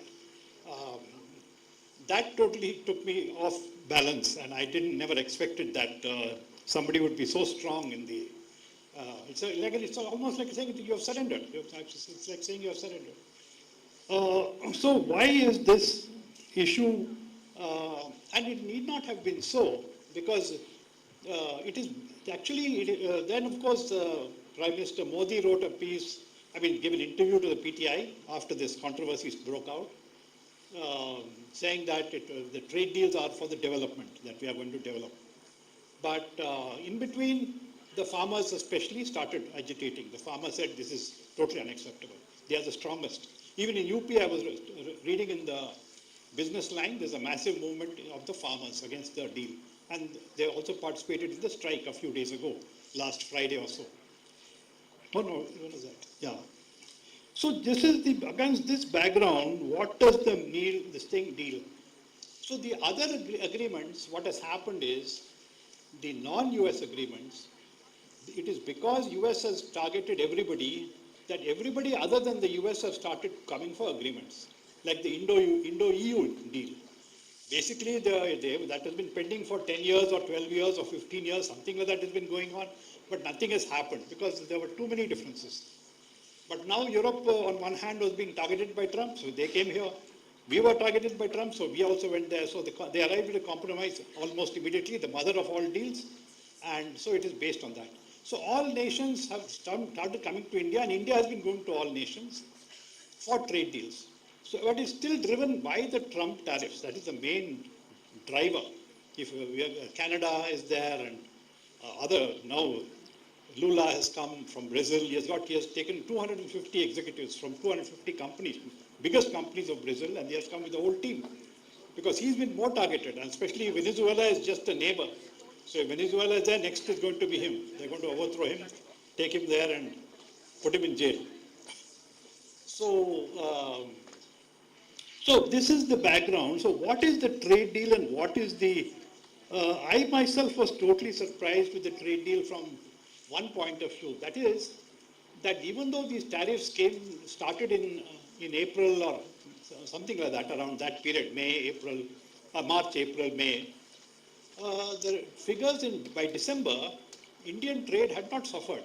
Because we found, in some areas it had suffered, which what we were exporting to the United States, which are not very much, but whatever it was, it had suffered, but we had been quite resilient. The trade was resilient. We had found immediately our government and the people, the business people and the business community found other areas to other countries to which they could export what we were exporting. So we had not suffered very much. Of course, we had suffered to America. So I said that, in fact, a Reuters story was there saying that the fact that the trade has not suffered is actually a good sign, because that strengthens India's hands. If the tariffs don't affect India, then it's fine.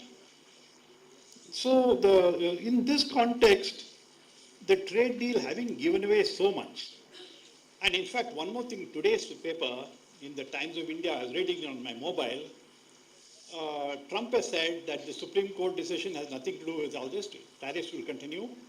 And he has specifically referred to India. He said what we are going to export to India has no tariffs. What India has got to export has got a lot of tariffs. So it was a trade deal where we were being ripped off. And now it has been balanced. So he's totally happy. So at least one example why we should be really cared about. And one more thing, as you know, that he said India is the tariff king. It's a big country with the biggest tariffs in the world.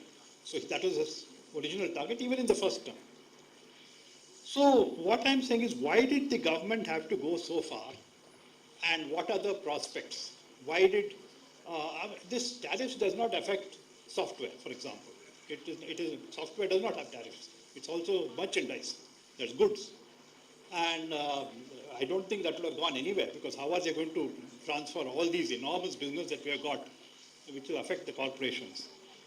So the tariffs are totally, the amount of what we have given Trump is much more than what we have got. That's the main argument. This is the argument that Dr. Srivastava, Ajay Srivastava of GTRE has written. And this is the same point that Swaminathan Iyer has made in the Economic Times. And one more thing Swaminathan Iyer points out is that this is not the end of the story. For Trump, there's a Damocles sword hanging over you. If you don't behave in any respect, not just in economic respect, in any respect at any time we are going to change. And he has done that also, to Canada, to Mexico. So for him, tariff is not only a policy for the economic balancing, what he has achieved according to him, but for political balancing as well. And so there's an article again by Mr. Srivastava in Indian Express saying that our non-aligned nation policy is going to be affected. So these are some of the negative aspects there. The farmers are saying that is fine. But the government has a point of view. In fact, Times of India, in the editorial, they said that, and even Rupendra Mishra, the former chief secretary to Prime Minister, and who is now heading the Ayodhya Trust, Temple Trust, Rupendra Mishra, he wrote an article about 2-3 days later, said this is not, actually their argument is that this gives us opportunities. that this, because by getting friendly with America, we are now going to be able to export more to the United States. And the United States is the biggest country in the world, the richest country in the world, the most economically and technologically advanced country in the world. And this gives us an opportunity. And the Prime Minister said that now it is the time for the private sector to do its task. We have done our task. We have got you all the opportunities. And we have built infrastructure. We have done this. Now the private sector has to gear up and perform. Well, whether that's possible, that's another question. But these are the things that we see in the global level. Can we be Viksit Bharat? So there's a negative aspect on something. We have given too much to Trump. We are have we got enough on the return? And if we have got, there's an article again in the Business Standard that says that our in whatever all these trade deals, since they are lowering tariffs, all of them, the revenue cost for the government of India is a huge, massive cost.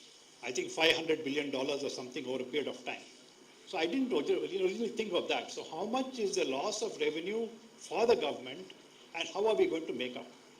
All this is premised on the idea that this tariffs reduction, etc., especially to the United States, is going to give us more revenues, is going to give us more market, and therefore the private sector must go. So will this help? Will this help to us can we become a developed nation? Viksit Bharat says that's the idea. By 2047, 100 years from independence, we should become what they call a developed nation. Does that, I mean, for me it looks very this thing, but then also there is a briefing by the Foreign Secretary Mishri to the Parliamentary Consultative Committee on Foreign Affairs, External Affairs, where he has said this is the best we could do. In the pragmatic situation, we had to do this. He is quite apologetic because so much of criticism is there, you know. And so this is the scenario. I think I'll leave it like this, and one can make out whether this is going to be. I am very skeptical whether this is going to benefit. And in any case, we are not going to. We have given away much more when we were strong. The impact of the Trump tariffs on Indian tariffs was not very great on the Indian economy. Whereas the other trade deals, they are fine. As far as the Europe trade deal is concerned, we have got quite a lot. I mean, Europe has climbed down, of course, because of Trump, not because they wanted to, because they are under tremendous pressure. The same thing is there of Australia, New Zealand, and Canada, and everybody, Mexico, everybody's down. So Trump is taking on the whole world, you know, except I think some countries he likes that Hungary. Hungary is one country. They said, he said, India will have to pay 25% more tariffs for placing for oil, Russian oil, but Hungary has exempted totally. He said, we don't have to play anything. So do we have to give up too much? Can we? And it's just the fact that you've got possibility of growing. Is that enough for the private sector to actually grow? I think that's also a bit of a, what I would call a voluntarist idea of economic, of business growth or industrial growth or industrial exports. Is it a matter of just deciding to this thing, or there are so many objective factors and is the question. So I think these are the main questions. I think I'll conclude here. Thank you very much. Thank you, sir. May I now request Dr. Gitanjali ma'am? I'll be, covering up all the discussions at the letter for the, sake of time. Yeah, Gitanjali ma'am.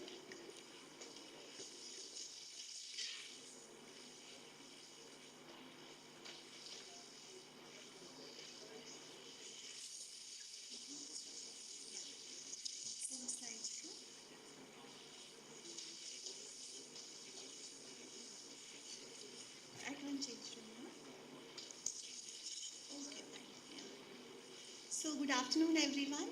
At the outset, I would like to thank IBA for giving me this opportunity, and Professor Deshpande, Professor Kulkarni, and of course all my former batchmates, colleagues. It's been a wonderful time meeting all of you.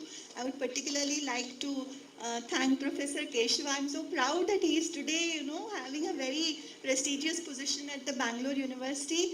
As a batchmate, I think I feel extremely proud. I see many of my colleagues here, Sri Devi, Malini, all from Isaac, where I did my PhD. And I'm grateful that I got this opportunity to meet everyone. And without further ado, I would just directly go into my presentation. I'll give you a brief overview of the Indian economy and then come to what Hari Kumar ji said on Trump's and what is happening at the geopolitical stage and how is India is grappling with the situation. I'll just show a few slides. I'll try and stick to my time, Dr. Sen Gupta, but pardon me if I exceed by 2 minutes or so. So as we all know, the global scenario today is very, very uncertain. It's very fluid. A lot of wars taking place everywhere. And one person who has also created a lot of havoc, as Hari Kumar ji said, was Donald Trump. So the global power is no longer concentrated in a few countries. It's not like the erstwhile USSR and US who used to dominate world trade and world politics. Today we have a lot of countries. The global power are US, China, EU, India, ASEAN, the Gulf, Middle East, Africa, and the middle powers like Japan, Korea, and Australia have all become significant today. And we have moved towards flexible partnerships, and we have moved into a lot of new groupings today, including IPEF, that is the Indo-Pacific Economic Framework, which is again has US in it, the Regional Comprehensive Economic Framework, which has all the ASEAN countries. Unfortunately, India decided to keep away from it. We have the Quad, which is an alliance between Australia, India, Japan, and of course the United States. This is this new concept of IMEC, India, Middle East, Economic Europe Corridor. So a lot of informal groupings coming up to help India enhance its trade with the rest of the world and integrate better into the world economy.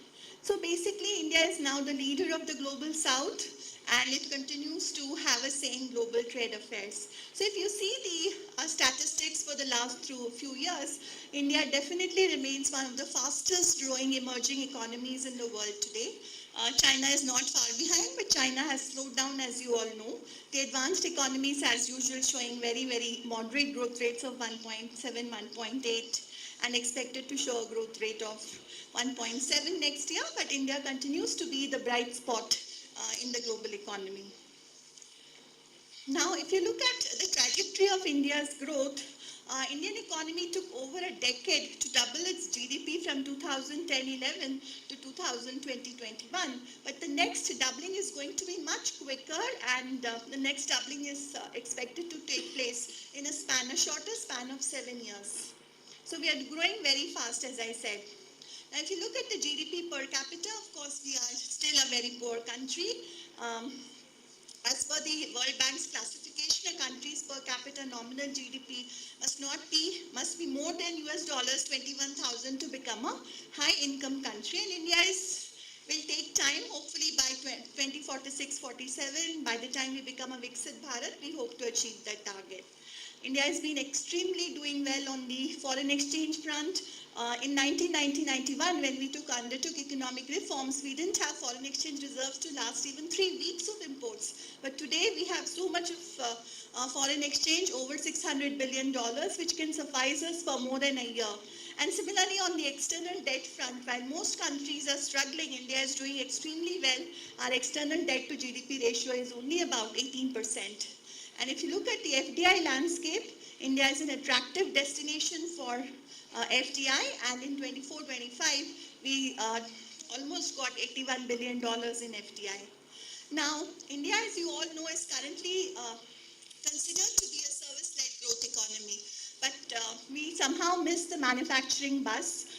The share of manufacturing in India's GDP continues to be at around 17 to 18%, and it is the government's objective to enhance that to nearly 25% of India's GDP, and therefore there is a special focus now on manufacturing, and the government has introduced a lot of schemes in the last 4-5 years, including the production-linked incentive scheme. We are making fine-tuning our foreign trade policy very often, and we are also focusing on investment to ensure that India becomes a manufacturing powerhouse as well. Because we have a lot of labor-intensive sectors and a lot of people who want to move from agriculture to manufacturing, and it is very essential that the focus on manufacturing remains. These are some of the flagship programs of the Government of India. PLI, as I told you, Insolvency and Bankruptcy Code, the Make in India program, which has now got a repush, National Logistics Policy, National Single Window System. Just a couple of months back, the government announced the GST reforms 2.0, and of course trying to promote exports from the districts of India under the ODOP program. This slide I had already shown, sorry. And of course, India is the digital, what you call leader in global real-time payments. So we are the highest in that. Nearly 45% of our payments happen now through the digital platform. So there are a lot of things that are going on in the world economy. As I said, there are a lot of headwinds to growth, Trump tariffs being one. The US Supreme Court, as Dr. Hariji pointed out, has now termed the reciprocal tariffs by Trump as illegal, but he continues to say that India will, still have to face 18% tariffs. We'll see how that goes. And of course, but there are certain positives as well.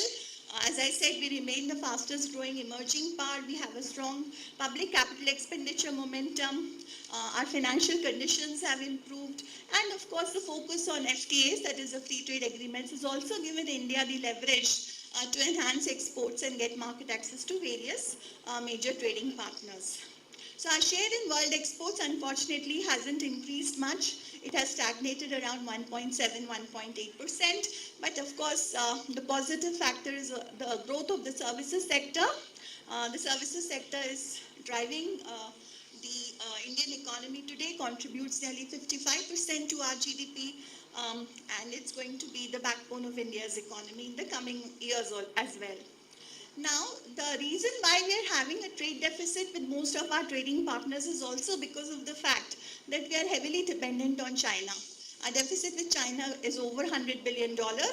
And these are some of the sectors, 12 key sectors. This is based on CII research itself, that the Chinese dependence is concentrated in intermediate and capital goods and not raw materials. So there is a conscious policy decision to reduce our import dependence on China and enhance our domestic capabilities so that our trade deficit with China and some of our major economic partners also comes down.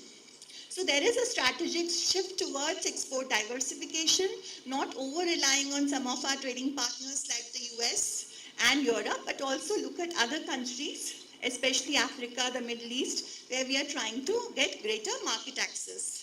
So our FTA engagements, now we are currently negotiating across the world. In the last 2 years or 3 years, we have signed 9 major FTAs, free trade agreements. I've given the list here. And of course, the recent ones being starting from Mauritius in 2021, followed by the CEPA with UAE, the ECTA with Australia, the EFTA, that is the European Free Trade Agreement, which has Norway, Iceland, Switzerland, and the small country Liechtenstein. Then in July this year, we signed the India-UK CETA, Oman, New Zealand, and of course the mother of all deals, as they say, the India and the EU FTA. And US, of course, also has announced an interim deal with India on the 7th of Feb this year, but we don't know what is going to happen there. So there is a gradual change in India's FTA strategy. Earlier, we used to focus only on our South Asian partners, East and South Asian countries like Japan, Malaysia, Singapore, Thailand. Now, of course, we are signing agreements with major advanced countries like UK, EU, etc. So there is a shift in India's FTA strategy. So these are some of the FTAs. I had one slide each on some of the newer FTAs that we have signed. And a model among all of them is, of course, the India-EFTA, the European Free Trade Agreement. The highlight of this agreement is the investment commitment. The EFTA countries have promised to invest nearly $100 billion in the US, in the Indian economy. And to help this investment coming to India, the Government of India, the Department of Commerce has set up a special EFTA desk also, and some of the sectors for investments have also been listed. The other comprehensive one is, of course, India-UK CETA. This is a very good agreement, and hopefully India will get better market access to the UK in all the sectors, labor-intensive sectors like textiles, leather, marine products, gems and jewelry, toys, as well as high-growth sectors like engineering, goods, chemicals, and auto components. So services is another sector which is going to get greater market access. India, Oman was there. Then we had the India, New Zealand. Due to lack of time, I'm just scrolling these. And of course, the mother of all these, the India, UA. But there are certain sensitivities in the India, UA, FTA because of the sustainability factor and a lot of regulatory issues, including the CBAM, that is the Carbon Border Adjustment Mechanism, which most of the Indian companies, especially in the MSME sector, may not be able to face, but we have raised this with the EU, and it has promised that what it will give to other countries, it will give to India also, so that there's a little bit of uncertainty on that front. And of course, the latest one being the India-US bilateral agreement. He had imposed a 25% tariff, punitive tariff, because we were buying oil from Russia. But now, yesterday, after the Supreme Court's judgment, we don't know what will happen, and we are hoping that we will be able to get better market access to the US markets as well. So overall, as I said, there's a lot to leverage from these free trade agreements. It is up to the Indian industry. Being an industry person, I can say that all these deals are being signed for the industry. It is a duty of the industry to implement and get the maximum benefit out of these FTAs, and hopefully that will be done. Thank you so much.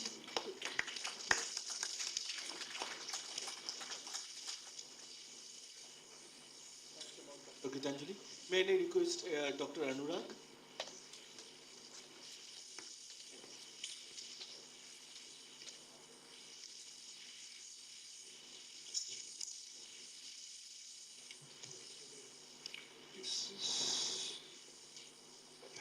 Sorry. Anurag.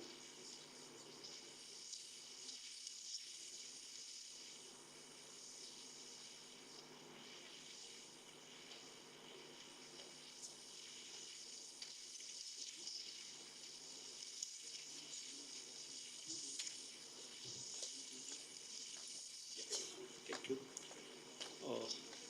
Thank you, Dr. Prashant and Prachi ma'am, to invite me over here. Great thanks to the Deshpande sir also, although I never be a part of here, either PhD student or as a colleague as well, but he has always showed the blessing on me. So I am here to discuss, and many of the topic on which I wanted to discuss already been discussed by the Gitanjali ma'am and the Hari sir. Still, I will try my best to complete in time. He has given me 8 minutes. I will try my finish to 7.5 minutes only. So let's start with that.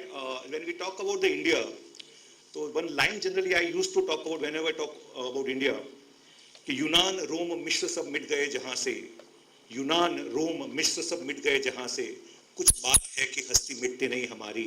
The way we have gone up and the way we have taken all the challenges in our hand, and whenever we got the challenge, we have come up with a far better position, and we have seen that 1970s, then we say 1991, then we talk about 2004, 2008, 2017, we have come up with a better country.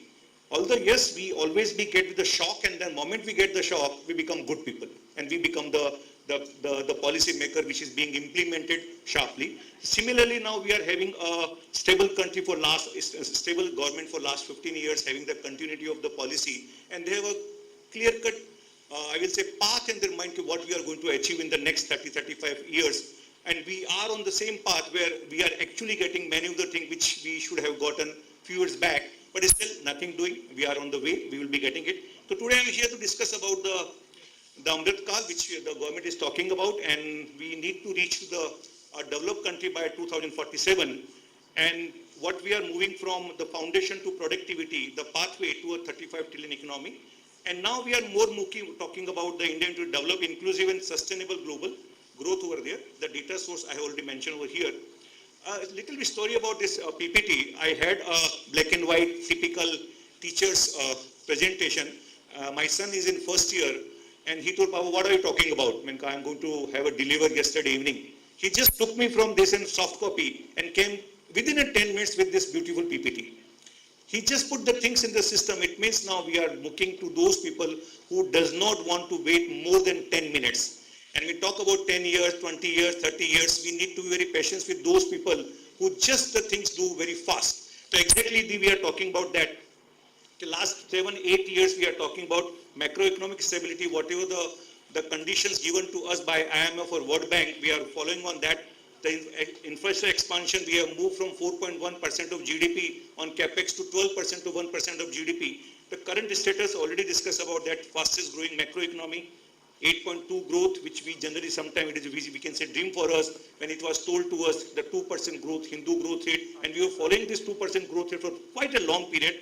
Now what we are talking about, we are focusing on the tech innovation, global trade integration, and we want to become a third largest economy by 2030. So we are not just leaping about to what we are going to do in 2047. We have a short milestones coming with us, and once we are reaching it, we are moving over the second milestone and the third milestone. We are moving in the small steps over here. So what is again current status? GDP 4.5% trillion per capita economy, $3,000 per person, and the service sector is still dominating is the biggest challenge which we are getting over to manufacturing, and where we want to go, 30 trillion, 15,000 per capita income. The manufacturing from where 17% to 25%, we are not talking something else which is not possible to achieve. So from 17 to 25, all the efforts are coming over there, and few of the discussion already ma'am has discussed about that. I will not go in over here. The biggest challenge which we are talking about, the inclusiveness. Earlier we used to see about that all the hubs are coming at one place or one particular area in every state, and every state is facing about the unequal development. So now everything is coming with every city, every district should participate, and the goal for the getting the export target by the 2 trillion by 2030, 3 times what we are having currently, and the districts as the export hub. It means whatever the district's capacity they are having, they are taking it from below. It is not coming from top up. It is basically bottom-up approach they are taking over here. And the e-commerce, which was not the part of any discussion 10 years back, and it was not the part of our inflation calculation itself. They have taken care of all the things which is coming up very fast, and this may be going by 200 billion to 300 billions over here. What we want now in manufacturing, we are really struggling to meet with the Chinese, the competition which we are getting over here. We were basically simply assembling the things. Now from where we want to go for plug-and-play parks, and there we are just, government is trying to get 20 frontier tech industrial park, instant infrastructure. It means whatever you want, it will be plug and park. Go there, get the start work and get the output.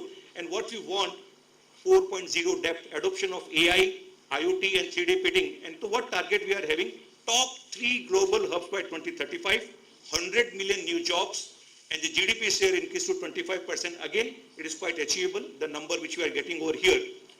The amount of investment we are getting in the new sector, the semiconductor ecosystem, investment is going 76,000 crore rupees. The strategy we are getting over here to attract the US, and we know that we have a capacity, but sometimes we don't have a technical capacity. We are not asking, no, foreign investment will not come, but we are getting the foreign investment on our condition, on our requirement. So what payoff? 750 billion projected value of design hub by 2047. In the same case, we are moving from pharma evaluation. We have identified the area where we can be a better part, and already pharma is the place where Trump itself could not do. Whatever the tariff came over here, he just kept aside the pharmaceutical part, because it is India is the most or highest developer, or we can say the 28% of the generic medicines come from India. So they could not do, and we have identified the area to create the API and generics, biologics, and complex therapy by 2047. And just see the steps are going over there. It is not like a sliding just going up. Every step we have some target. From that target we want to achieve somewhere else. Similarly, we are working on, in the morning also discussing about some sustainability. We have already started working on that, and we have achieved in 24 itself whatever the amount of electricity should be generated, 45% from the green energy we have achieved in 24 itself, which we are supposed to achieve in 2028. So we are moving from grey hydrogen, we are moving from the global cost leadership to 5 MMT annual production. We want to go for that. Similarly, the infrastructure, the amount of money government is spending, yes, questions are coming over the crowding out effect, etc., but is not yet seen. Credit is not coming from the private sector, but we are seeing that announcements are coming from the different sources of private sector. We may be getting all these things. The current logistic, which we are the biggest suffer we are having, of 14% of cost of GDP coming logistic, which we want to reduce up to 8%. And there are the human premium. We are working on the what AI talent mission can be done over here. And the digital public infrastructure, already ma'am has discussed about it. I will not go beyond it. But this is really making people inclusive of each and every aspect. And the Vishwa Bandhu strategy, the bridge between in a multipolar world, we are trying our best still not to move from one side to other side. We are trying our best to keep as the system which we have following the 2047. Now, what we want to do over there, what we want to quality control, paradox, the US deal, we are doing so many deals over there. Again, detailing, I am not coming over there. What are the 4 pillars of success we are talking about? Sustained productivity, calibrated openness, green and digital dominance, and specialized skilling. There are several sources we are working on that, and generally we know that when we start working, we have to keep working on that. I want to finish my presentation with a few lines over there. कि यूं मायूस होकर न शाम की तरह ढलते रहिए, यूं मायूस होकर न शाम की तरह ढलते रहिए, जिंदगी एक भोर है, सूरज की तरह निकलते रहिए, एक पांव पे ठहरोगे तो थक जाओगे, धीरे धीरे ही सही मगर मंजिल की तरफ चलते रहिए. Thank you. I have finished.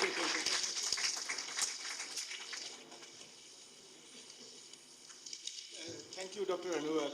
So, may I now request Dr. Binadar?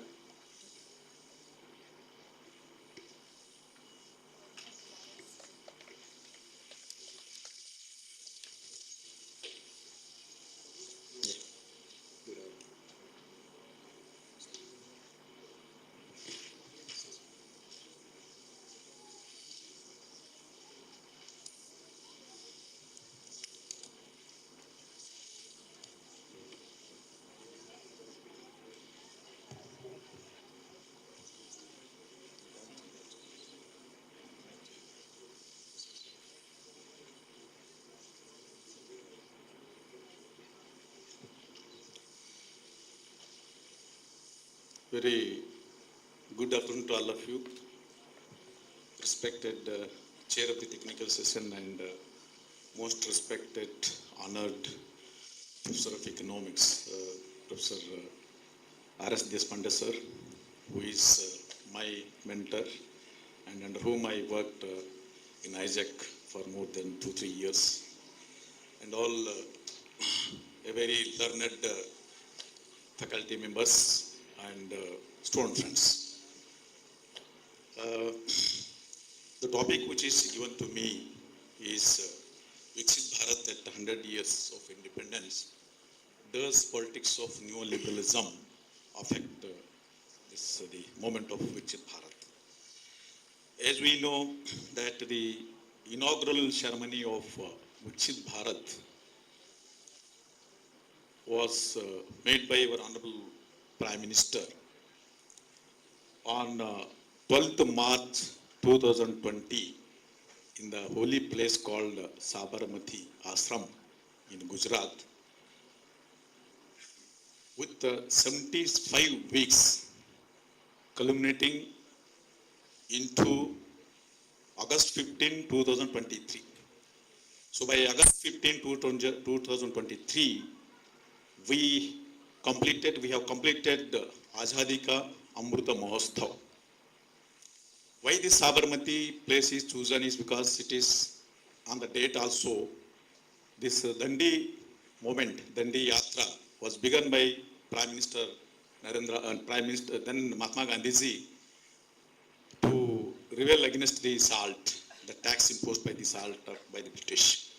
So, Azadi Ka Amruta Mahotsav, it is a celebration of the 75 years of achievements of India in different dimensions and different sectors. So my presentation is that how this Viksit Bharat is going to be achieved in different dimensions, different parameters, and also how this international trade, though I'm not expert in international economics, play a very important role in visualizing the very vision of the government of India, that is Viksit Bharat. This, as you know, India is one of the 4th largest economy in terms of GDP with 4.2 trillion US dollar. Next only to USA, China, and Germany. And in by 2030, India is going to overtake Germany and going to become 3rd largest economy, as or co-partners, co-panelists said. So now by 2047, India expected to become Viksit Bharat with $30 trillion. So therefore, moving from 4.2 trillion USA dollar to $30 trillion, it's not a just easy exercise. So lots of efforts, policy formalization, effective implementation, and participation of each one of the Indian citizens is very, very essential. That's why Honorable Prime Minister said we have to work for 24/7. Then only it is possible. Just see how India is moving towards this Viksit Bharat. We are not dreaming. We already started moving from developing economy to developed economy by 2047 with $30 trillion. Just see, Viksit Bharat is not just only in terms of per capita income or total income. It's more than that. So the current per capita income, if you see, it is around 2,934 USA dollar. So by when we achieve Viksit Bharat, it should be around estimated around 20,000 USA dollar. So that's what is the estimation where we can achieve by 2047. And if you look at others, how see rising the current level of 2,934 USA dollar to 20,000 is also very important and challenging job.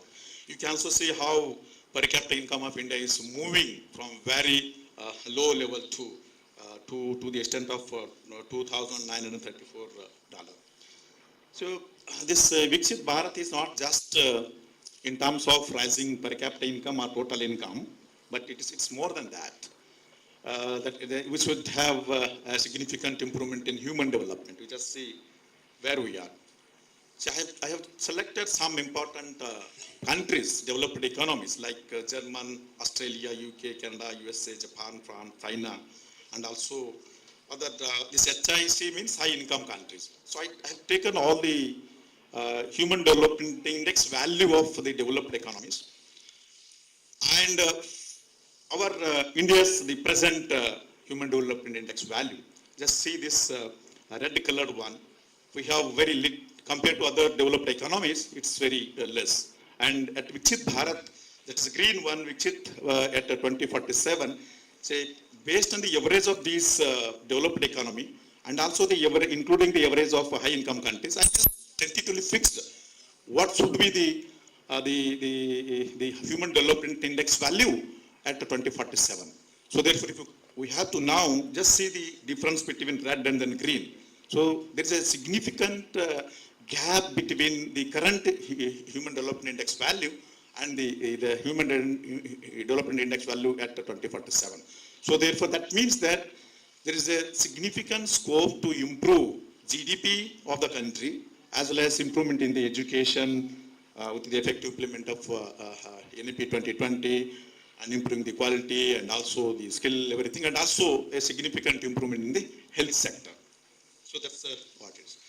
And it's not just improvement in the human development, but also Viksit Bharat also includes reduction of gender inequality.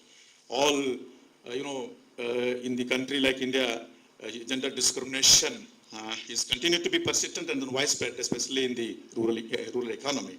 Just see the gender inequality index as estimated by UNDP. In other developed economies like USA, China, UK, Germany, they are very less. Just see India's gender inequality index, which is so high, which is colored with red. And based on the average of these developed economy, I fixed the gender inequality index at Viksit Bharat, that is 2047, around 0.207. So which means that gender discrimination in education, in labor market, in health, and other in decision making also, political decision making also, should be reduced. Unless otherwise we reduce significant this gender discrimination in labor market, education, health, and decision making process, this gender inequality cannot be reduced. So there's a lot of scope for reduction in the gender inequality index. Just see there's a negative association between why gender inequality should be focused is because women who account for more than closer to 50% of the total population in the education, in health, in labor, in productive economic activities and decision-making process, they should also be 50%. So if you look at the figures, it's very less. Education, very less. And health, see the outcome of the health indicators like IMR, MMR, and even anemia, it's so high. So therefore, if you reduce gender inequality in all labor market and health, education, obviously human development index will improve. Income will improve, education will improve, health also improve. That's why you can see the very strong negative association existed between gender inequality as well as human development. And Viksit Bharat is not just improvement, raising in the income per capita, or total income or human development. It's also more than that. That is having very sustainable environment, rich biodiversity, and even peace economy, happiness. These are all. It's not only just mere increase in national income or human development or green economy or peace economy, happiest economy, but also using the indigenous knowledge system. Our policies, programs, and implementation procedures or models should also be based on the Indian knowledge system. So that's why Viksit Bharat we are talking about. So just see, without taking much of your time, see the environmental performance index. See the higher the value is, better is the performance of the government in terms of protection of air, purification of air, or forestry, water management. So many other indicators are there, I'll not be able to describe. Just see the value of the environmental performance index of some major developed economy so high. That means that they have more air and forestry. They are better in air pollution control. So see the index value of India. See, India is so less, 27.6. And based on the average of these developed economy, roughly, you may question also why this rationale. But what rationale I followed is that taken the average of these selected countries and also average of high income countries. So fix this value. So here, well, there is a lot of gap between red colored and then green colored. So that means that we need to design a very effective, systematic and workable policies which will control our deforestation, which will also promote forestry, control air pollution, and control this greenhouse gas emissions. Greenhouse gas emissions are also continue to take place. That's why the new policies like Make in India, startup, or this electrical vehicles, environmental friendly instruments and ban of plastic, some of these things we are all talking about. So this is the area where we need to focus on. And innovation also. In terms of innovation, say India is very poor, so therefore it has to give more importance for that. More than that, the inclusive development is also one of the important area where we need to say. See just the value of inclusive index, because inclusive is also one of the important topic debated at different levels of academia. If certain sections of the society, like scheduled caste, scheduled tribe, or OBC or minority, don't mistake me for referring to sensitive groups, if they are excluded from mainstream development, how development will take place? How this Viksit Bharat can be attained? So without the inclusive of these neglected sections of the society, marginalized sections of the society, Viksit Bharat cannot be attained. So therefore see the distance between the red color and then the green color. So therefore there is a lot of scope to ensure design effective policies so that the marginalized sections of the society or the people from rural area or agricultural sector should come on front line and then contribute to Viksit Bharat. Then coming to the peace. Peace is also important. Ultimately what is important is happiness and then peace. You may have higher income. You may be third largest economy. With a high income, high per capita income or more income, more economically prosperity, if there is no peace, what is the use of it? So Viksit Bharat is also includes attaining peace and happiness. So therefore just see it is a negative value. Lower the value, better is the peace. So therefore the global peace index, do you see the difference India and then Viksit Bharat? So we need to reduce, we need to focus on law, order, which will control the strikes or communal rights and so many other things. And last important aspect is World Happiness Index. Happiness is the most important aspect. We may have everything, but there is no happiness, there is no meaning for Viksit Bharat.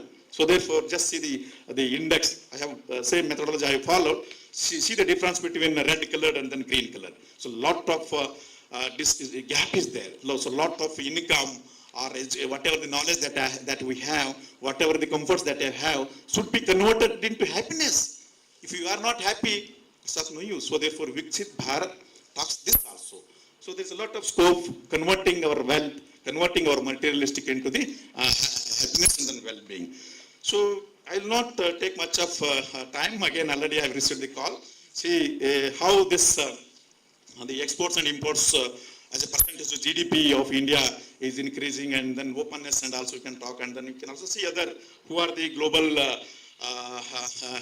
exporters and then global importers, and also exports from India and imports to India. So many other information is there.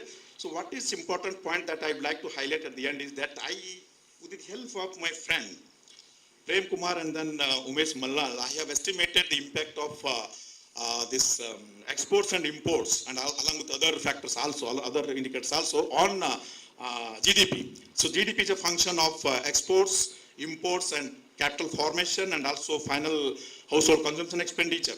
So 4 indicators I have taken, and then I tested all unit root test and then autocorrelation, all what are the diagnostic tests that can be done, it is done. So what the results are very clearly telling is that exports are contributing positively. So 1% increase in the this GDP, how much this export will contribute? It is just 0.03%. So of course it is not statistically significant, but still if you export more and more, obviously the income will increase. And that will also have lot many impact on improvement of health, education, and access to basic needs of life within the country when we have more amount of foreign exchange. But at the same time, see the imports. Imports is negatively contributed. So which means that we should reduce imports from the country like China, what Aswak and others said, Gitanjali madam, our dependency on China for import of the goods should be reduced. So exports should be more. So then only Viksit Bharat is possible to achieve, and there are other factors which will significantly contribute. So therefore, at the end, what I would like to tell, what I would like to mention is that yes, this international trade, that is exports of goods and then services to different parts of the country, certainly contribute to an increase in GDP, because you can see the results. And especially it has lots of beneficial impact on industrial development through Make in India, startup, MSMEs, and so many things. And it also attract foreign direct investment, and then technology and innovation transformation can also take place. And we can also become a global integration with the global value chain system. And it certainly, international trade certainly increases the exchange of foreign exchange reserves and appreciate the rupee value, and generates lots of employment, and then poverty reduction, well-being, and overall standard of living will be improved. So therefore, at the end, what I would like to say is that international trade is a growth engine for achieving Viksit Bharat by 2047. Because it accelerates GDP growth rate, it creates employment, it attracts foreign direct investment, it promotes innovation and enhances the global competitiveness. So therefore, it is important on our part that there should be increase in the exports. Exports wherever it is possible, and then we can have free trade agreement like free trade agreement with the European Union, what Narendra Modi has done recently. It has become a father of all agreement. And diversity of trade partners, not only depending on, if you look at the total exports of India, we are depending much on, we are exporting only USA. Measure 80% of the total exports only to USA. So therefore, not only depending on USA, we can have different countries, different like, recently we had a free agreement with the European Union and also Russia, and many other countries. We can have agreement and then export different other countries, not only depending on USA, and different goods also, not only conventional, different electronic goods you can export, pharmaceutical goods you can export, and then more foreign exchange. And we have to improve the manufacturing competitiveness. MSMEs and all manufacturing sectors should also be given topmost priority, and strengthen the free trade agreement. It's not just only free trade agreement with European country, but other countries also you can have it. So this, I would say that this whatever the geopolitics, whatever the Donald Trump is playing a game with the changing tariff, again 15% to 50% to 18% he announced, and then again today in the newspaper there is a universal global 10% tax tariff. So he is playing a very unexpected and immature game with this tariff. So in view of such kind of geopolitics and global risk and uncertainty, this achieving Viksit Bharat is not going to be affected. Yes, we are certainly going to achieve Viksit Bharat by 2040, sure, not only in terms of GDP, but also in other aspects, happiness and environmental and so many other dimensions which I have talked about it. So therefore, to achieve Viksit Bharat, participation of each and every academician is very, very important. It's essential. So therefore, these words I thank President Kulkarni Sarji and his entire team for inviting me to share some of my views on this occasion. Thank you very much. Have a nice day. Thanks a lot. May I now invite Dr. Sagarika.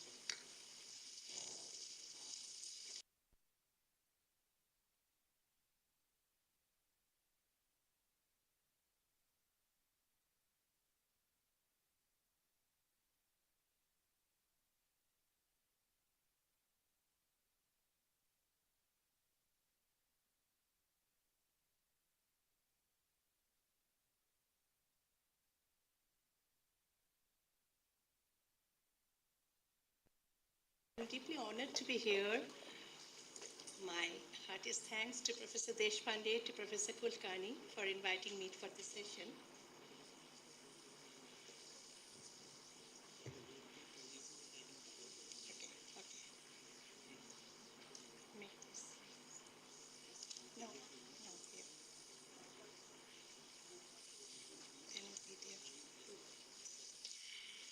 Yes, I work in the area of research, scholarly publishing, and quality. So I have been with the publishing company for a long time, for more than 3 decades. Now I now lead a national initiative that's called Publish for India. The main focus for Publish for India is to enhance the research quality of India. Its focus is to transform the way today Indian research is published, disseminated, valued, and cited. Given this background of mine, I thought that I can talk about trade, investment, and skill policy to ensure inclusive and sustainable growth for a Viksit Bharat. That is what my contribution would be, because all others' contributions are heavily loaded with economic data. Mine would be from a different perspective. When we talk about Viksit Bharat, we only talk about GDP, manufacturing capacity, maybe investment corridors, semiconductor plants, digital platforms, logistical hubs, and so on and so forth. And all of that is essential.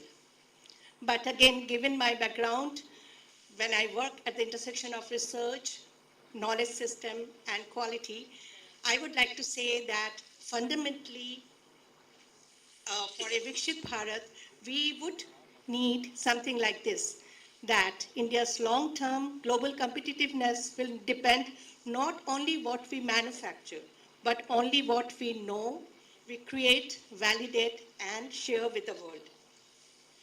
So therefore, trade, investment, and skill policy must be seen from the lens of knowledge economy. We all know that trade competitiveness begins much earlier than at the export gate or maybe factory gates and research and export terminals. It begins in our classrooms, in our laboratories. Even today, the high-value trade is dependent on innovation, on design, and intellectual capital. That means that it is fundamentally dependent on the quality of our research and knowledge ecosystem. So today, when a global company, they decide where to invest in R&D, innovation hubs, or high-value manufacturing, they assess the strength of our universities, the research output quality, the intellectual property systems, the regulatory transparency, research integrity framework, because a credible and a trusted India, it looks better to the global companies when they decide that where they want to invest and make partnerships. So if we want more advanced manufacturing, more deep tech investment, more biotech, AI, climate tech, and health tech techniques, then our research and publishing system must be globally trusted. That means strong peer review system, training in research ethics, transparent data policy, support for high quality journals and platforms. So if India wants to move up the global value chain, we must invest systematically in research, capacity, and ethical knowledge practices. This is what creates a sustainable competitiveness. So the third component is skill policy. When we talk about skill for the futures, we talk about coding, we talk about AI, manufacturing, and logistics. And I must say that all are important. But there is another level of skills that underpins a developed country. That we should be able to have research, would be able to make world-class research design. We should be good in academic writing, the data authenticity, scientific communication, peer review competence, editorial and publishing management, responsible use of AI in research. These are not soft skills, but these are core to participate in the global value chains. So skill policy must therefore include research communication, training at the university level, structural mentoring for publishing, capacity building for regional institutions, integration of AI tools responsibly into our research workflows. A Vikshit Bharat cannot just rely on exporting labors. A Vikshit Bharat must also export ideas. So knowledge economy, it is not a side sector, it is the foundation of a Vikshit Bharat. Thank you.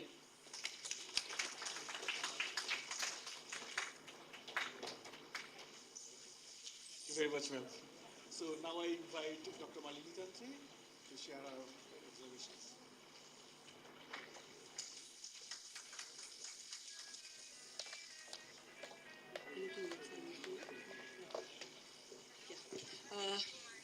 Thank you so much. Let me begin by thanking Prashant sir and Dr. Manasi inviting me and putting it to such a strong panel. You know that they are literally stalwart in their own way in area in which we are working. Mansi ma'am asked me that what is that in the Vikasit Bharat, she asked me to bring something very dynamic. So there where I am placing my particular talk for next 10 minutes on balancing gain and the loss, rethinking India's trade strategy. What is the theorem that I am can you?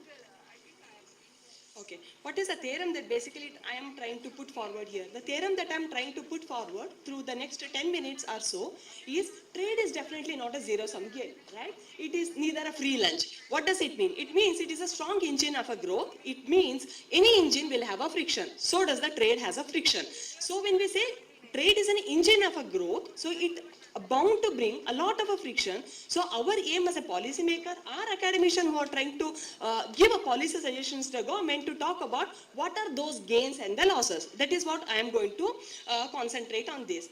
My previous panel member did cover about the surplus versus deficit. However, my question here is, should we really concentrate more on whether bringing surplus or deficit? Our focus should be on the surplus or deficit, or what kind of goods they are promoting. Why am I telling? Now look into the trade of an environmental goods. Its share in the total export at the time of a liberal, we just kick-started liberalization in 1991. It is hardly 16 to 70%. Trade in environmental goods are the ones which are really highly pollution intensive in nature. Now 2023-2024 data, ITC, if you try to cull out together and see, it is more than 37% of the trade. Even with China, we say that we have to reduce the trade deficit.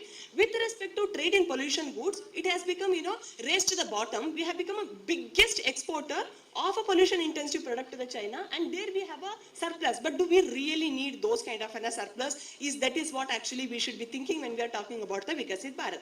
Second, sector and workers that depend upon the trade are definitely not homogeneous nature. Why am I telling this? When the trade agreement happens in Brussels, when trade agreement happens in Washington, or any part of the world, okay, we have one set of a worker and the sector. Like Bengaluru global capability center, which is there in Bengaluru, right? Those industries, those workers, they are going to be super happy. At the same time, when US enter a free trade agreement with the Bangladesh, our workers and the industry which are there in PINA region, for them it is like that, either full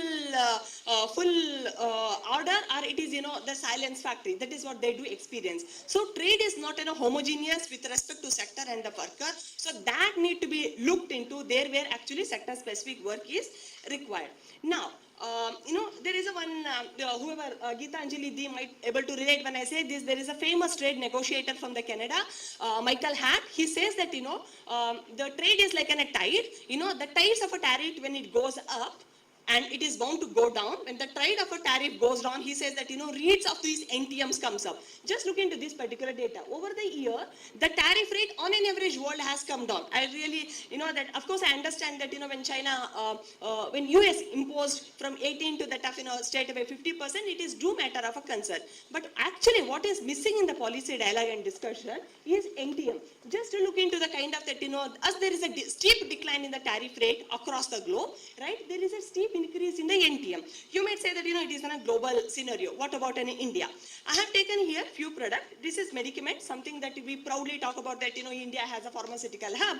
Just look into the number of the NTMs on India's export to major destination. Canada, France, Russia, even a small country like Nigeria and US. It is huge. Now, what is this NTM? It could be as simple as your packaging is not as per our standard. You got the documentation from a department A, but our office recognized only from the document B. Or, if with respect to agricultural sector, it is something like that, oh, your farmers do not have a global awareness practice, specifically in Netherlands, EU do impose that particular, that is why Karnataka's agricultural export could never flourish compared to what it happened with respect to Maharashtra. So this is something always missed in the policy debate and the discussion.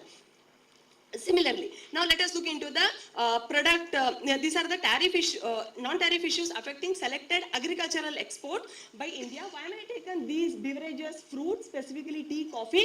These are the products that have been identified in the agricultural export policy 2008 by saying that, by increasing the agricultural export of these particular products, we will be able to achieve our doubling the farmer income, right? And then there is a lot of tariff related discussion. But the question is it just a tariff? Look into the number of tariff respect to each of these top 5 destinations that I have taken here. See how much, that the product specific requirement, they exist there. And apart, and just to give you, make it much more simplified, example, European Union banned our basmati rice and tea over pesticide concern.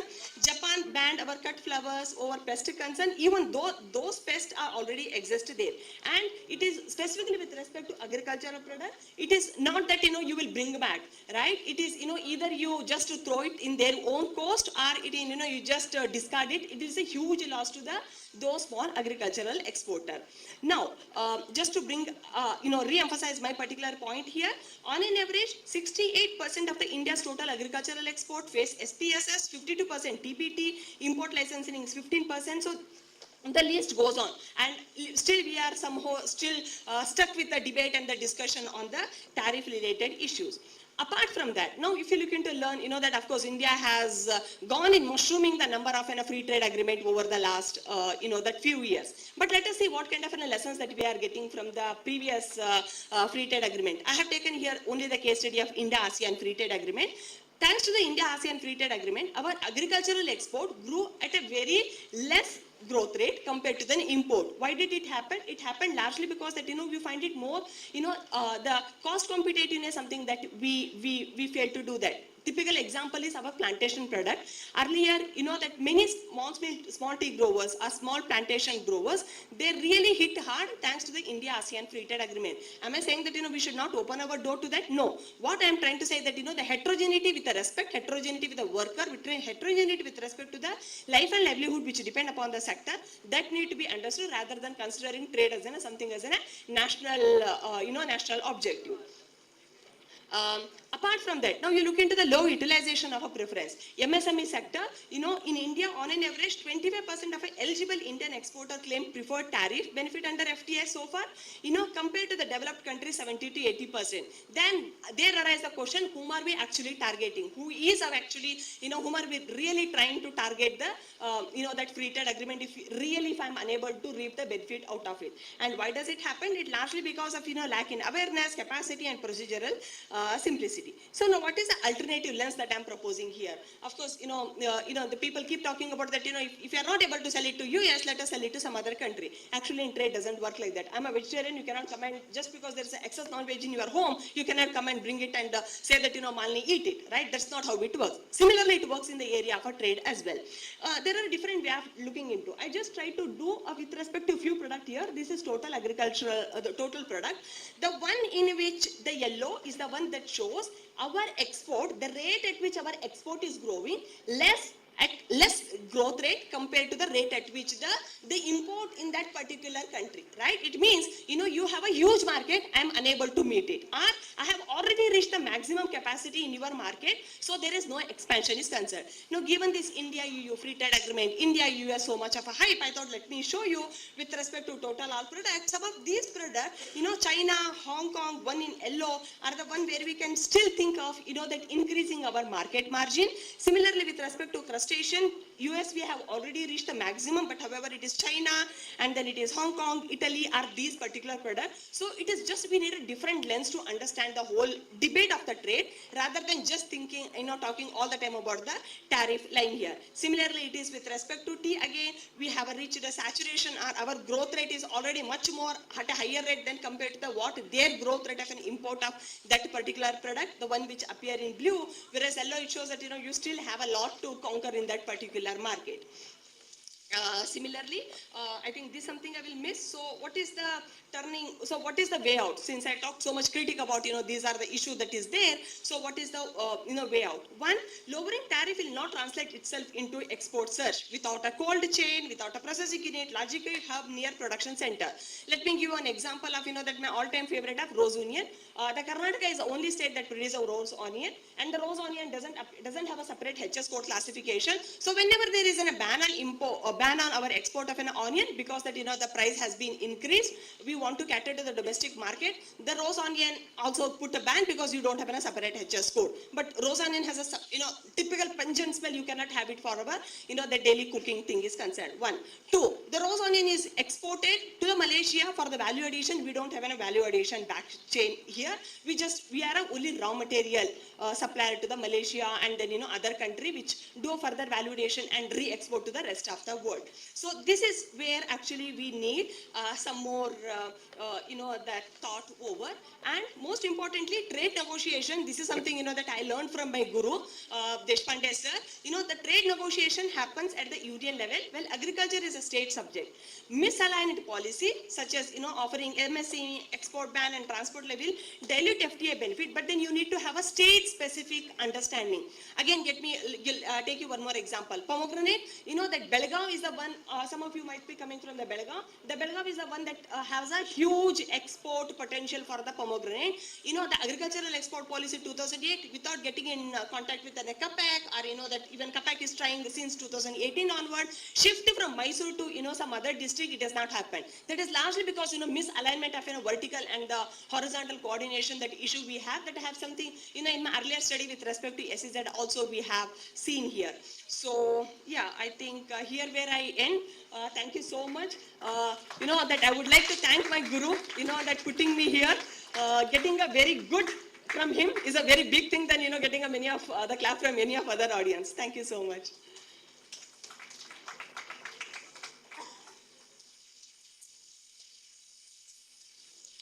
Yeah, thank you very much to all the presenter, and I'll keep it short while summing up this session.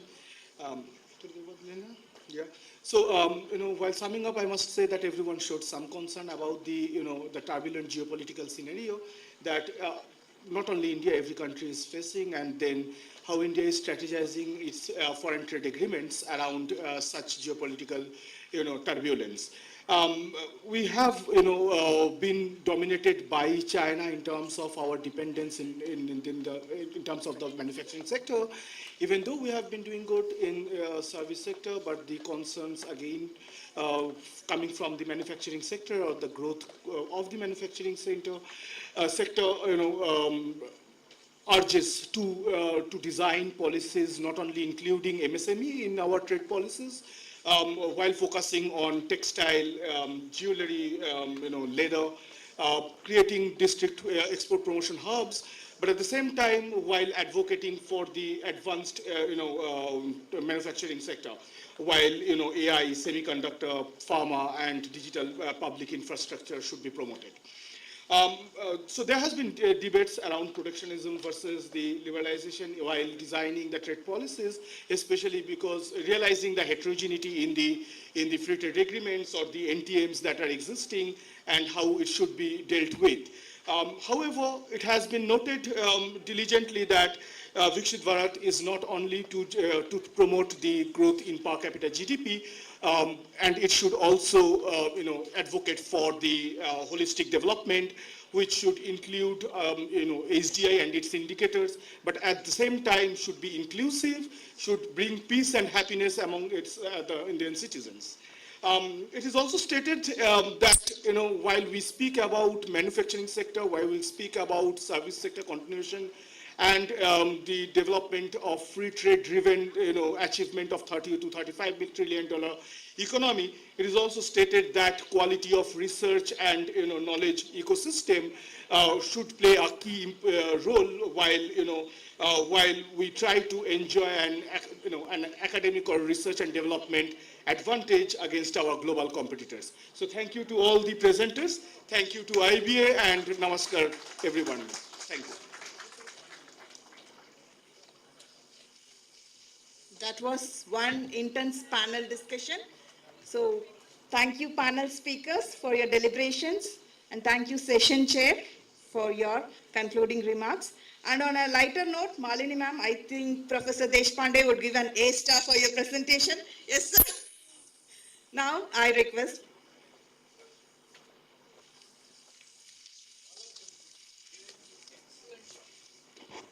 Yes, sir. Prashant Kulkarni sir has done very excellent and wonderful job, as Deshpande sir said, inviting very young and very lively academicians from different parts of the country, and making very wonderful discussion and deliberation. So I take the privilege of presenting two books to Director of IBS Prashant Kulkarni Sarji. That is Fighting Multidimensional Poverty Through Microcredit by NGOs. So the policies, this book is based on the UGC project. The policies which are prescribed in this book are aligning with Viksit Bharat attainment. So this is one book I am going to present, Prashant ji. The other one is, this is ICSR project, Sustainability of Rural Non-Farm Economy. Here also, how this diversification of the economy away from agriculture to non-agriculture contribute to reduction in poverty and inequality, and then attaining Viksit Bharat. So with your permission and all, I'll just present these two books to Prashant ji, sir. Please, yes, sir.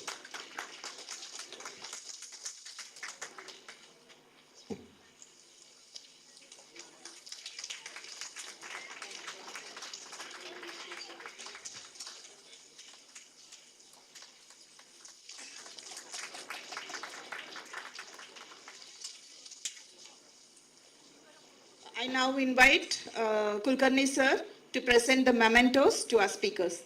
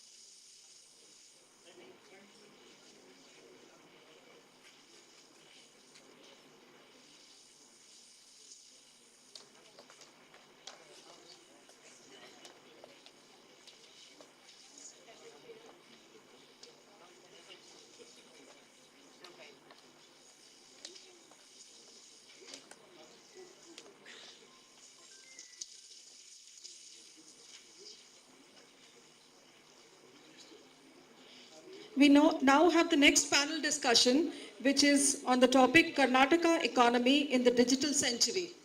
And on the panel today, we have Dr. Basavaraj Benni, Head Department of Economics, Bangalore University, Dr. Basavaraj Nagur, Professor, Department of Economics, Dharwad, Dr. Ravi Tirlapur, KAS, Secretary to Revenue Minister, Government of Karnataka, Bangalore, Dr. Rangappa KB, Senior Professor, Department of Economics, Davangere University, Dr. Khalil Saha, Assistant Professor, ISCE Bangalore, and the session chair, Dr. Jairam Bhatt, retired professor from Kuvempu University.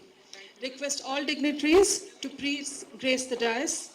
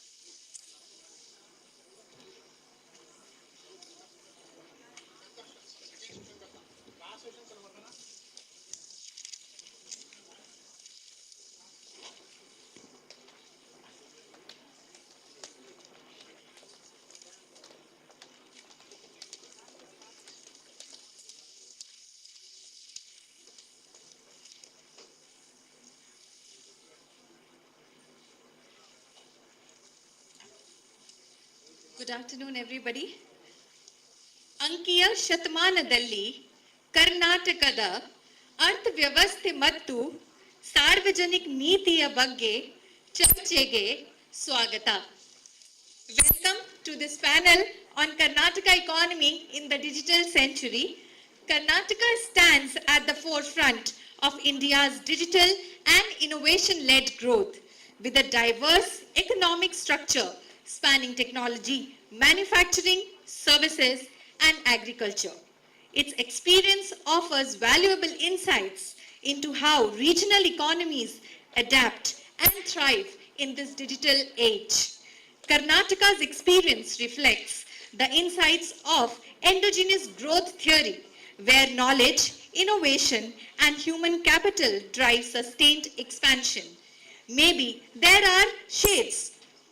This session will examine the structure and key success factors of the Karnataka economy and how technology has acted as the catalyst for growth across sectors.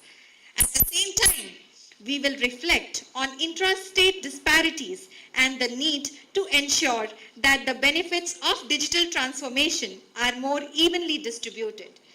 The panel will also consider the future challenges facing the state as it seeks to sustain growth, innovation, and inclusivity.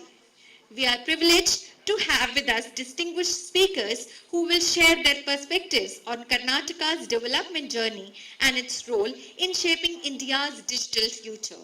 I would like to now invite the session chair of our panel, Dr. Jairam Bhatt sir, to begin the discussion.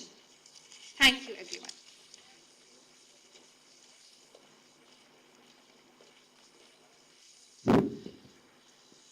ಎಲ್ಲರಿಗೂ ನಮಸ್ಕಾರ. ಗುರುಗಳ ಪಾದಗಳಿಗೆ ನಮಸ್ತೆ.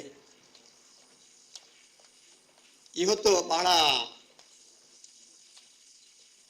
ಸಂದಿಗ್ಧವಾದ ಕಾಲಘಟ್ಟದಲ್ಲಿ ನಾವು ಇದ್ದೇವೆ ಅಂತ ನಾವು ಅಂದ್ಕೊಂಡಿದ್ದೇವೆ. ಆಮೇಲೆ ಆಡಿಬಲ್ ಅಣ್ಣ, ಆಮೇಲೆ ಅರ್ಥ ಆಗುತ್ತೆ ನಿಮಗೆ? ಕನ್ನಡ ಬರುತ್ತಾ? ಕನ್ನಡ ಬರಲ್ಲ, but I will speak in Kannada. I request you students to learn Kannada. I request the institution to have one paper in Kannada also. Yeah. ದಯವಿಟ್ಟು ಕನ್ನಡ ಕಲೀರಿ, ತುಂಬ ಚಂದ ಭಾಷೆ. It's very flowery language, very lovely. Okay. ಸಂದಿಗ್ಧ ಕಾಲದಲ್ಲಿ ಇದ್ದೇವೆ ಅಂತ ನಾವು ಅಂದ್ಕೊಳ್ತೇವೆ, ಹಾಗಿಲ್ಲ. We are not in a ಸಂದಿಗ್ಧ ಕಾಲ, we are in a very nice time.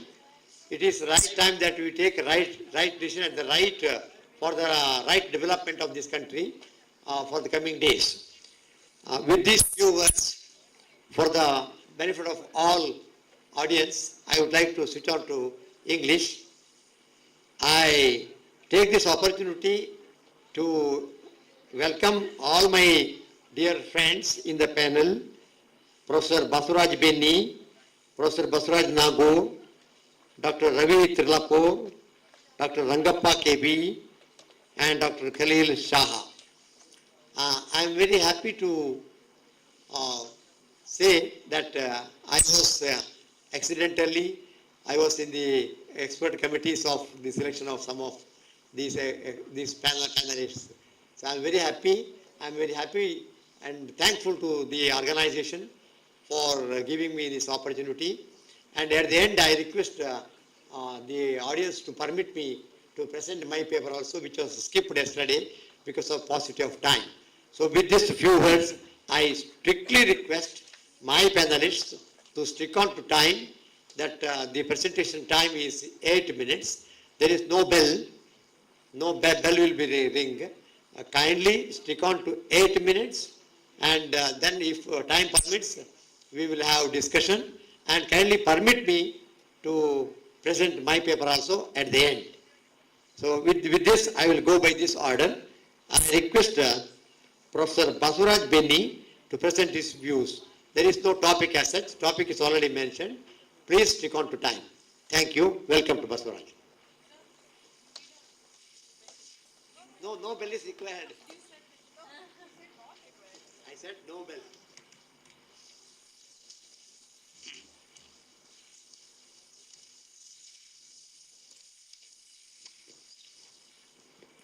Well, very good afternoon to all.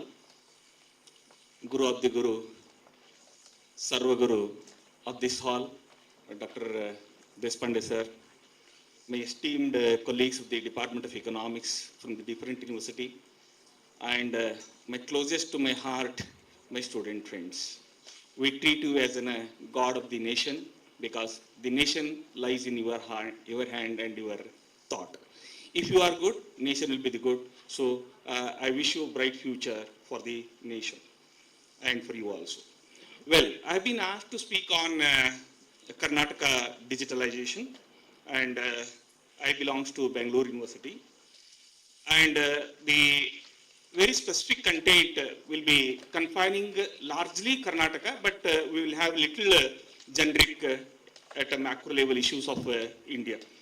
Just a few days back, we had AI Impact India conference at Delhi recently, and everywhere there is a discussion of AI and digitalization, and we'll come back to a bit later on that, but right now we'll see what exactly it means. It is a systematic integration of digital technology into economic, administrative, and social process to improve the quality of the life. Definitely, I believe technology improve the efficiency, productivity, and transparency. These are the three important words. It requires automation of process, use of data analytics and artificial intelligence. I think AI, BI, and HI, three combination of I makes a significant difference for the human well-being. And also digital platform. I think one of the previous panel, this person presented his presentation, said, I have as a typical teacher, bringing a notes. I gave it to my notes to my son. He translated the entire presentation in a wonderful the presentation, and he was showing that presentation. That presentation was made with Notebook LM of AI technology. That is what is a digital technology today. It will transform the 10 days work, not even in 10 seconds. That is what where we require our adjustment for tomorrow. Therefore, I say 3 words, 3A: adjust, accommodate, and appreciate AI. If you don't adjust and accommodate and appreciate AI, your future will be difficult. So therefore, you should learn the digital platform service delivery for future, and cloud computing and the internet things is another emerging area we should understand. Blockchain, the enabled transactions, I think in future, probably down to next 10 years or 20 years, most of the things will happen with digitally. So therefore, we have to gear up and we have to rise up. And broader scope of the digitalization, it is just still macro level, economic dimension and governance dimension. I think governance dimension, I think Dr. Ravi will be speaking at depth, I believe. And social dimension and environmental dimensions are very, very crucial. And what each one covers subsequently comes into the details. So I will not go all the parameters of the scope of the dimension. Just I highlighted economic, governance, social and environmental issues for a quicker understanding.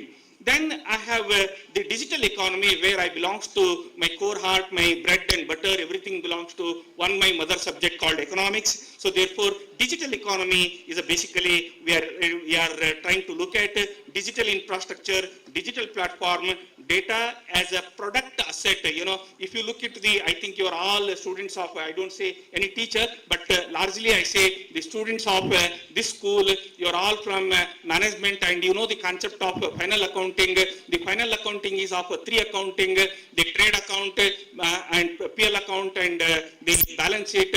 You know how the trade account is important, leading to PL account, profit and loss account, and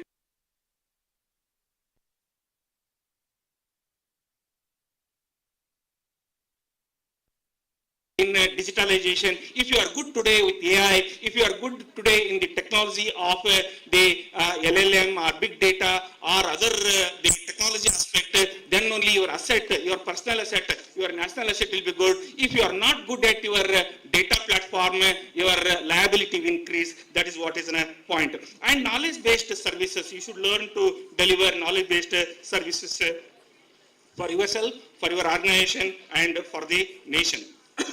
Core components, I think they are very clear: digital infrastructure, digital service, digital transactions. I think we know everybody is, some of the previous panels also have indicated, digital transactions and digital innovations. What was yesterday ChatGPT, today the same not ChatGPT. What is Notebook LM yesterday, it was not today the same Notebook LM. So yesterday is a different, today is a different. I'm sorry. So every moment, every time it is changing. So therefore, we need to understand that digital innovation, and we have to accommodate and we have to adjust the digital innovation. Then coming to the first, I think infrastructure, we need 100% fiber connectivity. I think these are the basics. I'll just skip it. Number 2 is the digital governance. I think I have more detailed information.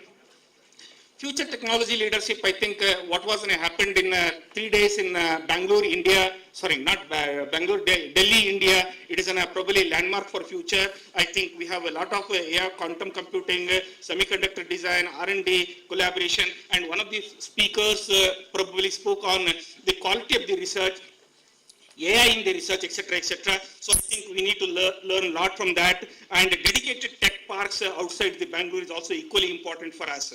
Then coming to the human capital and skill development, somewhere in some of the presentations of the previous session, we could see human capital and skill development. Anyway, I believe the 6 C are very important.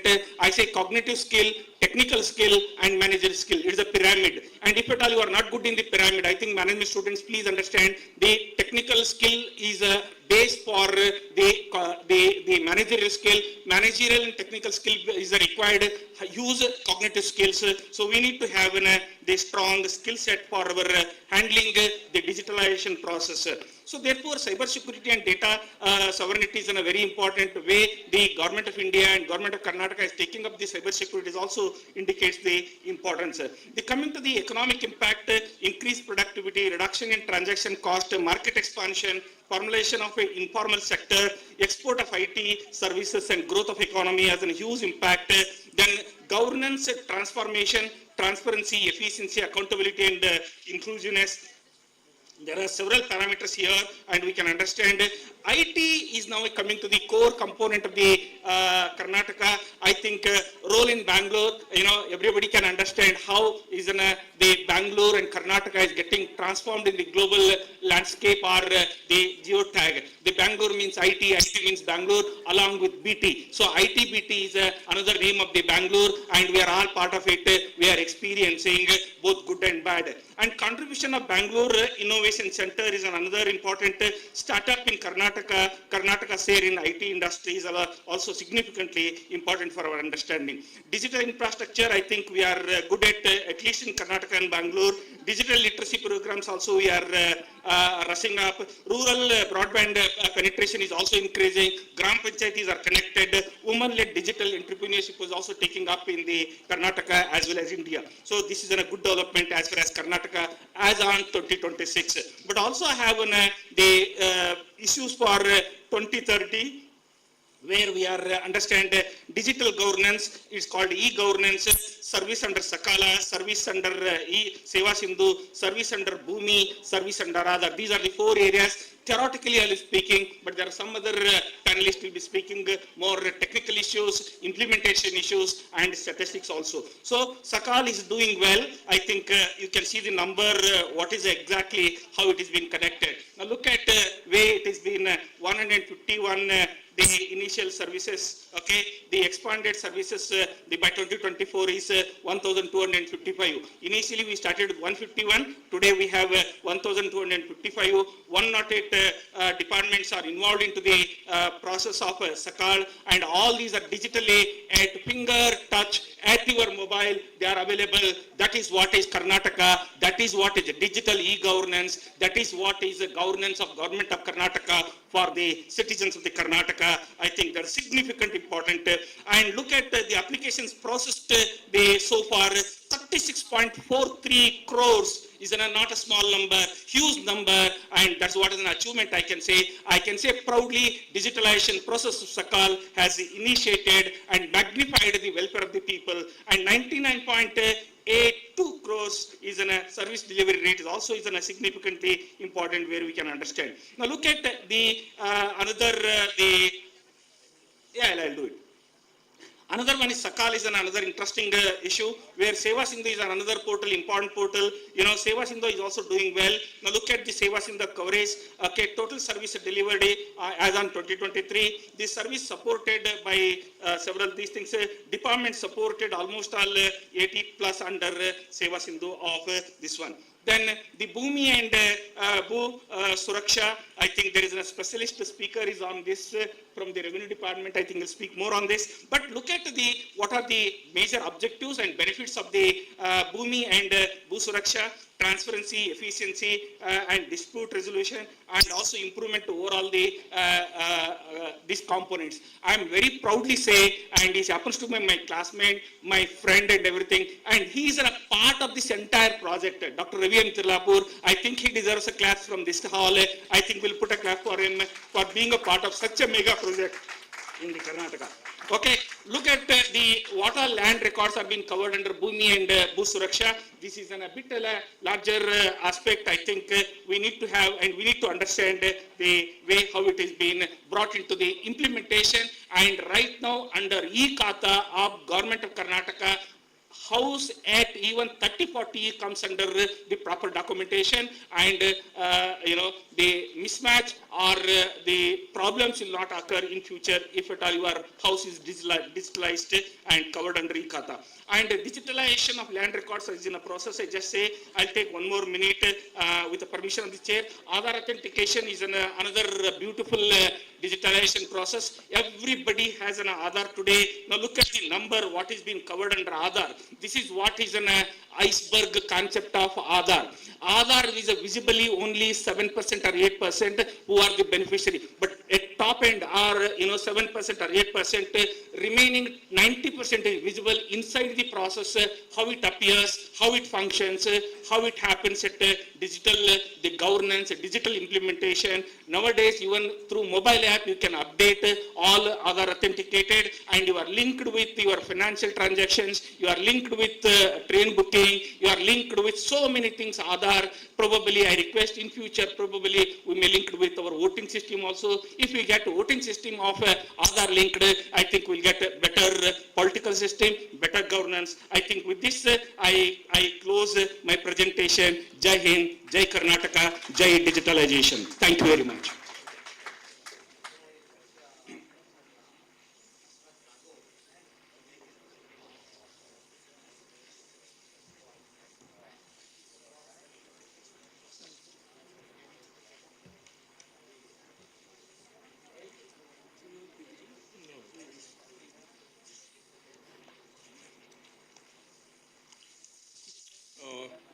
Good afternoon, everyone.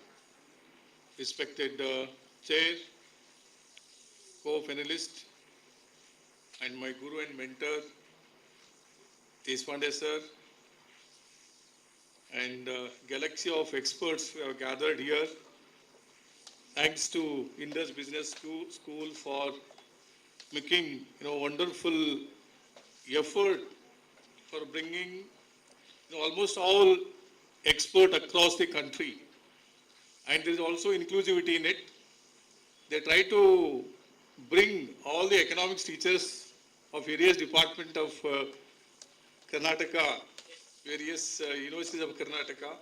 So thank you very much for the organizers and the wonderful host as well.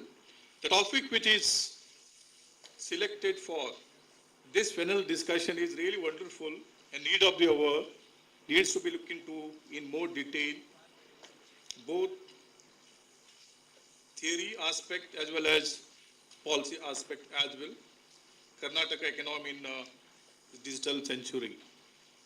If you look at the way in which Karnataka economy has been grown, particularly digital economy is wonderful. Not only it grabbed the country attention, it grabbed the attention of the globe. Karnataka, Bengaluru in particular, comes in the top three cities in the world when it comes to discussion on knowledge economy and digital economy. Karnataka's contribution of digital economy to the overall gross state domestic product is 15%, which is higher than Karnataka's agricultural share in overall gross state domestic product. And around 50% of the population is engaged in agriculture. And you'll be shocked to hear the figure, only around 15 lakhs people are engaged in digital economy of the state. And their contribution is 15% of the state gross state domestic product. And the Karnataka contributes 43% of overall software export of this country. And Bangalore itself contributes 98% of Karnataka's software export. If you look at the way in which Karnataka economic growth is taking place, it is amazing. Around 11 to 12%, more than double-digit growth from the last 10 years, which is higher than nation GDP. The main pillar is its software export. And if you look at the attraction of FDI, cumulative foreign direct investment from the last 4 or 5 years is $64 billion, which is mainly invested in software sector. So Karnataka stands defining moment in the history. And if you look at the way the structural change which has been taking place at the global level and in India and Karnataka, we can say that 20th century was the century for industrial economies and 21st century for globalized economy, and the coming decade will be decade for digital economy, where Karnataka not only participating it is taking lead in it. Karnataka is going to take lead in the digital economy, not only in the country, only in the world. This has got attention. If you take any negotiation, as earlier panel discussion or mentioned the India's foreign trade agreements, their main attention and discussion is for India's strength point is how to attract foreign technology, foreign investment in digital economy in this country. So you can see that, here the question comes here, can Karnataka convert digital leadership into inclusive, sustainable and equitable economic growth? Prior to that, let me share some of the structural change in which Karnataka economy is taking place in recent years. As Deshpande sir is here, is worked so much in the field of agriculture. When sir was working in the field of agriculture sector, I hope you agree with me, Karnataka economy moved from land-based growth to data-driven growth today, and from manufacturing sector to knowledge-driven center, from physical capital to intellectual-driven economy. So Karnataka has been witnessing a lot of structural change in recent years, but these structural changes have really, have raised certain challenges and certain serious concerns. The serious concerns, as I mentioned some data, 50% of the population is engaged in agriculture, and their share is 15%, whereas only direct or indirect employment in the knowledge-based economy in the state is 20 lakhs, and their contribution is 15%. So we need to have a policy in which there is a proper equitable distribution of whatever profit we are getting from the digital economy to take care of other lagging sector in the economy. So where we need a proper policy in it. So Karnataka economy, of course, Karnataka government, of course, has brought a recent policy with regard to digital mission of 2025-30, where they also talked about moving this digital economy from Bengaluru to two-tier cities like Hubli, Dharwad, Mysore and Belgaum, so we can address the regional imbalances. So this kind of digital economy is creating regional imbalances. There is so much of digital, when it comes to access to the digital education, there is so much of, this is not uniform, as most of the grass enrollment which is taking place in higher education is only in the public universities, where a lot of students from rural background, where a lot of students from, the poor background, mainly the female study there, where we find the deficit of digital education. So we need to look into that. So there is a huge skill gap.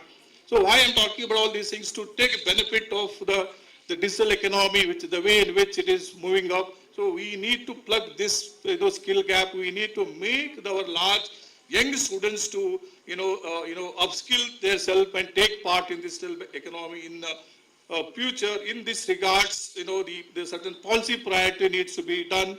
We don't have any kind of a digital center in any state universities as such, where large part of students are engaged in state university. It's not easy to access digital education by masses in this state, where a lot of digital education is taking place in the private universities. And most important thing which we need to look into it is, Karnataka is becoming famous for applying the existing knowledge. So we need to be creative in the creativity of knowledge. The way in which the software export is taking place is, it is of application of existing knowledge. Whatever invention which is taking place at the global level, we are applying those inventions. So we must take lead in invention, creator of knowledge. That will have a large impact on the overall economy. For that, we need a proper public policy that we need to invest a lot, particularly in the public sector universities. So we expect that the digital economy should be productive, equity, sustainable, and human capability. So with this, I will stop. Thank you, sir.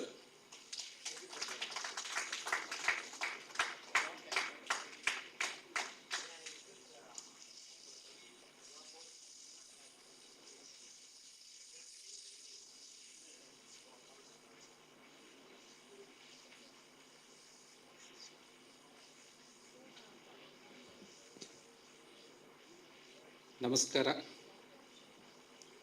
Good morning, everybody. Good afternoon, good evening. So you're awake, right? So I just wanted to check if you're awake or sleeping, right? The afternoon sessions, the post-lunch sessions are always challenging. If the session happens to be the last one, it's even more challenging.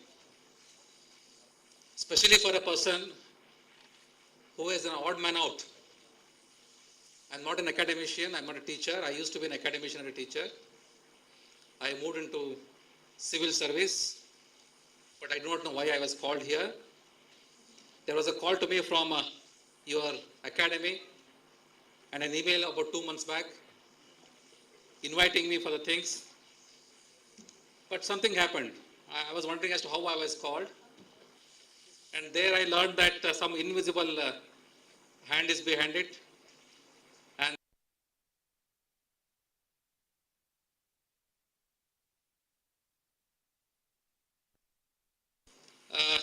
without taking much of your time, since I'm an ex-teacher, I begin my presentation asking you a few questions.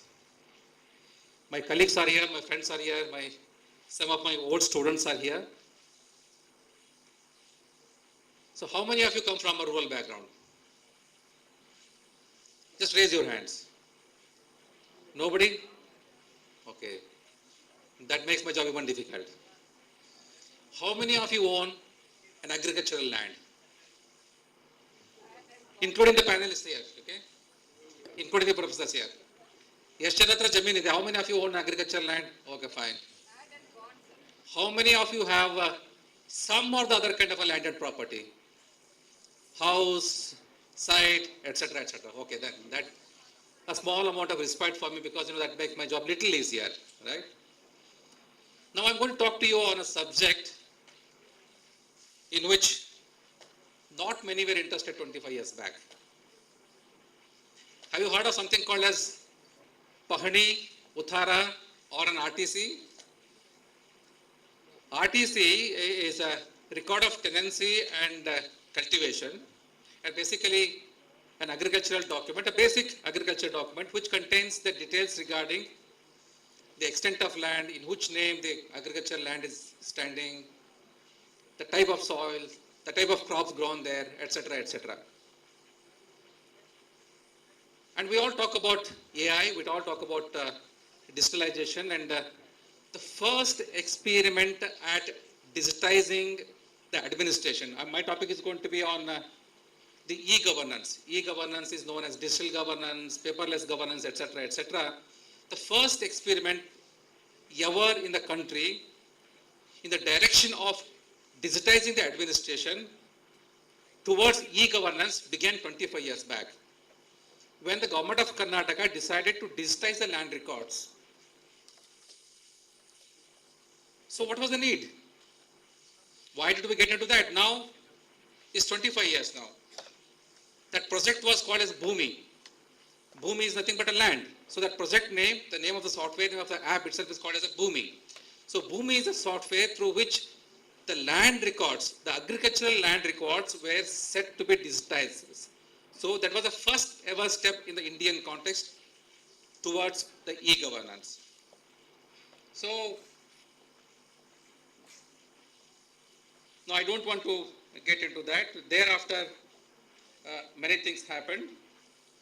And Revenue Department per se, in which I am working now as a secretary to the minister, we have many e-governance initiatives, digital government initiatives. I will not get into the details and bore you. And beyond Revenue Department also, there are quite a few e-governance, digital governance initiatives which are initiated. I will again not get into the details. Okay. Now, since not many of you come from an agricultural background and not many of you happen to own an agricultural land, so I need to give a bit of an introduction, okay? Agriculture, as I said, RTC or Pahani or Uttara, which is called in northern part of Karnataka, is a basic agricultural land.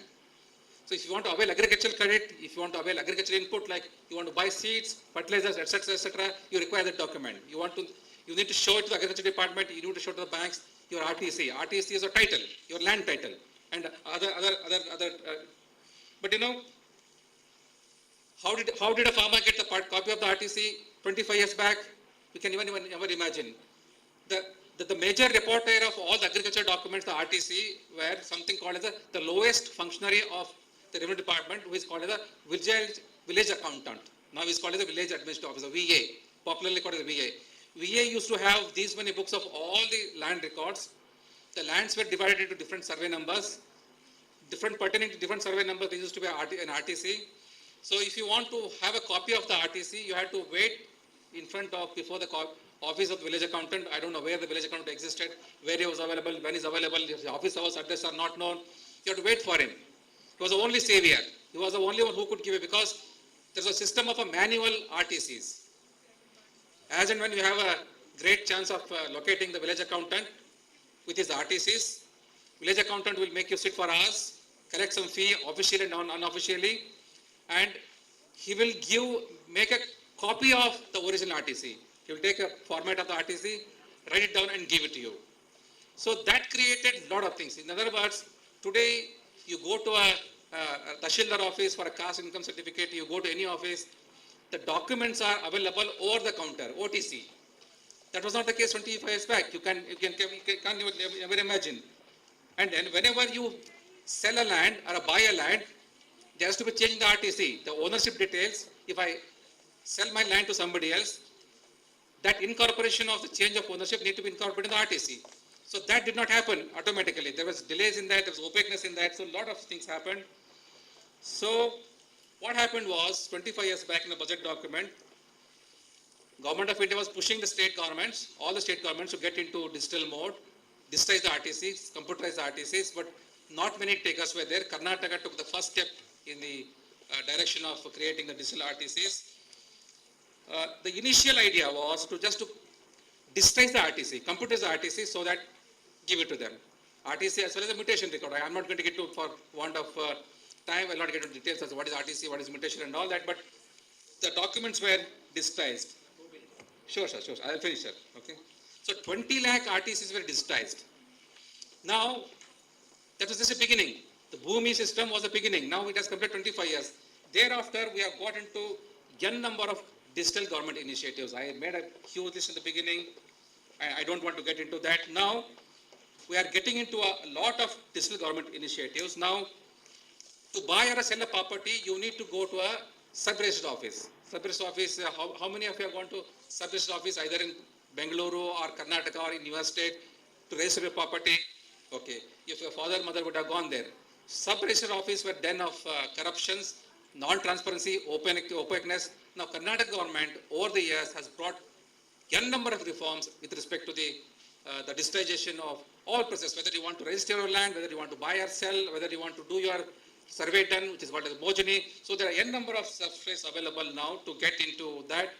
Now, for the sake of, in the interest of our friends sitting here, it's a tough job because you don't own the land, you don't know what the land record means. Now, the registration can be done in a remote way. In the present context, what all you need to do is you have to go to sub-registrar's office, wait there for hours, wait for days, and then whenever your queue comes, you get your things there. Now, Karnataka government is getting into such a digital mode wherein a remote registration, you can sit at your home, your office, and get your properties registered. Now, that kind of a system we are moving into. So, it's a beginning. A beginning is about 25 years back. Now, almost everything is digitized in the land administration of Karnataka. Now, whenever there is a crop loss, floods happen, droughts happen, there is a crop loss, the farmers are paid through a software called the Parihara. No manual system. Earlier, the farmer had to come to the Tahsildar office, give an application, you process the application, which used to take weeks, months and years to give him the compensation. Now, there's software called the Parihara, through which he automatically gets his, through DPT, he gets his things done. There was also a loan waiver scheme, about 5, 6 years, 7, 8 years back. Government of Karnataka decided to waive the loans of the farmers. About 25,000 crores worth loans from the commercial banks and cooperative banks are said to be waived. The Government of Karnataka thought to digitize the process. Then, ultimately the payments were not made only to the tune of 15,000 crores. We've saved 10,000 crores because of digitization and e-governance. So, we have a long way to go, but we are set on a very interesting path there. Ultimately, the philosophy is the land records are the baseline, the lifelines of the administration and the land record system. So, but land records should not be seen as just the land records. They are the lifeline, they are the bloodline, and they are the livelihood of the farmers, and they are the mark of respect for the citizenry. If you understand and proceed further, I think the job will be done. Thank you. Thank you so much for your patient hearing.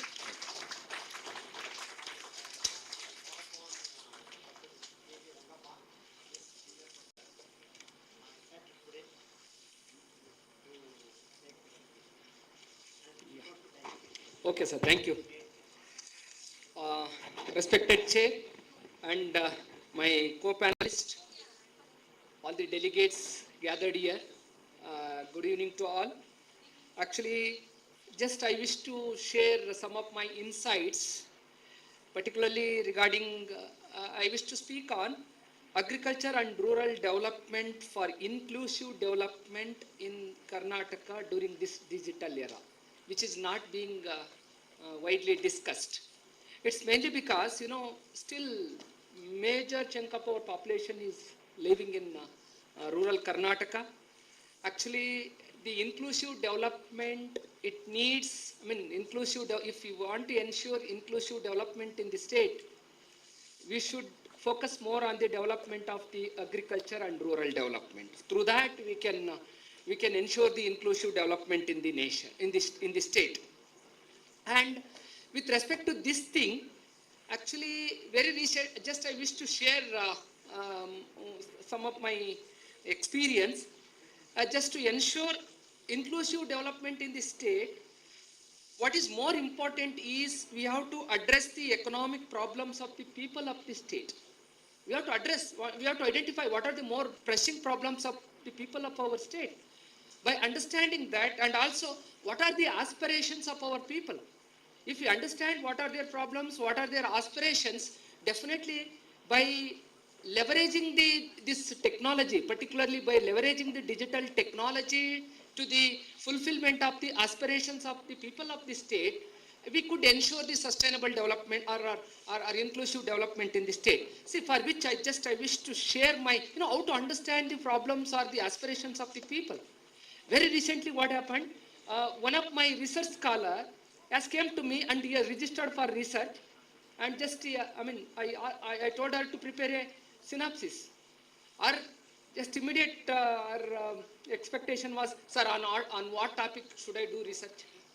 She used to ask me, sir, on what topic I used to do research. I have not given any topic to her. In fact, rather, I get a flash of an idea. What I told her, do one thing. You are being a woman, just visit some 10-20 temples around the rural areas in Davangere Taluk, Davangere district and Chitradurga district, and have interaction with the women who are visiting the temple. Just definitely, I am serious. I was serious and I sent her. What she did was just go and have interaction with the women who are visiting the God. What is their prayer to the God? What is their request from the God? If you go and ask, actually people who are going to the temple, they go with some request.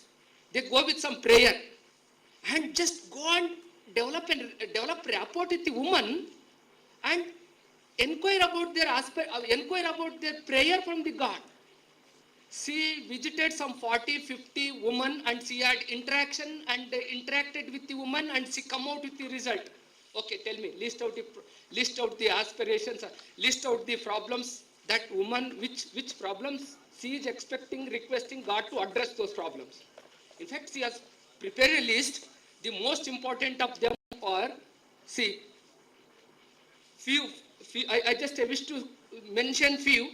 One is, oh God, get me a good job to my son. First one, good job to my son. First problem. The second one is, just get me a best bridegroom to my daughter. Second one. And third one, just many other people requested better crop yield and remunerative price to their crop.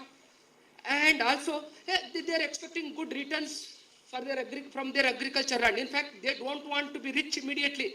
See, rural women are they are not greedy. They want to grow, not they want to jump. Actually, see, why I ask, through through this, I really thought that it's a good approach to understand what the people's aspirations is, what the problems of the people of the state. And after that, actually, I asked the same. Since job was the first priority, I told the same another issue to that girl. The same student with the team of some few students, they visited the villages. They prepared a small schedule and conducted a survey. The survey, and I told her to conduct the survey of around 400 youths who are in the age group of 30 to 35 years. Just inquire about their education and their occupational status. Nothing more than that. I told her to do that, and I really come out with a very interesting findings from that. Do you know what are the most important findings? Actually, out of the 400 students she has conducted the interview, 60% of the people in that age group, 30 to 35 year age group, 60% of them were having the education of less than SSLC. Those who have completed education up to the SSLC are less than that, and please, out of that 60%, actually average age at marriage for male was 24 years, and for female it was 21 years. And out of that SSLC, those who have completed SSLC, 90% of them are doing one or the other job. And female, 90% of the male are doing one or the other job. 45% of the women are doing one or the other job. So this is one thing. And about 20% of the same respondents group who are having education of graduation or more than that. Very interestingly, actually only about what is that? See, only about 60% of them are doing one or the other job. 40% are not doing any work. 60% of the male, and about 50% of female are working. 50% of female are not working. See, I mean to say, and interestingly, the average age of marriage for male it was 29 years, and for females here it was 26. What I mean to say is, actually, now the most important problem is with the educated youths in the rural area, and as they are connecting the education to the employment, that to the secured government job, and with the expectation of that government job, they are just waiting for the job itself becoming a big job. About 30 to 40% of BA graduates are searching for jobs, they are spending about on an average 7 to 8 years to search for the job itself. So actually still I have many other issues, and actually I wish to share one more thing. As far as productivity is concerned, I conducted one more the survey related to that. Actually, in 1 acre of land, maybe some 25 years back, based on historical approach, in 1 acre of land, farmers were growing 15 quintals of maize by using around 90 man days of labor.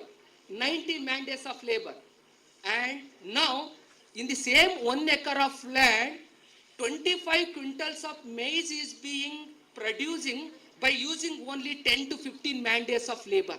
See, the technology is changing the production method, bringing change in the production methodology, bringing change in the productivity. See, we have to understand such pressing issues which the problem people are facing, and we need to leverage this digital technology to address the problems of the people of the state. With this, I thank you one and all. Thank you for the opportunity. Thank you.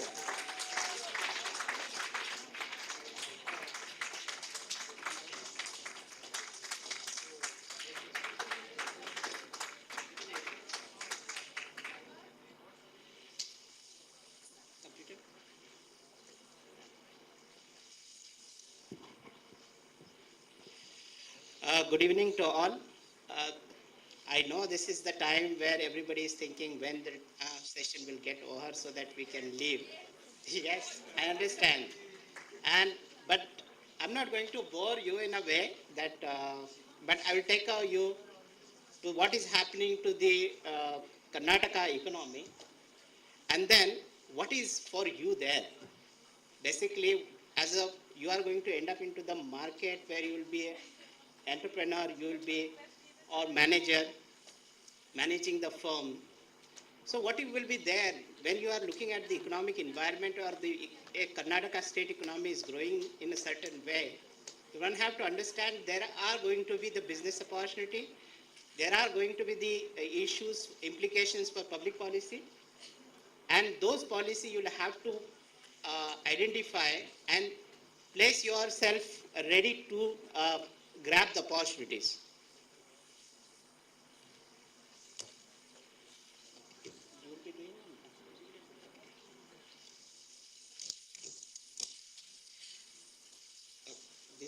This one, next. Okay, this one.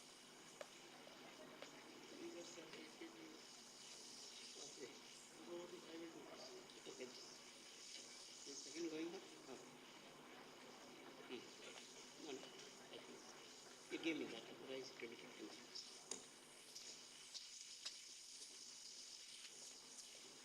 Oh. Sorry. Now, as you see, the Karnataka state is almost contributing almost 8.2%, huge. Then it is the third largest economy in terms of GDP. And in terms of export, it exceeds 13.7 lakh crore in last 2013-14, means 20% of the total India's export it contributes. Consistently ranks second or third, receiving 20 to 20% of FDI, and houses almost 55% of the biotech companies, 60 to 65% of the national aerospace manufacturing and major center for automobile, Toyota and electronics. You can understand that when you understand the nature of the economy, then how it is growing and what are the opportunities that exist in the state. If you look at the per capita income of the state, that it is growing and almost now it is far higher than the national average. Now, if you look at this growth rate, it's consistently growing at more than 10% on an average. Particularly, the sectors like service sectors, the growth opportunity in the service sector consistently growing by 10%. Recently, it went down, but largely the growth is affected by agriculture, variation in agriculture. So the agriculture remains one of the problem sector in there. Industry is still struggling, but it has shown a good amount of growth also.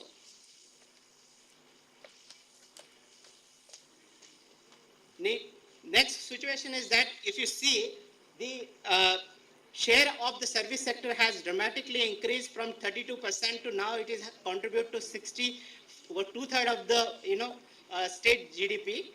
Whereas the industry has not been able to grow, it is growing. Now, when you talk about the structure, industry is growing, but not growing to that extent of the service sector is growing. The service sector is reporting the higher rate of growth, therefore, the share of the industry and agriculture is falling down. But the implications for this is going to be very high for the state inequality, because large number of our populations which are engaged in agriculture, almost 45% of the population which is engaged with 2 to 3% rate of growth, these are the people who are going to be lagged behind. So we'll have to look into that, how the technological development or digital economy can help in the future. That will be the challenge for the state.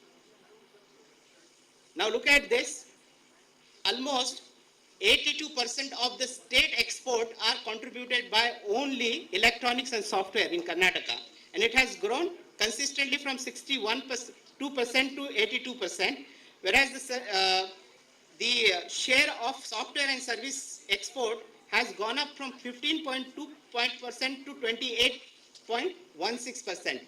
It means that large part of the state GDP is coming from the software and electronic exports.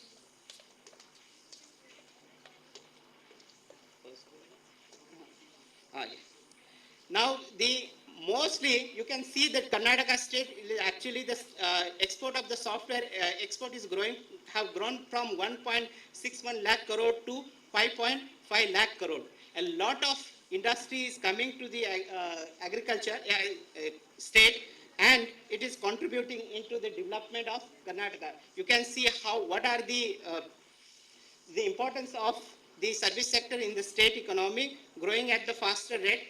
Large number of software industries are located in Karnataka and giving a lot of, contributing into the state and the job in Karnataka.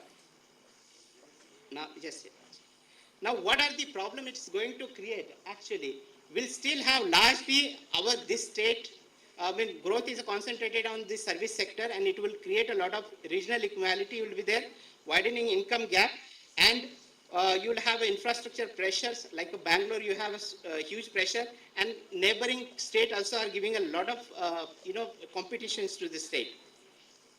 Now you can see what are the per person earning differences are there. These differences are going to exacerbate. Means you will see a more number of widening gap between the income. If you end up in different sector, you will have what income you are going to expect. You can see that. That's it. And you can see the state level, the distribution of the inequality of the regional inequality here.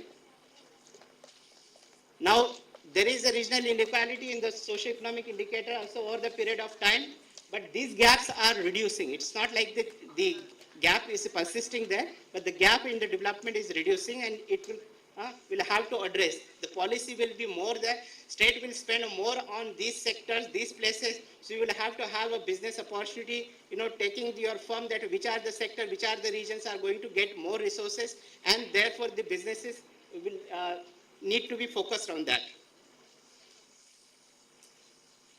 So, and we still have a lot of, we lag behind between these, socio-economic indicators. So largely the public policy in the state is going to be into the regions where we are lag behind. Whereas the softwares, there will be the concentration of the, economic activity in the largely Karnataka. This is going to be the challenge to make it more regional. Balances have to be reduced, but mostly we have often that the sector which attract the more investment, or the region which attract the more investment, continue to grow and attract and create economies of scale.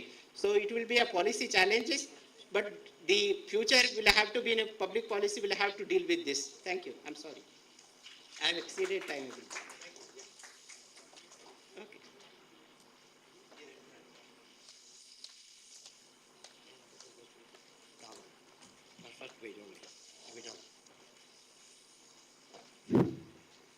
Dear friends, it is a request and order to the students that students should not speak each other, because it is our responsibility to take you and to inspire you so that we reach the goal on time or before time. That is why it is mandatory for you. The institution is spending a lot of money for you only, because we have attended many seminars in India and outside. But at your doorstep, the institution is arranging, means you please cooperate and get benefit, maximum benefit of that. That is what economics is. And it is my duty not to repeat the panelists' presentations again. It makes no sense. But it is my duty. Yesterday, because of paucity of time, 2 presentations were skipped, in which my presentation I voluntarily told the organizers that I will make presentation tomorrow. So that's why this I request the audience to permit me to give me some 5 to 8 minutes for my presentation. That will be the conclusion of this session. Hello, Mr. Please. How to move this? We are a great country, and we have a growth story of many years. We know that the economy is traditionally divided into 3: agri, industry, and services. My paper is based on published sources and heavily drawn from experts' views. We were forced to accept and carry with chronic poverty, food insecurity, and a poor industrial base at the time of independence. We were colonial exploitation. All these things were touched by experts. Somebody was asking a relevant question earlier in the last, some student, Planning Commission and Niti Aayog.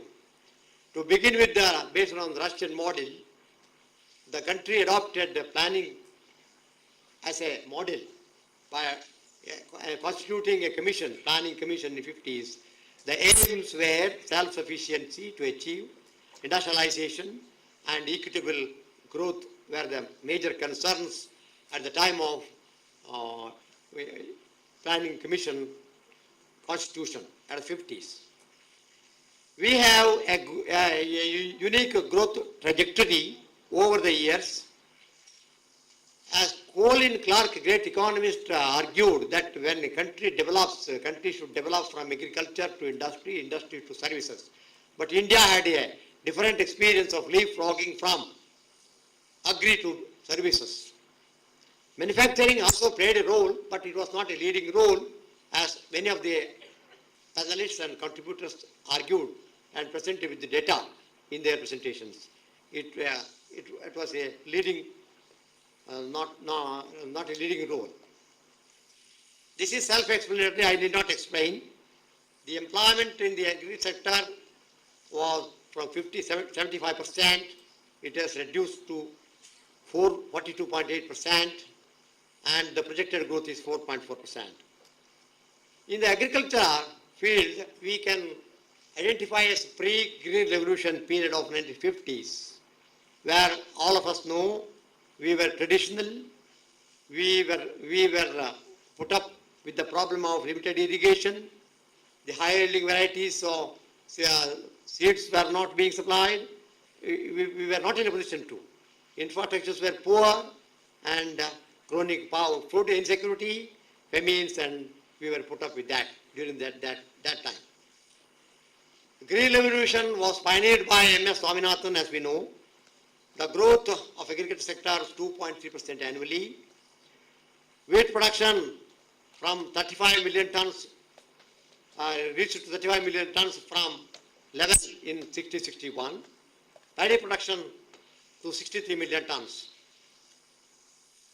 The economists argued and we found that we have achieved some food self-sufficiency by 75. Irrigation coverage increased to 35%. The Green Revolution effect has spread to southern states and eastern states, and the annual growth touched to 3.5%, 3.57%. GDP share automatically declined to 27% by 96-97. The post 2006-7, we have multiple interventions for the development of agriculture. National Food Security Mission 2007, Rashtriya Krishi Vijnana Yojana, and the importance given to minimum support prices, and the growth consequently recovered from 3.5% to 4% annually. Today, we have Pradhan Mantri Kisan, Pradhan Mantri Fasal Bima Yojana, ENAM, and Paramparagat Krishi Vikas Yojana, stress around organic farming. So notably, one more thing to be noted here, that in the agriculture credit sector increased drastically from 1.7 lakhs to 20 lakh crore by 23-24. Again, my concern, and it was concern of all the August paper presenters across all sessions, there is an employment paradox. See, 263 million workforce is found in agriculture. That amounts to 42.86%. But the GDP share declined from to 18% in 2024-25. The challenges are addressing the disguised unemployment problem and low productivity. Fragmentation is still continuing. 86% of the farmers are marginal, small. Mechanization is limited. In the United States, 25 tractors per hectare, whereas in India it is just 1.5%. Post-harvest infrastructure is poor, and 55% of the cultivated area is rain-fed, despite the development in the field. Viksit Bharat project for 2047 is agriculture, as it was discussed, 4% growth should be maintained by 35. GDP growth around 10 to 12%. Agri growth to decline from 25 to 30%. Farmers' income should be doubled by passing on to horticulture, dairying, organic farming, precision agriculture, maize production to be increased. But the last point is very important. Unless the stakeholders' undivided cooperation and participation in the venture, the goals cannot be reached. Coming to industry, the table is self-explanatory. Please move to the next. We were stuck with the problem of license Raj, and today also we have the problem of international uncompetitiveness, limited technology absorption, and so employment generation in the industrial sector. So despite the limitations, we could achieve by establishing steel plants in Bhilai, Rourkela and Durgapur post-independence, heavy engineering goods and capital goods, and during the period of creation of Industrial Development Bank of India at CDB, the growth rate touched to 5.5%. Manufacturing sector increased from 10% to 16% of GDP. Make in India initiation was launched in 2014, stressing on electronics, pharmaceuticals, automobiles, textiles, food processing, renewable energy, defense manufacturing, and to aerospace and drones. By 25 December, industrial production touched from 7 to 7.8%. Production linked, we have a scheme called Production Linked Incentive Scheme, created about 85 lakh jobs by 24. Yet the manufacturing sector employs only 11.6%. It is just 70 million workers. Industry total employment is around 28%. So it's a matter of concern. So as far as the industrial sector is concerned, the Viksit Bharat vision is to touching 7.5 trillion and increasing the share of global manufacturing from 3.2% to 8 to 10%.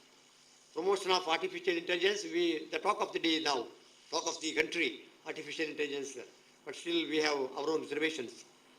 Promotion of carbon new processes.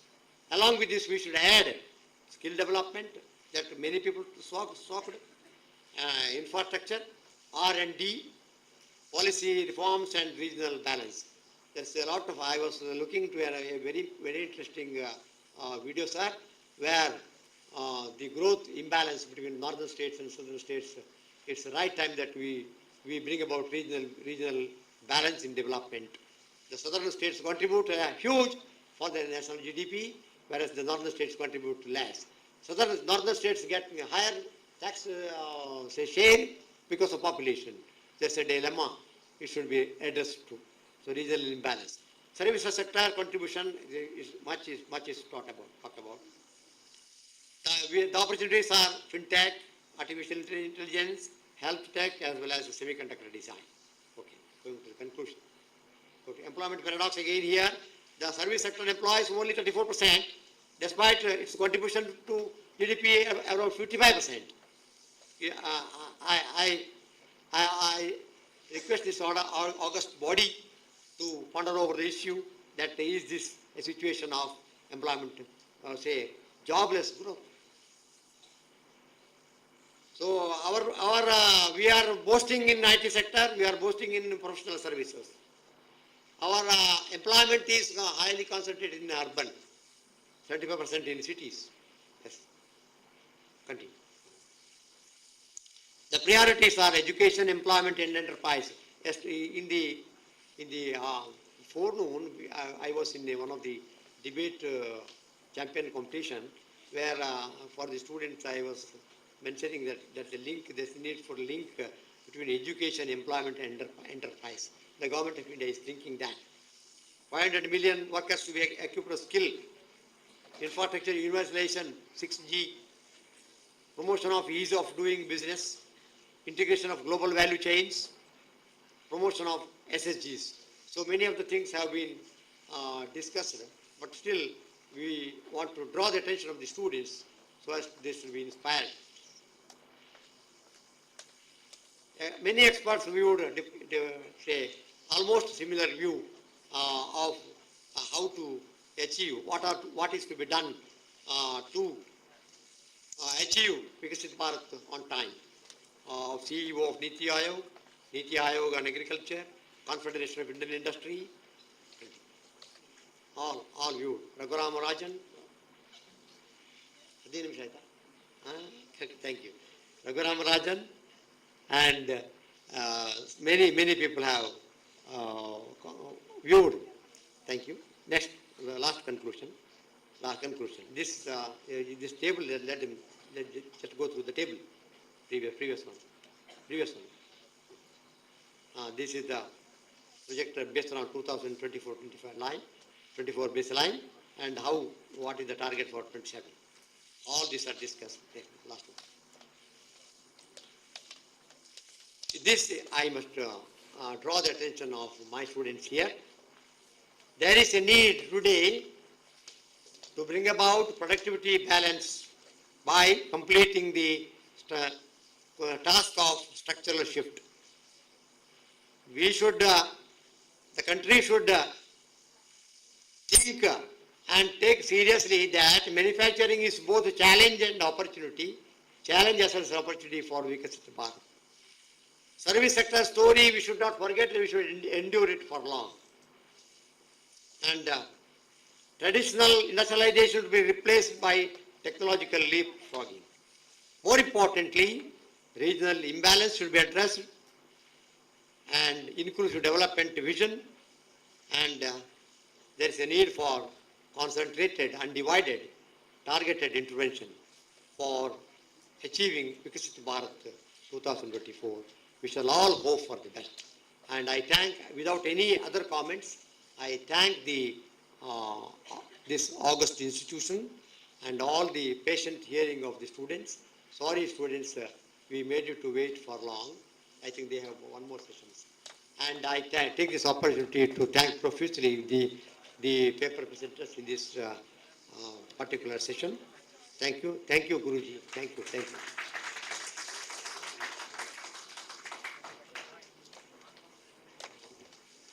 A big thank you to Dr. Jairam Bhatt sir for his insightful speech and the impactful session that we've had. Now I request Dr. Gayatri S. to come and felicitate the members of the panel.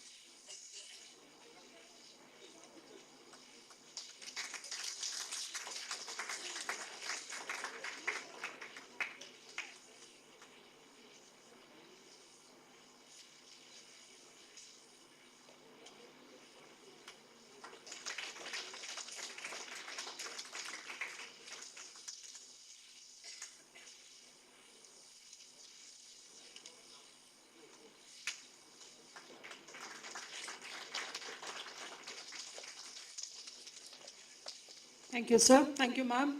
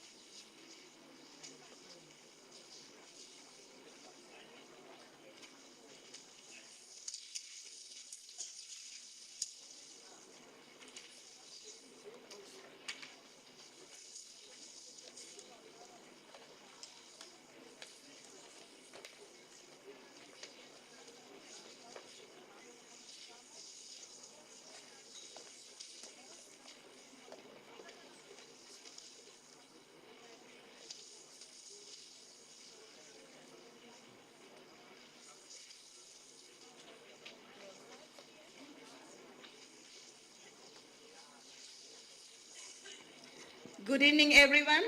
As we begin the convergence of Ecofluence 3.0, we mark the culmination of 2 days of rich dialogues, intense deliberations, and meaningful academic exchange.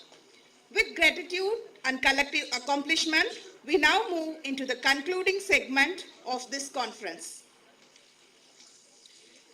To what good fortune do we owe the privilege of Professor Dr. Deshpande's gracious presence with us over these 2 days? We are honored by his continuous association with us for Ecofluence. We now look forward for his special address. Sir, the dais is yours.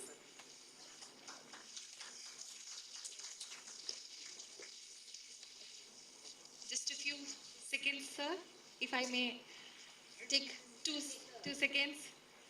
Yes, sir. Do you want to share something?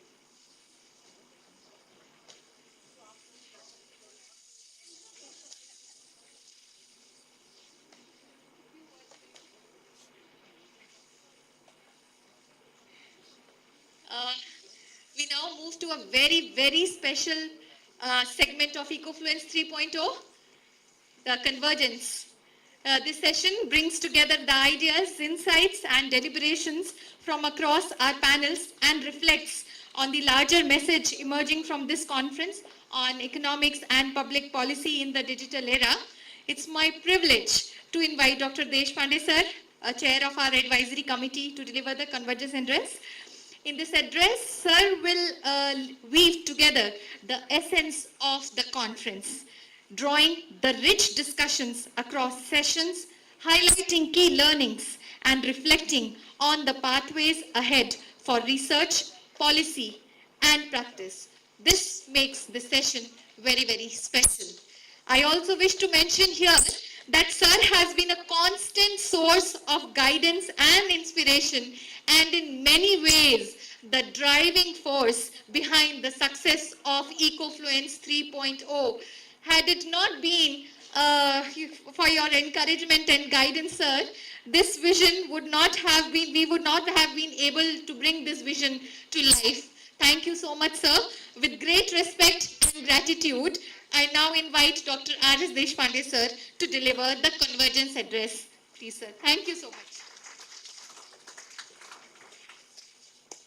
Good evening, and how many of you are still able to listen? All? Nobody is raising the hand. Otherwise, we raise the hand, no. How many of you would like to work with me for their academic pursuit? 4, 5, 6, 7. Because you know what is the result. Result is excellent. Of course, outside they go or behind me they go, they'll say, "Ajay, yaar, itna takleef diya hai, pata nahi." Anyway, 2 days were really good, excellent. Started with, and I didn't know that I had to speak in the frame given. I wanted to speak without frame, but then Manasi has dictated, like my wife says that guests are coming. This food is for guests. You have to eat this only. So I look at that and eat whatever is given to me. So she has put the frame. Till then I did not pick this up. I was thinking of speaking spontaneous. But anyway, the beginning. The ball was set forth by Professor Mahendra Dev. Mahendra Dev being the the chairman of the Prime Minister's Advisory Council. He gave a full idea about how India developed over years.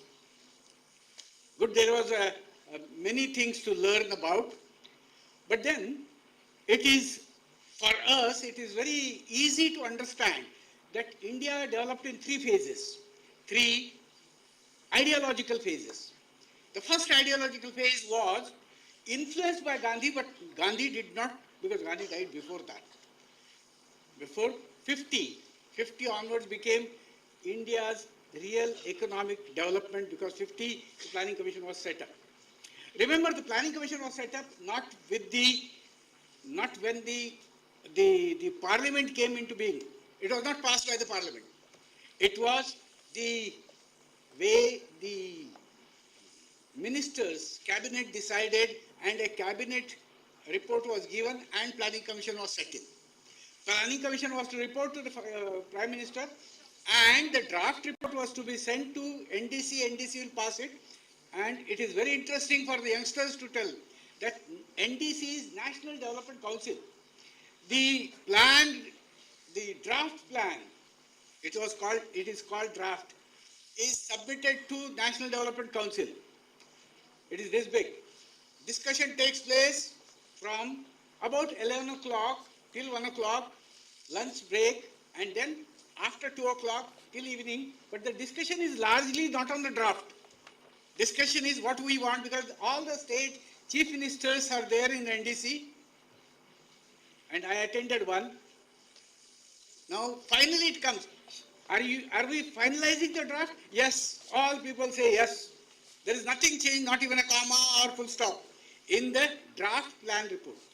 Anyway, Planning Commission surveyed for 12 plans, we did something, and we did achieve many things.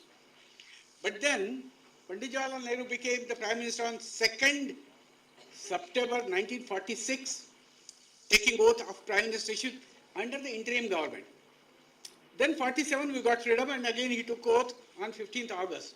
So the first phase was under the influence of Gandhian ideas, which was village Swaraj or development bottom up. 1950 came.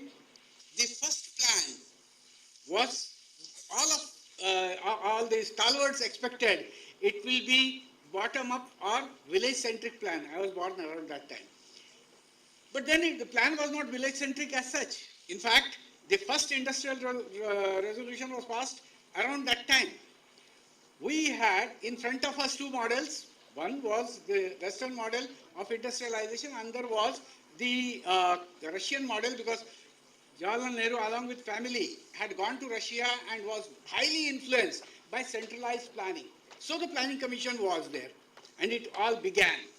It all began with the Planning Commission. The first phase was largely the mixed economy, neither fully socialistic nor fully capitalistic. It was something good of the both, or some people will say bad of the both. Whatever may be, it was the mixture, mixed economy, therefore we call it. And in the mixed economy, the results were not really good. And while speaking, I think, I remember, Charan Singh ji said that it's actually 1982 we had the first glimpse of liberalization, not 1991. The two speakers were telling differently. Mahendra Dev said 1991 change. Charan Singh said 1982 budget of Pranab Mukherjee. And the word liberalization came in that budget when, and those of you who remember or whose fathers may be remembering, before 1982 we had only two scooters in the entire country, two manufacturers. Before 1982 we had only one manufacturer of TV, that is ECTV. And either for the scooter or for the TV you have to be in line, take a letter after paying the money, take a letter which will say that you are allotted this number. When your number comes, you can go pay the money and get the scooter or get the TV. Now the problem was that you have to wait for 3 months, 4 months, and daughter's marriage comes, and you have to give a scooter to the son-in-law.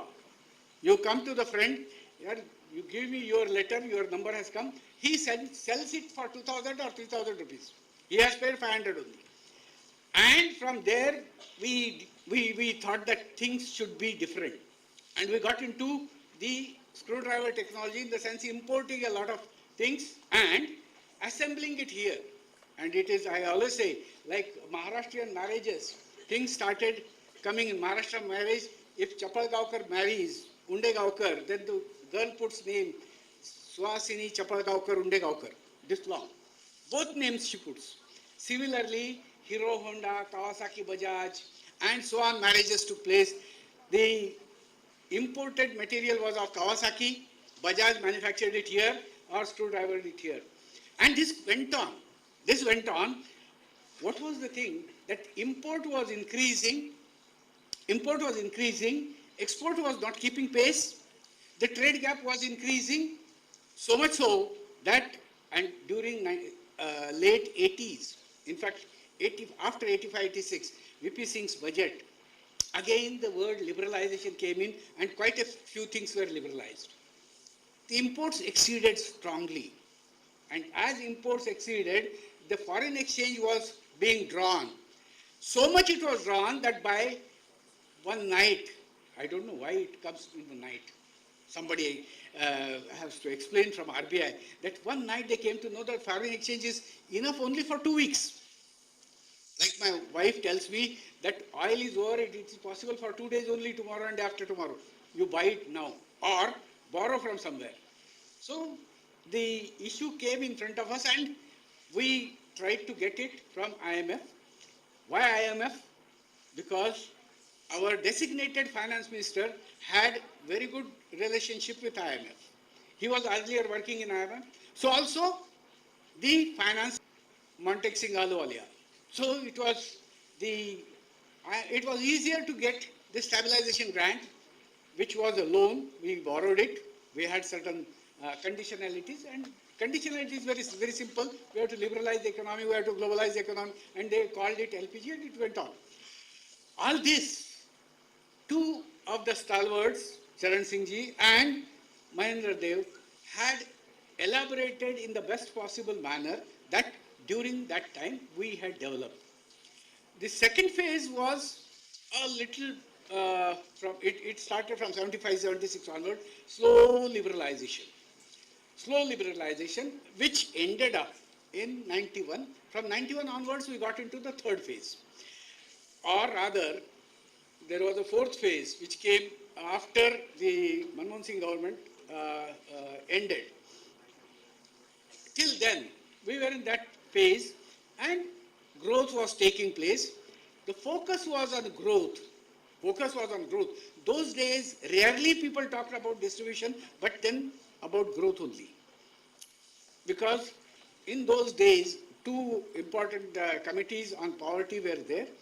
And then Tendulkar and Rangarajan, the data were taken, people talked about it, and new schemes were started, like MGNREJS. New schemes were started in order to help the one who is at the end. Then the second day, that day,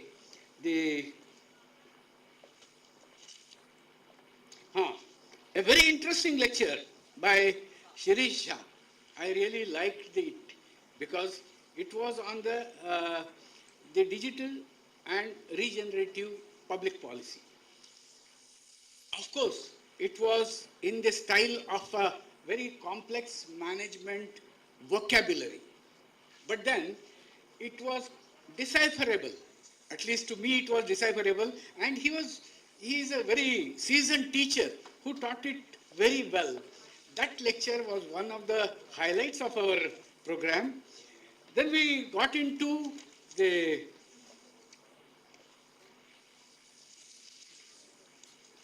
developmental economics experience, etc., in which Vinayak Deshpande, Lalan Prasad ji, who started it, and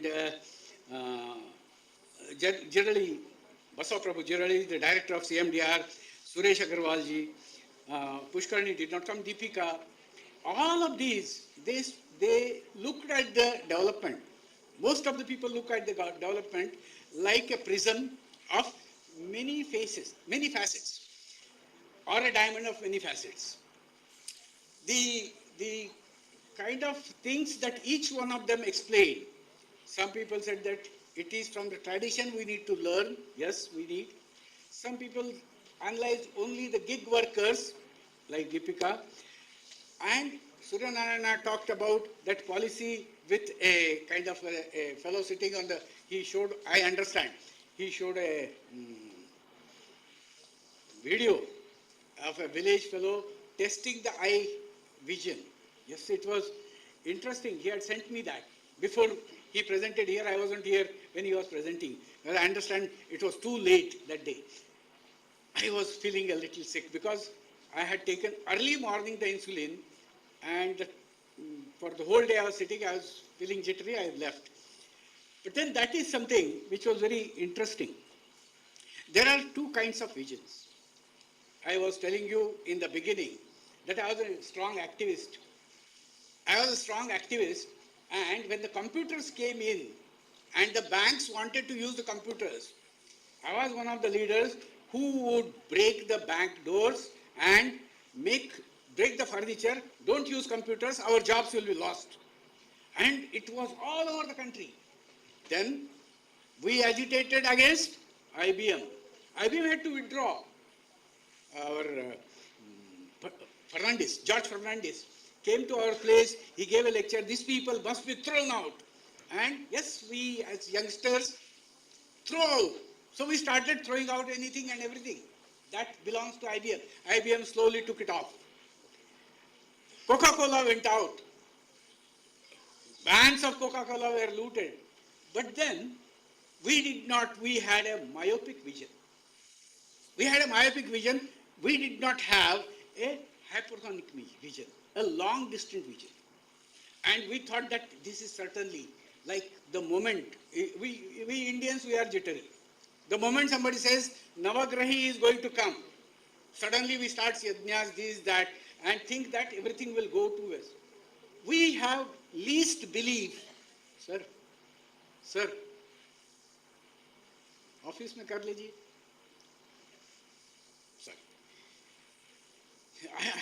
I'm sorry, I don't spare anybody.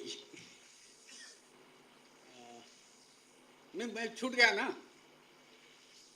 कहाँ छूट गया? George Fernandez asked everybody to get out. That is all. After that, myopic vision. That is what he was listening. You were not. Sorry. Myopic vision. With the myopic vision, we see what is tomorrow. I was saying Navagrahi.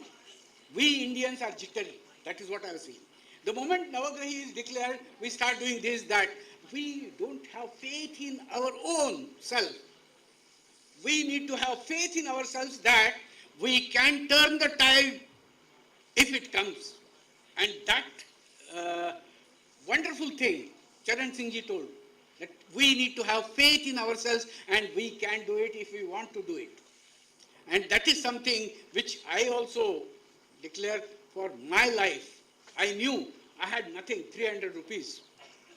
300 rupees and a job which was temporary in the institute where finally I retired as director. So I knew I can do it and I will do it. That is the thing you people have to have. If you don't have that, bend down, work as a clerk and do it in your life. No. Certain things you decide and do it. India decided that we will be the world power and we did. That is what was in the initial phase. And Surya Narayana talked about that myopic vision and the hyperoid vision. That the short distance and long distance. I don't know how much his talk was, but then that gave one thing. He talked to me, that gave me one thing. That in an institute which is management, which teaches management and economics. Basic economics is given resources, you adjust within your wants. Given resources. And in economics we teach only financial resources, human power, mechanical resources, the mundane resources which are like furnitures, etc. We don't speak about a resource, and we classify resources into two. The renewable resources and non-renewable resources. Anyway, renewable resources can be used, but non-renewable resources have to be used very carefully, like minerals. We have to be used very carefully. Like water, we have to use very carefully. Water is renewable, but then forest, renewable, but with a time. We always argue, and I saw a presentation by one of the professors of IBA, that sustainability is use rates of today have to be such that we save for the future. I have read this definition and learned this many, many times.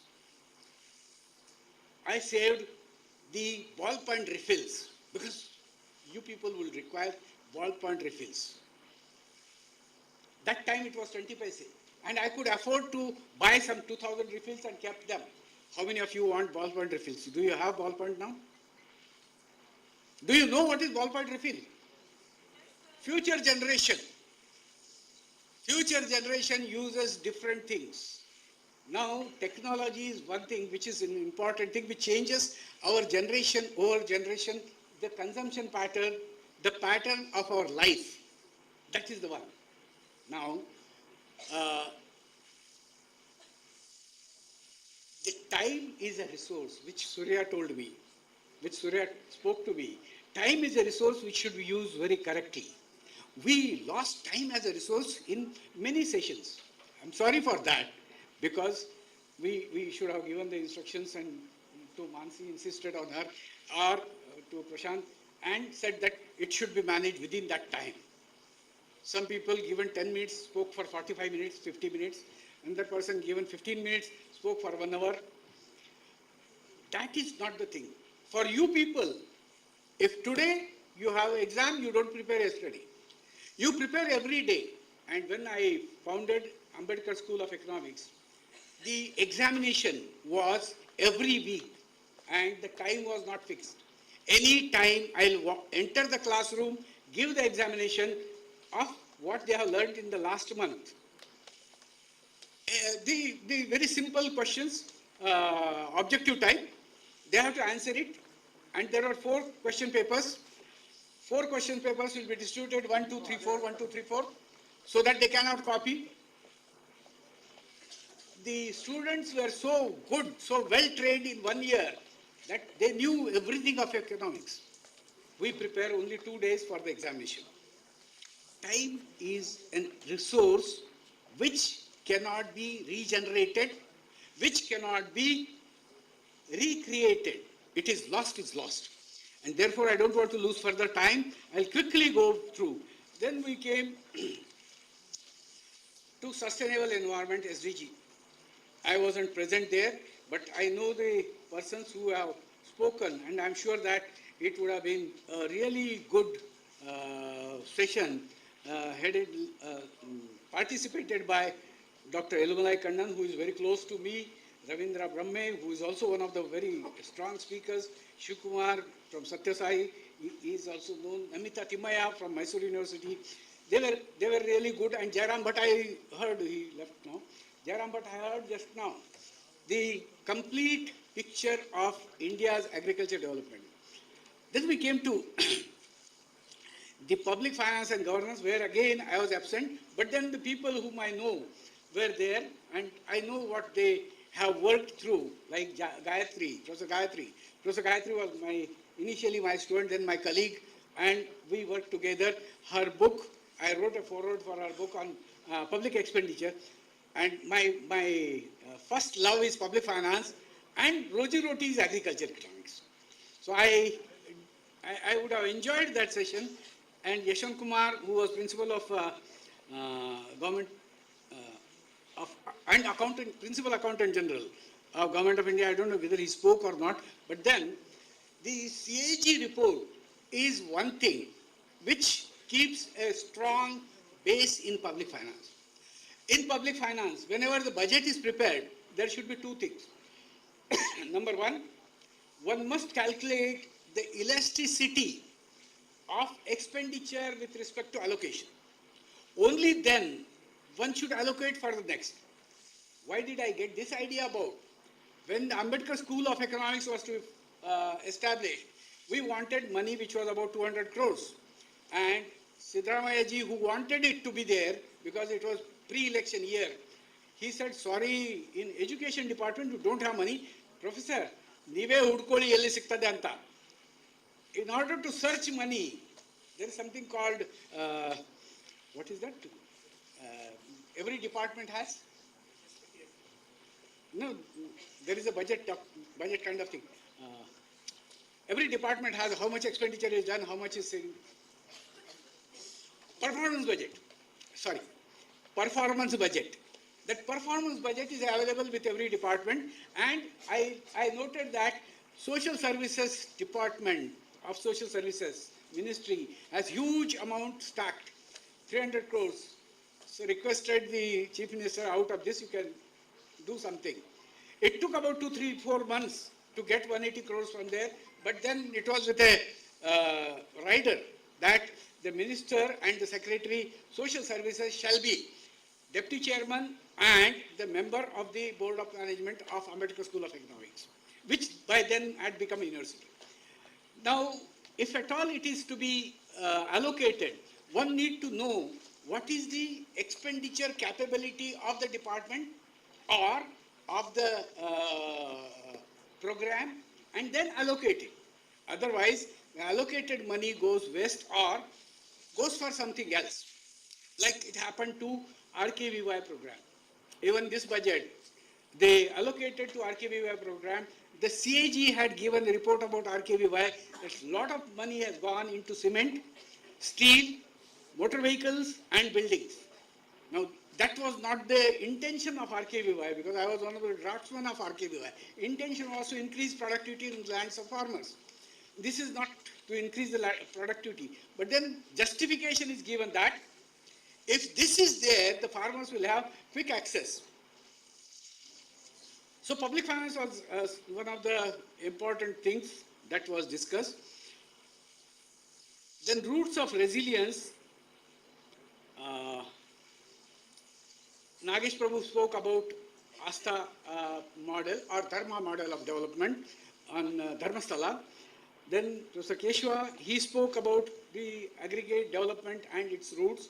Sridevi spoke about the bypassed. We have, which Dr. Bhatt also referred to, bypass regions and bypass social classes from the beginning. Now, bypassing happens because of some domination of certain groups in the state or in the governance. And this bypassing can be corrected by reverse discrimination. And that reverse discrimination is something to give a growth rate. There are two growth rates. One is the bypassed sector and another is the advanced sector. Two growth rates. The distance between the two growth rates have to be merged, which means this should, the bypass region should have a growth rate which is much higher than the advanced region's growth rate. This is the principle which is given in development economics. That is something which needs to be done. Sridevi talked about it. And then last one is Karnataka's development, which is very near and dear to me. Karnataka has been one very specific thing about Karnataka. You take any development parameter across the states in the country, Karnataka is at median level. There are equal number of states above and below. Over years, I remember I started working on Karnataka's economy in 1977.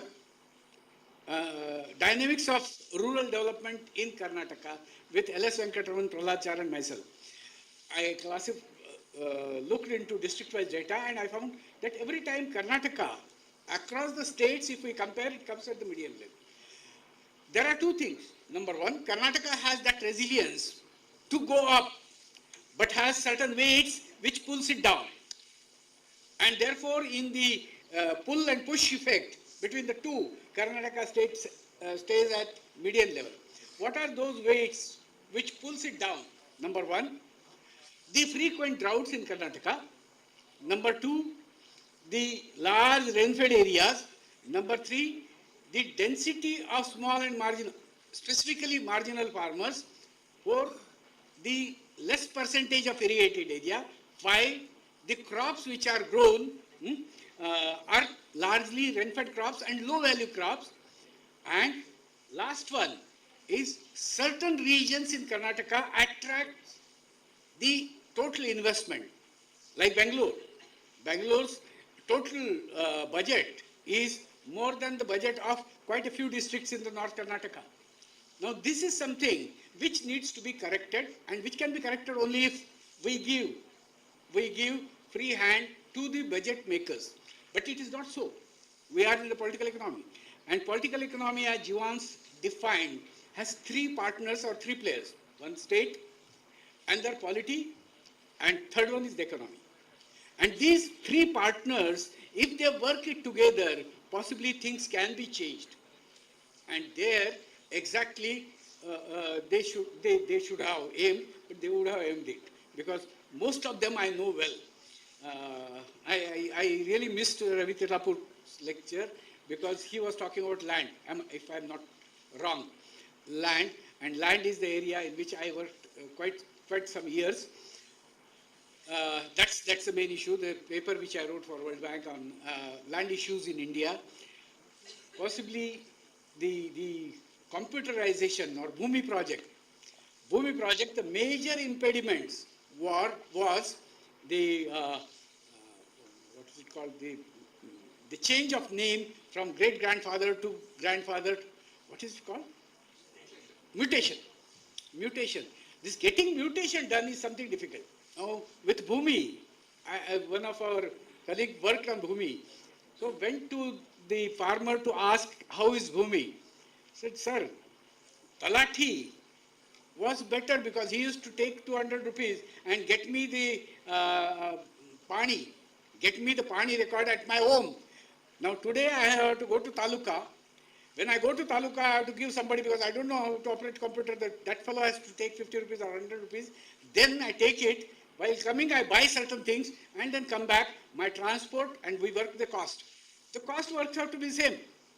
Now the problem is, because of that, do we discard a technological innovation? No. It will correct itself. It will correct itself because most of these technologies, they correct itself.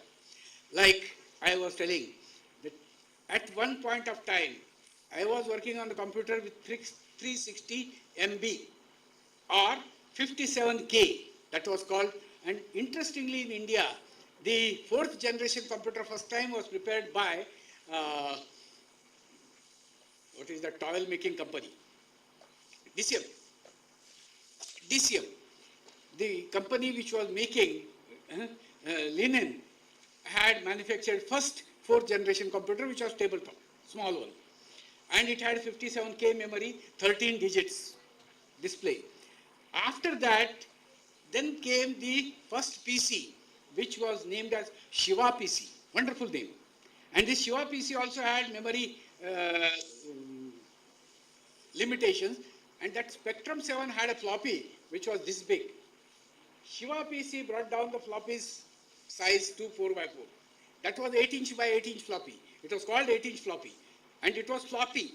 Therefore, it was called floppy. It used to be like this paper. The next floppy was 4-inch floppy, but hard floppy. Then came the pen drive. And the pen drive from some MBs to 1 GB to 2 GB to 1 tetra, and it went on. Now a small pen drive can contain so much of data. This is possible, and therefore the technology which we presume today may not succeed, it succeeds. And somebody, if you remember, MIT is Massachusetts Institute of Technology.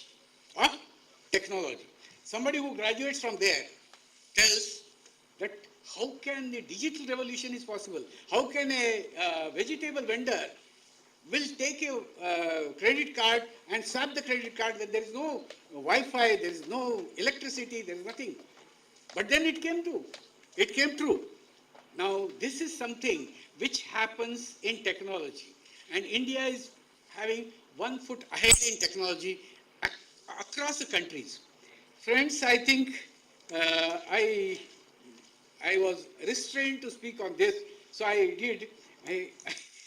I wanted to tell only 2 or 3 things. One thing is that, what's happening? One thing is that Swaminathan was not the father of Green Revolution, and I say it thumping, because it was B.P. Paul who was the Director General of ICAR at the time when first import of seeds was done.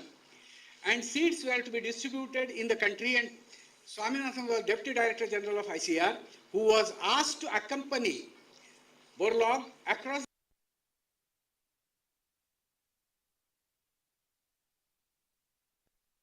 back in a year's time, that is by 67, BP Paul retired. 68, BP Paul retired. So he was still holding the Director General's office.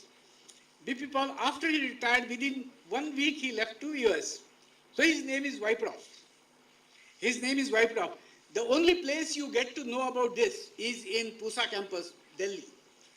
The only place, another place you come to know about this is Ludhiana Agriculture University. And that is where I learnt it. A big board is put on BP Paul, and Norman Borlaug writes, the father of Green Revolution in India is Dr. BP Paul. We learnt wrong and we go further. Second thing, somebody told that planning commission was closed. So I was, again I forgot the name. Ajay Chibbar. Professor Manmohan Singh had a colleague by name Ajay Chibbar. Ajay Chibbar was borrowed in India in 2012 or 2013, early 2013, and given an appointment as the one-person evaluation officer of Planning Commission. Ajay Chibbar wrote his report and presented it to the Prime Minister Manmohan Singh in 2013 March. The report was on his table, and Professor Manmohan Singh thought very rightfully, because two of the very important persons, not Prime Minister, one Prime Minister and one the son of him, had called Planning Commission, one called bunch of jokers, another called bunch of fools. One was Prime Minister, another was his son. So Professor Manmohan Singh thought it is better that one of them, the surviving one, can scrap the Planning Commission with his own hand. So he kept it on the Prime Minister's table. Unfortunately, election was declared and it stayed there. The new Prime Minister immediately signed it the moment he saw it, because he had in the opinion that Planning Commission does not. And I tell you, yes, Planning Commission was ineffective, which Chibbar wrote, ineffective because it had no teeth. I give you my experience that the process is you prepare the reports of working groups, and working group give recommendations which goes to the approach paper. Approach paper is prepared and approach paper is presented to NDC first, and then the draft is presented. We were preparing our working group report. I was chairman of decentralized planning, and the report was yet to be over. For some reason, I went to second or third floor, and I understood that they are finalizing the draft approach paper. So one of my friend was there. I said, how far it has come? Oh, today evening it will go to PM's office. We have not given the report. No, you can give it afterwards. Don't worry about it. Which means what you do is immaterial. You are there for doing it. And this was there. I was also chairman of the Renfed area working group.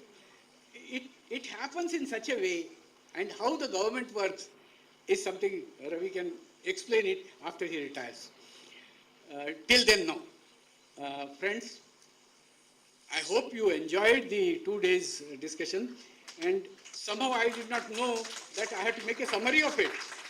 Otherwise, I would have been very attentive and not taken 11th hour that you do it. Thank you. I enjoyed whichever things I attended with my own attention. Thank you very much, and I feel very happy to congratulate both Professor Kulkarni and Professor Manasi. They slogged like anything to get it done, and I must mention Professor Subhash Sharma is something a very, very, very dear friend, because we tally in everything that we do at different places. Our that line of thinking is more or less almost similar, out of box. And this out of box thinking is something you should develop. You are fortunate enough to have him close to you, and learn how to think out of box. Instead of whispering here, instead of talking there, think. How do you think out of box? And what is the out of box thinking that you have done in the last 1 month? You will enjoy yourself. Okay? Okay? The fellow who was unattentive did not. Third okay also he did not. We are taught, I was telling somebody, We are taught from our childhood, from the class 1 onwards. Sit in the class, close the ears, keep the eyes open. You, Deshpande. Huh, sir? Huh, sir? And this is what we lack. This is what we lack. That attentiveness is something which will give you a lot of it. Which will give you a lot of it. And a lot of knowledge. Thank you. Thank you very much.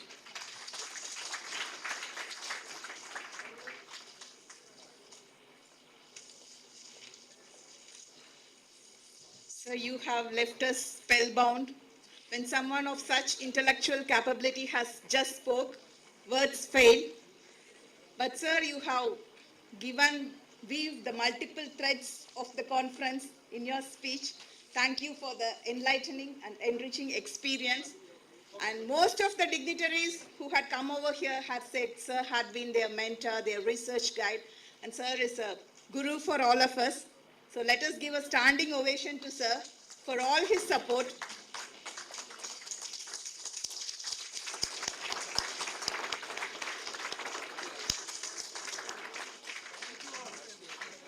It's again a pleasure and privilege to have you, sir. I now request our chairman, sir, Dr. Subhash Sharma, sir, and Kulkarni, sir, to felicitate Professor Dr. Deshpande, sir. I also request Director Iyer, sir, to join in felicitating.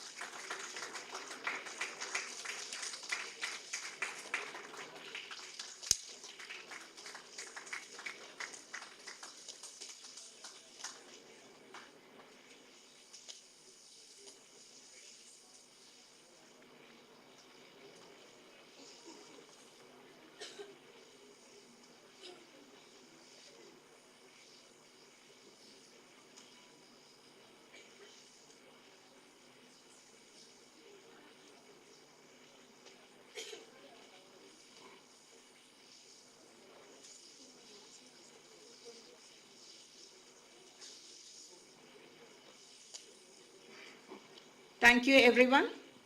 Now I request Professor Subhash Sharma for the concluding remarks for Ecofluence.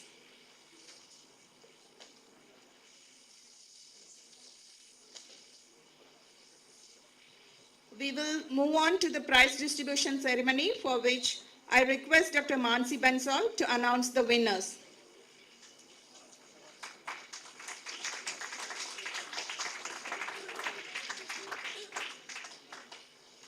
So the much awaited prize distribution ceremony. For the debate competition, for the debate championship, the runner-up for the debate championship is, any guesses?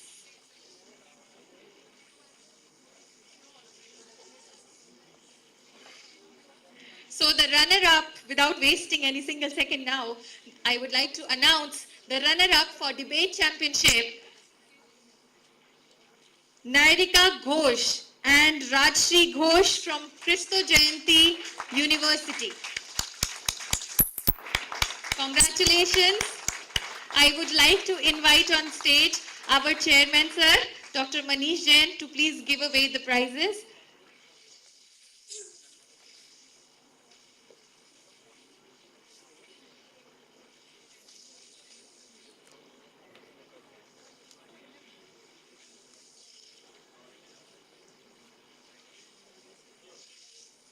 Give a huge round of applause to the runner-up of Debate Championship.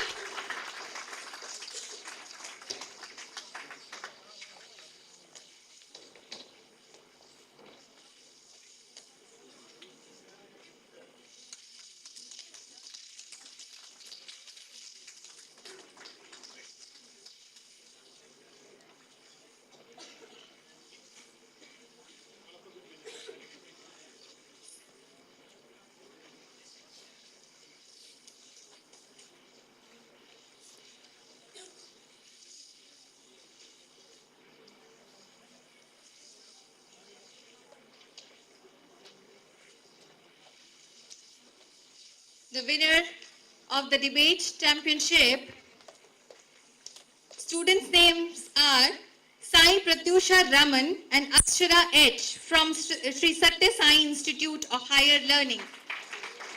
Are they here? I think they have already left. Okay, let's move on to the next vertical. Announcing the prizes of Research Championship. The third prize for the Research Championship goes to Maria Ellis D'Souza and Marilyn Rose from Carmel College of Women for their research paper on the Solo Swan model and India's growth policy. Give a huge round of applause.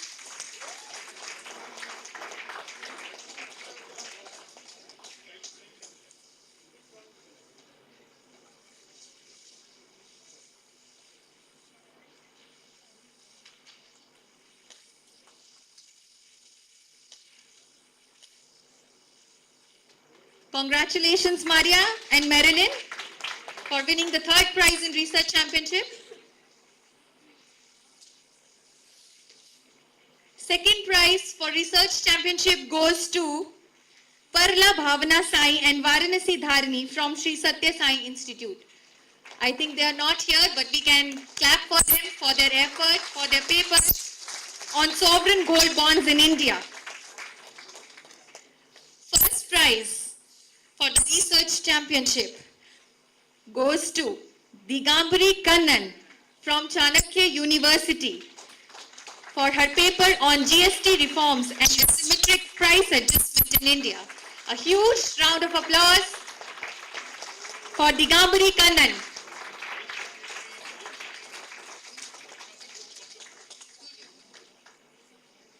Congratulations, Digambari, for winning the first prize in Research Championship.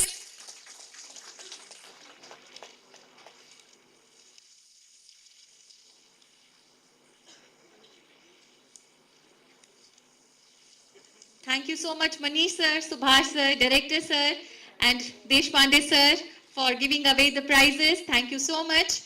I would like to call upon my faculty member, Dr. Gayatri. I now request Dr. Kulkarni sir to render the vote of thanks. As we come to the finale, the conclusion of the Ecofluence 3.0, the journey which we started somewhere in mid or late August, arising out of a casual conversation. We started with something, but then it took a shape of its own. It's my duty to thank each and every one who have been part of this event in making the grand success. Our chairman, Dr. Manish Jain, who actually scaled it up. We went in with a proposal, but then he saw greater vision and then gave us the support, encouragement in executing this event. Our chief mentor, Dr. Subhash Sharma, who has always been encouraging, supportive with all his different, the lateral thinking of ideas. Our director, Dr. Ishwar Krishna Iyer, who was more enthusiastic than us. He was more excited for this event than we. Whether we deserve or not, he always used to keep praising us. He always keeps praising us. In fact, this vote of thanks is being proposed on my and my colleague, Dr. Mansi Bansal's behalf. We were the key players who began this. All our faculty colleagues who put in an effort,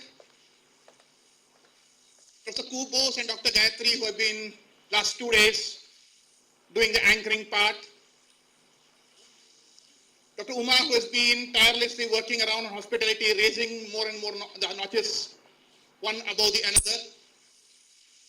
Dr. Naina Raji, who has been handling the registration process, somebody perhaps more enthusiastic than anybody else ever since he was assigned that task. Bulldozing her way, Bhavya Kalra, but managing to get the work done.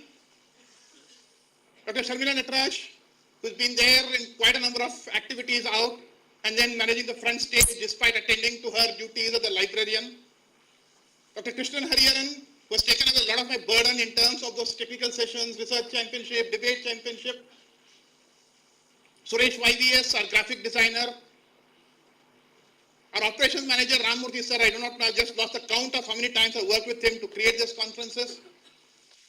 Oscar Thack, Kuldeep, we have Kadam sir, Anil Patil, so many people around there, right? Who have been with us, Tejas. And I think all the admin part, who have supported us, working into different things in terms of making this event a great success.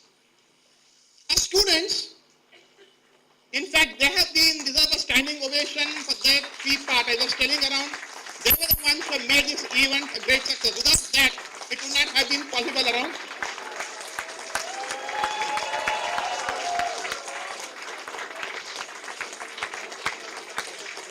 Of course, too bigger names to do it around. No, trying to name around itself would be a very difficult thing, right? I thank all the speakers who made a point. I thank all the participants, the delegates, the technical session paper presenters, or participants of research championship, participants of the debate, and more importantly, we were able to assemble some 50 speakers out. Then about 20-25 session chairs, jury members. It is a tough task, but yes, we rose to it, we delivered it because we had to deliver it. I thank each of them for supporting us, coming over here. We express our gratitude and we hope you'll keep coming to us again and again around. Now to talk about Professor Deshpande, I think I've spoken so many times about him in the last 2 days. I think it would be an understatement. The intellectual foundations of this conference owes it to him. Because he who curated that event around through my colleague Dr. Mansi Bansal. I thank everybody. Me and my colleague Dr. Mansi both thank each and everyone for their direct or indirect contribution. If I have omitted some names at this stage, the mistake is ours. Any omission of the name at this stage is basically inadvertent. And on my personal behalf, I must thank Dr. Mansi around for her kind of work she has done. She of course deserves a standing ovation around for the kind of support she has done around. Without her, I don't think I would have been able to execute this in the manner which we have done it. I thank each and everybody who has worked on it, who put in their effort and supported us. I thank each one of you. This is a grand finale. Maybe we'll again meet up. We'll again catch up for the next edition of Ecofluence 4.0. And of course, one thing which I perhaps forgot around is all our advisory committee members. Almost all of them who made it around. Some of them here, Bhatt sir is here. But some of the advisory committee members had to leave around for their own other work. There has been constant support and guidance to us throughout this journey out. I thank again one and all. Look forward to again Ecofluence 4.0 in the future around. Okay.